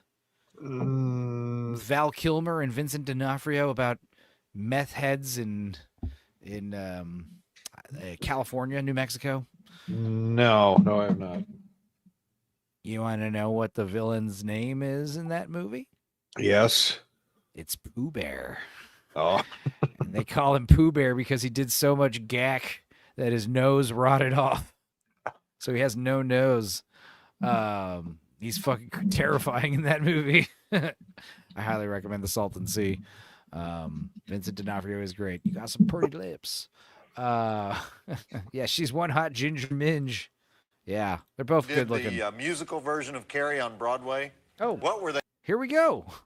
They thinking, you know? Ran for all of 5 performances in the mid-'80s. In fact, Betty Buckley was in that musical, but instead of the girls' gym coach like she is in the movie, she switched roles and played the mom.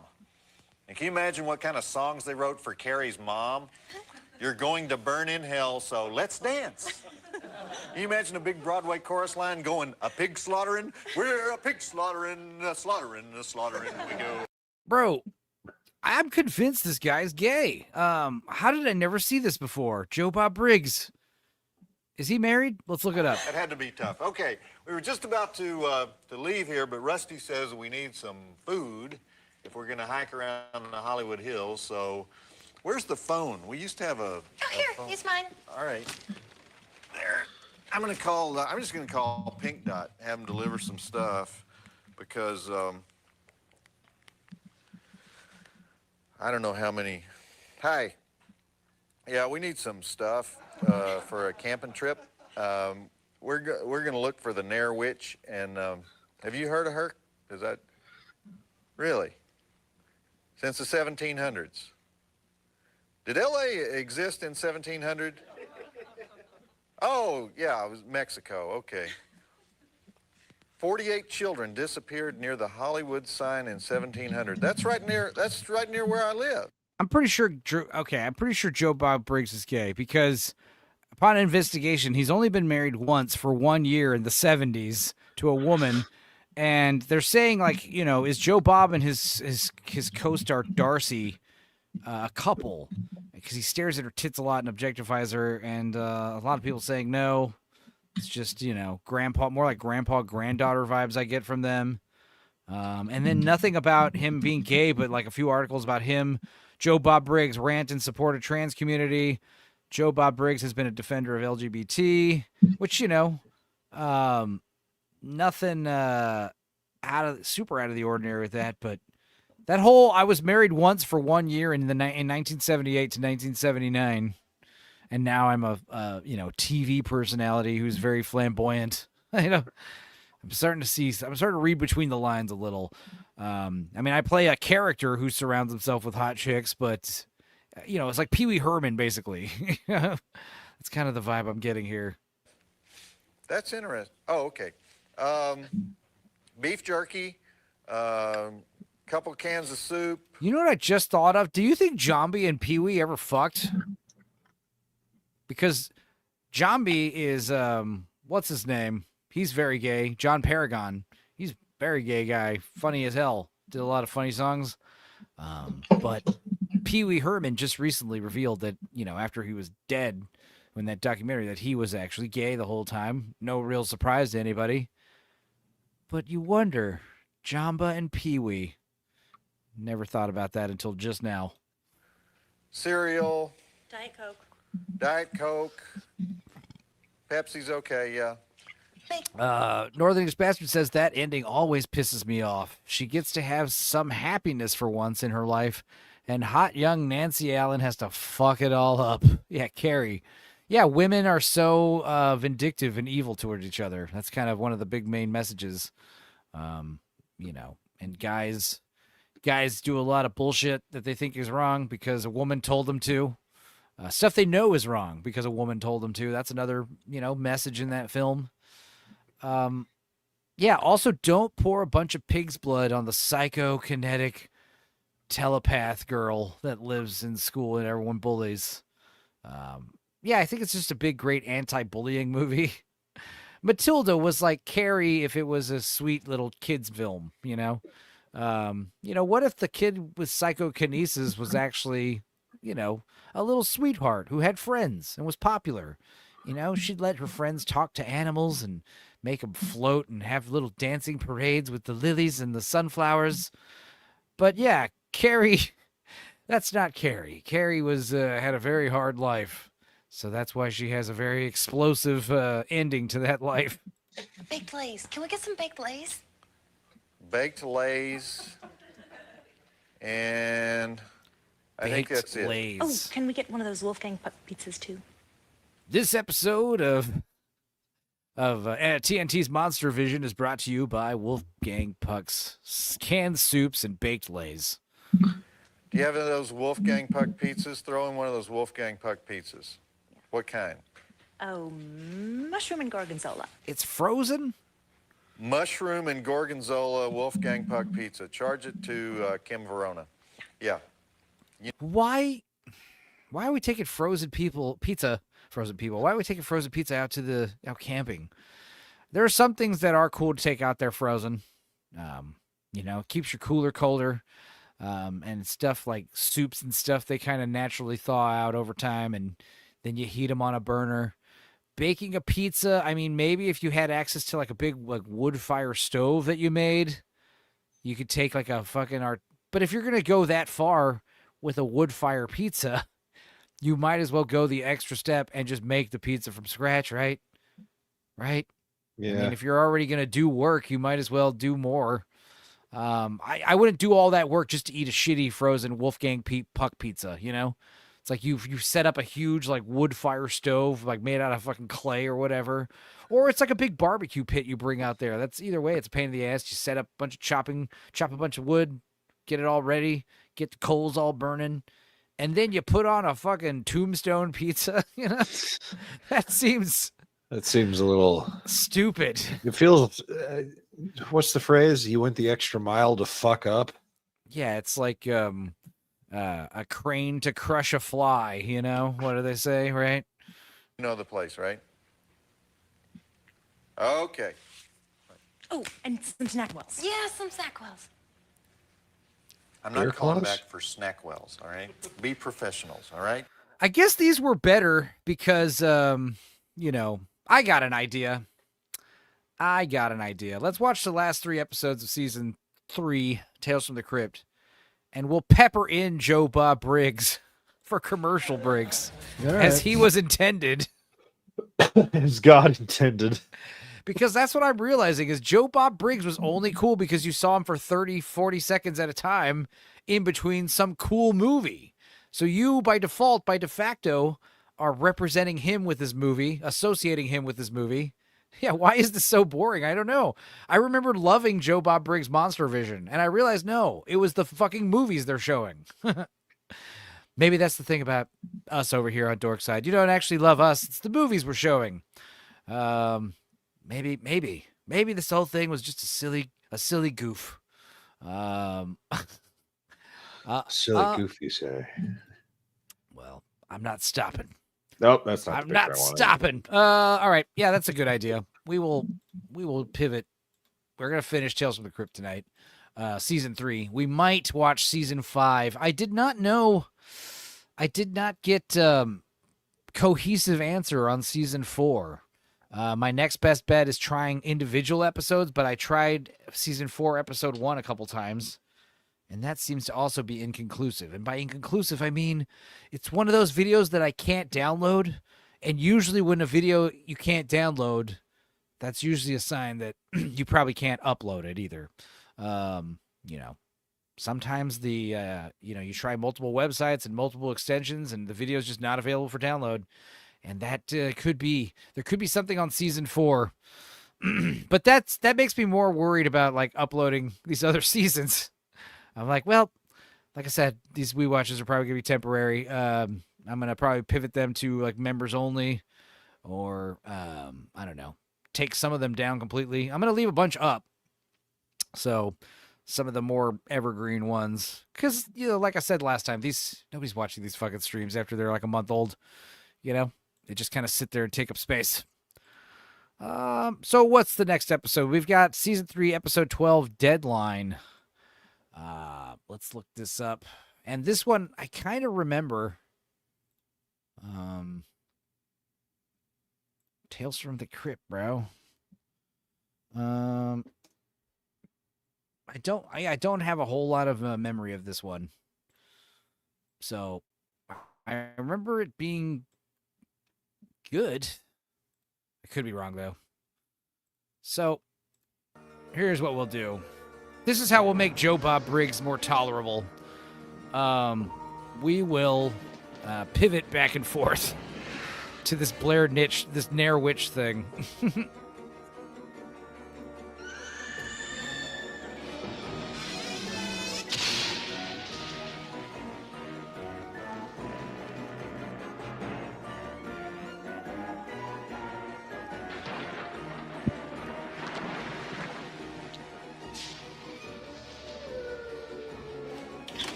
That gong hit right there is so solid.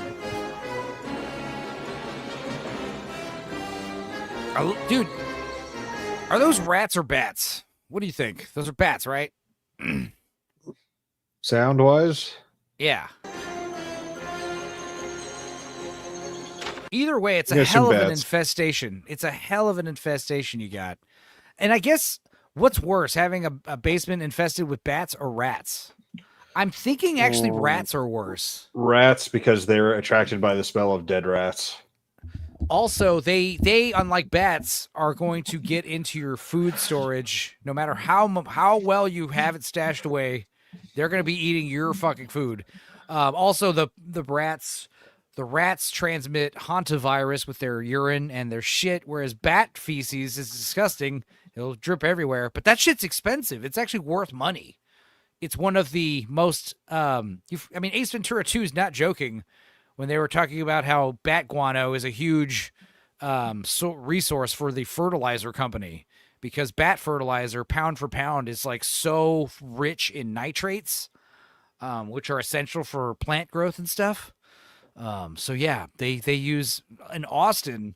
I know for a fact that they harvest a lot of the bat guano that are under some of the big bridges that the bats nest. You know, obviously there's the big famous bat bridge on Lamar, and that's where like the tourists go and they see the bats when it's like migration time, and all the Mexican red-tailed bats fly out, and it's crazy.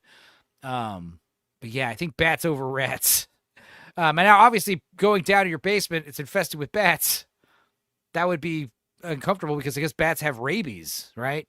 They can. No, absolutely. So like they tell you if you ever find a bat, like it's injured or it's in your house, do not touch it. Like put on gloves if you have to handle it. Throw those gloves away because they totally transmit rabies big time. But guano is big business. So I mean, hantavirus or rabies, because hanta is airborne. So that's the thing, is you have to get bit or scratched by the bat to get fucking rabies, right? And even if you get bit or scratched, you can go to a hospital, get a rabies shot. You know, you can prevent it. So that's good. Hantavirus, that's what killed Gene Hackman and his wife. They were hoarders. They lived in a house of squalor, and it was infested with rats. And the wife got hantavirus and died. And then the husband, Gene Hackman, Academy Award-winning actor, or at least Academy Award nominated. He, I don't know. He just kind of spent his last days in a stupor, in a time loop with his dead wife, and is in severe dementia. And his dog was in a cage, starving to death. You want to talk about fucking Halloween, dude? I mean, it don't get more horrific than that.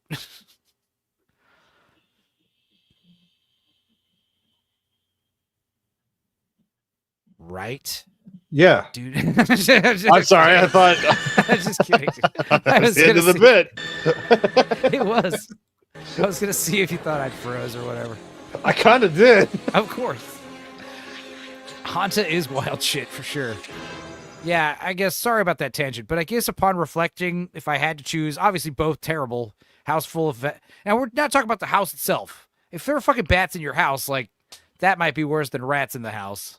But you're talking about a basement, a big cave-like basement like this. We just wouldn't go in the basement, really. Or we would put on special suits and go deal with the fucking bat-infested basement.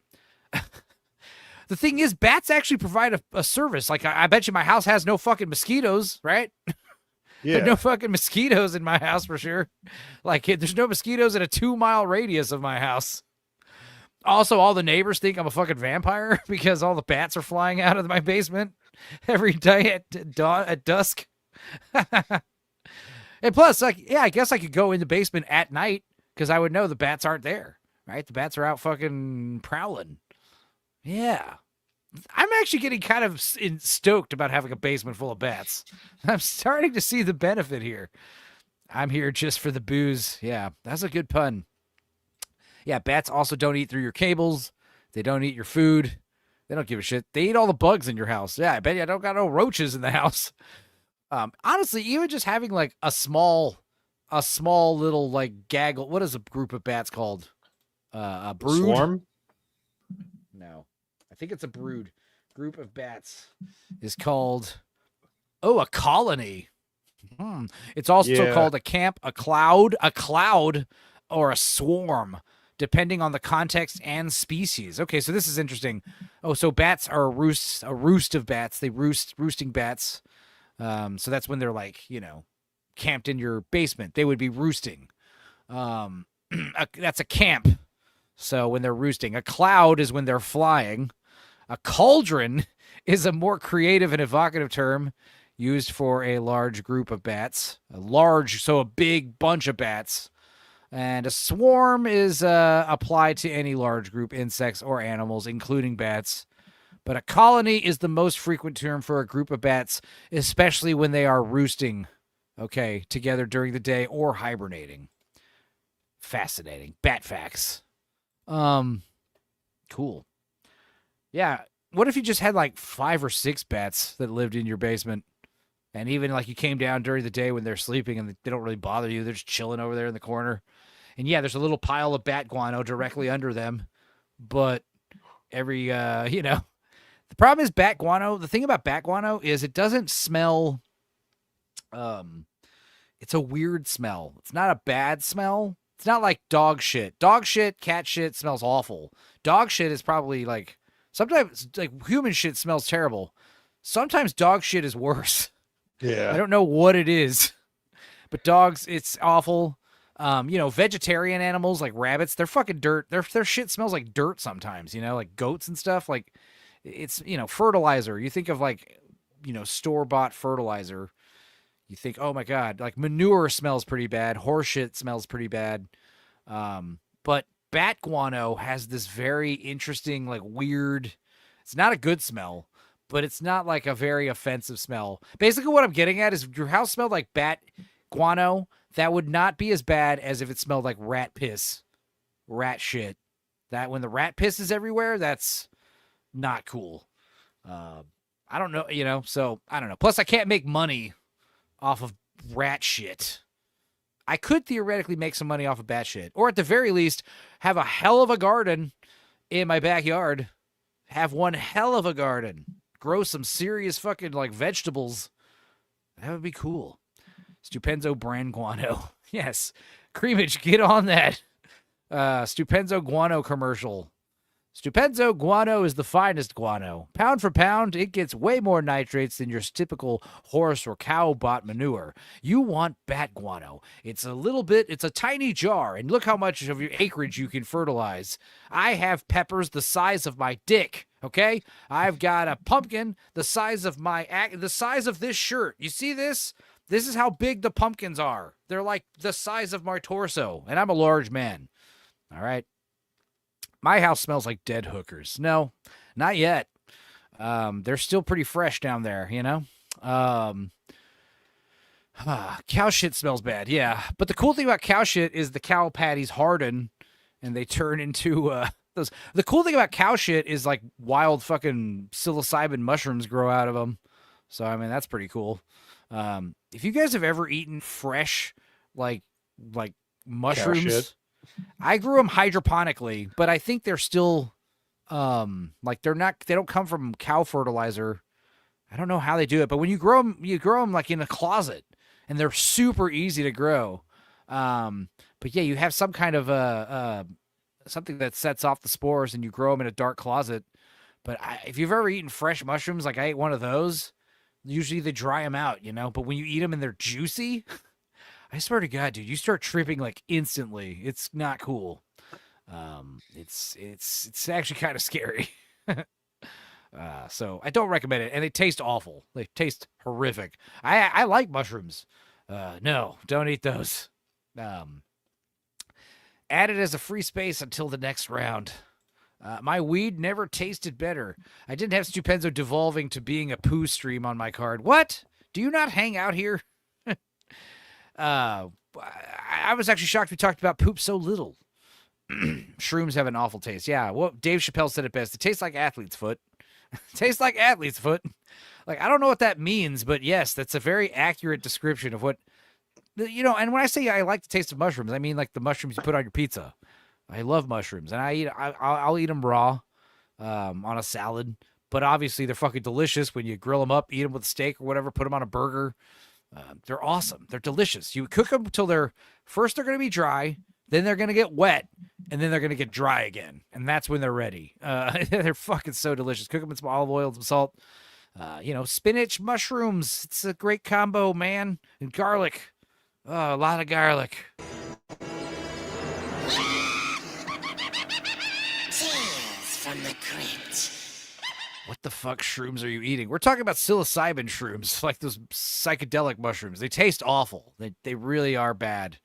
Shrooms taste like sunflower seeds to me, so not bad. I remember Queef's ex-girlfriend, Ginger, she used to eat mushrooms like candy. It grosses us out, dude. She would be able to put down like a whole bag in like a few seconds, and she loved it. And she'd chew them up with her mouth open and show us all, it's all in her teeth and shit, just to gross us out. And we're like, oh, stop. Like when I eat mushrooms, I have to wash them down with like Sunny Delight, or the best mask. Like something that actually worked with. I've heard like, oh, put them on a peanut butter jelly sandwich. No, because then it just tastes like a peanut butter jelly sandwich with like mushrooms in them, and you just kind of try to hope that the peanut butter and the jelly like mask the flavor. But the one time where I ate it was something that was like actually complimentary. It actually tasted good. Was a refried bean and cheese burrito. If you put those in that and maybe a little bit of hot sauce, like something about it where it's like, this actually works. It's not like, oh, it's not that bad, or I can barely taste the mushrooms. It's like, I taste the mushrooms and it's not offensive. It doesn't taste like pungent, whatever the fuck, pungent mold. I mean, how else do you describe it? It's just weird. I was still awake, so I didn't have any narration when I fell asleep. Must have tasted like beef teriyaki. Yeah, it was pretty good. Shrooms just make all my senses heightened. I never saw anything. Well, that's why Sunny D's a good chaser for him, because vitamin C increases visual hallucinations. So if you take psilocybin or LSD and eat vitamin C with it, it'll, everything will look like fucking the paint sequence in What Dreams May Come. Anyway. All right, let's begin the episode finally. But first... More in a moment with Joe Buck's Hollywood Saturday Night and Carrie after these messages. Ooh, this book on the Nair witch cult. Closet shrooms sound half as sus as bathroom shrooms. This No, old hermit. it has to be closet shrooms because you grow them in the dark. And the darkest place of any house is usually one of the closets. And even more so, they don't even take up a lot of space. You could put them literally in a mason jar on like your upper shelf in the closet. And, you can have 4 or 5 mushrooms jars like that, like this guy had. And yeah, you can, yeah. Sunny D has sucralose in it. Yes, of course. Orange juice will work too. Tang, vitamin C tablets, whatever. Something nostalgic about Wiener Schnitzel and Sunny D and Mountain Dew. Like, I know they're bad for me, and I don't even really, like, they're too, but something about eating them just kind of transports me back in time, Sunny Delight with mushrooms, I totally remember just being in high school. What the fuck should we eat these mushrooms with? Sunny D, bro. Let's do it. It's like the Sunny D commercial, except it's a bunch of like teenage burnouts with dreadlocks and Birkenstocks listening to Fish. Like, whoa, what should we eat? Or a mushroom? Like, these mushrooms taste really fucking fungusy, dude. They're really strong. And they're funky. Like, what should we eat them with? Oh, Cola, purple burrito. drink. Nah, bro. Let's do the Sunny D. What? Nah, man. It's like, yeah, you don't need to make any bean and cheese burritos, bro. The Sunny D, scientists show that vitamin C actually... No, I'm just kidding. The witch, and she told him to capture kids 2 at a time. And make one of Only them grow face the weed. wall. The problem about growing weed is you have to dedicate a whole fucking room or side of your house to it. Okay, hang on. Come on, this is still my project, right? Put the camera on me, all right? Did you guys know that... He's totally gay. I can't believe I've never seen this until now. I'm going to have to do some research into this. Stephen King wouldn't have written Carrie if it hadn't been for his wife? I can see you're fascinated. Big Steve was 24 years old. He was married with 2 kids, living in a trailer, teaching English, working summers in a laundry, making about $9,500 a year. Is this true? This is awesome if true. He might be onto something. Maybe he's just really jaded from women. Maybe his wife was such a bitch, such a see you next Tuesday, that he swore off women and he treats them all like trash, and he's actually not gay. He's talking about Stephen King. No, I know. Oh. But I'm saying he's projecting onto Stephen King. Right, because like that would explain like his one marriage for 1 year. That would also be an explanation besides the fact that he's like closeted gay. It could just be he's a woman hater, He's like, he hates women so much because they like turned him off of women and he's not gay. So, you bitches. When he wrote the first he's 7 a or butt 8 pirate. pages of Carrie. But then he says, yeah, I mean, just look at the way he's he sitting found himself with in his a high school hands. locker His room with hands a bunch are of big. screaming girls throwing Kotex at a gal does who like- has her period and thinks she's bleeding to death. So he crumples up the pages and he throws them away. Then his wife pulls them out of the trash and reads them, and she tells Steve he should keep going, and that turned out to be Stephen King's first novel. She's just marry him already if you're interested. I mean, he's fucking Joe Bob Briggs. Can we focus here just for a minute? Nobody cares about literature anymore. Nobody cares about the movie. Hi, I have a delivery for Kim Verona. Are you guys making a movie? We're doing a documentary on the Nair Witch. You ever heard of her? Heard of her? I've seen her. Really? Yeah, really. I was up in Lake Hollywood, you know. I was standing right on the spot where they said that her hand came up out of the water and grabbed Errol Flynn's favorite poodle. Did she disembowel it? Disembowel. No. But anyway, look, I was standing there, and right under the water, you know, I saw what looked like an old woman. I'm She so had no hair. confused by the mechanics No of hair at this. Like, this whole show. Somebody want to take these? Oh. Here, here's a little something for your trouble. Sorry about this. So is that the end of the story? Yeah, for this tip it is. Nice going. Well, Wham, wham. All right, enough. God. Of course, his dad is lying right to his face. I think if this was your first Tales from the Crypt episode, or if this wasn't a Tales from the Crypt episode, if this was just like a short film called Yellow, I think that would have been cooler to have this more ambiguous. But we being, you know, disgusting, depraved Tales from the Crypt fans, we know where this is going. Anyway. Poor man, fired on Christmas Eve. Why don't you have dinner with us tonight? Please, Santa? Well, let me check the bus schedule here. If I get it, make a transfer there. Well, I could be there by 2 a.m. We'll give you a ride. That's swell. Could you swing by my ex-wife's place? I want her to see me riding in a car. All right. I see. Cheers.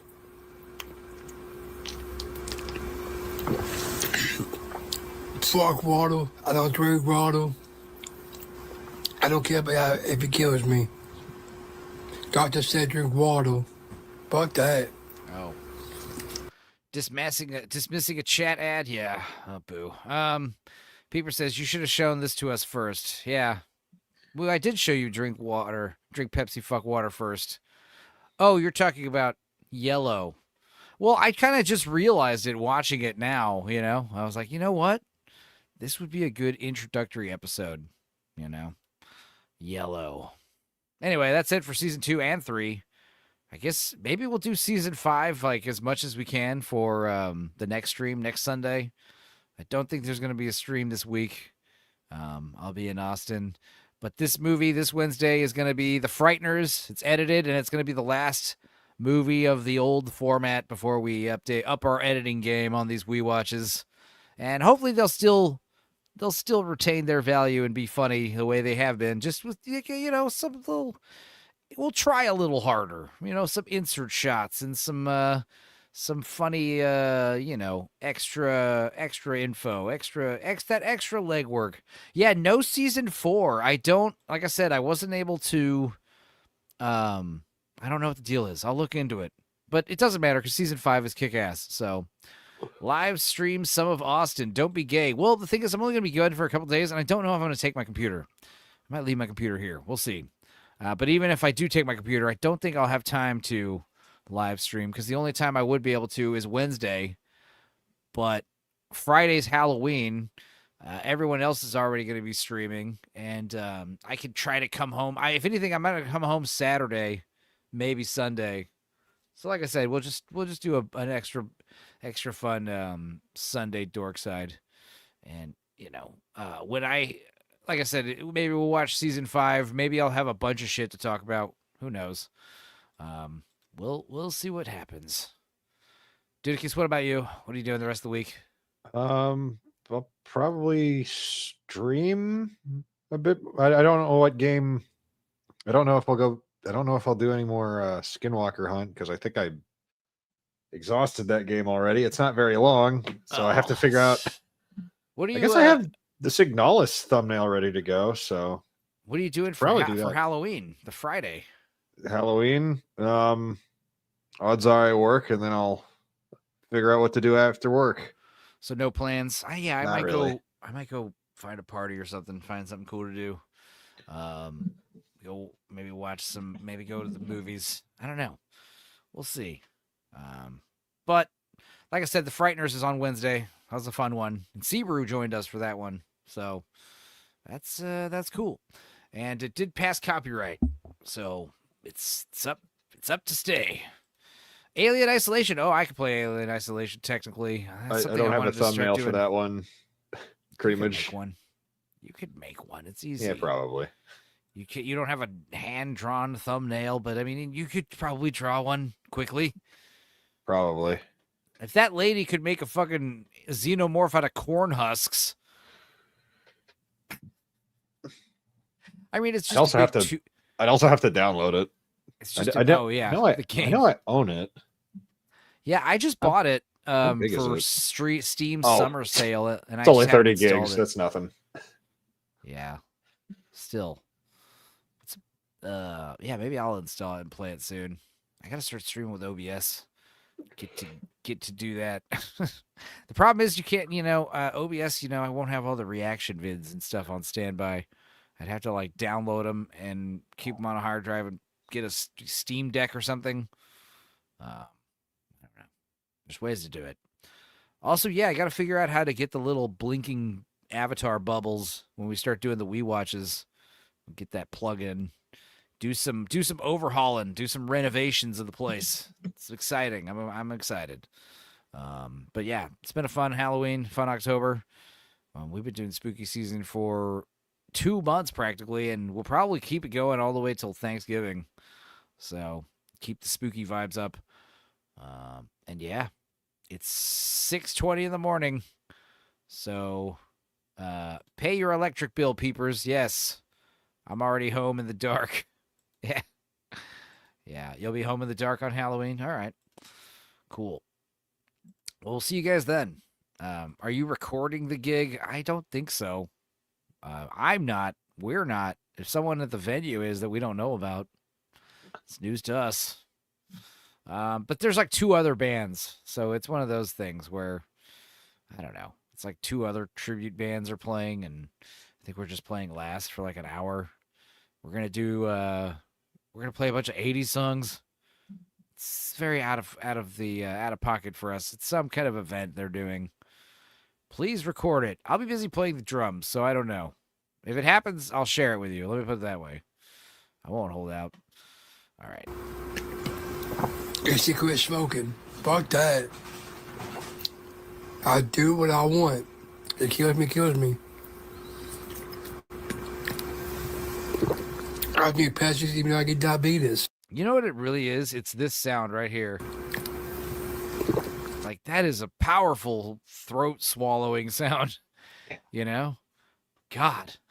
If I could hear you swallow from a foot away, 2 feet away, that's pretty crazy, right? Yeah. That'd be like if you could hear me swallow right now, you know? Anyway. All right, guys. Well, it's been fun. See you guys Sunday. Every Halloween, millions of people flock to various costume shops and dime stores in order to find a perfect costume for Halloween. In this tape, we will show you how to put together your own easy-to-apply makeups at home, giving you the chance to design your own personal Halloween masterpiece. Here are the materials you'll need for our first makeup, Pumpkinhead. Be sure to avoid getting any makeup in your hair. Care should be taken not to smear too much of the black makeup into the orange.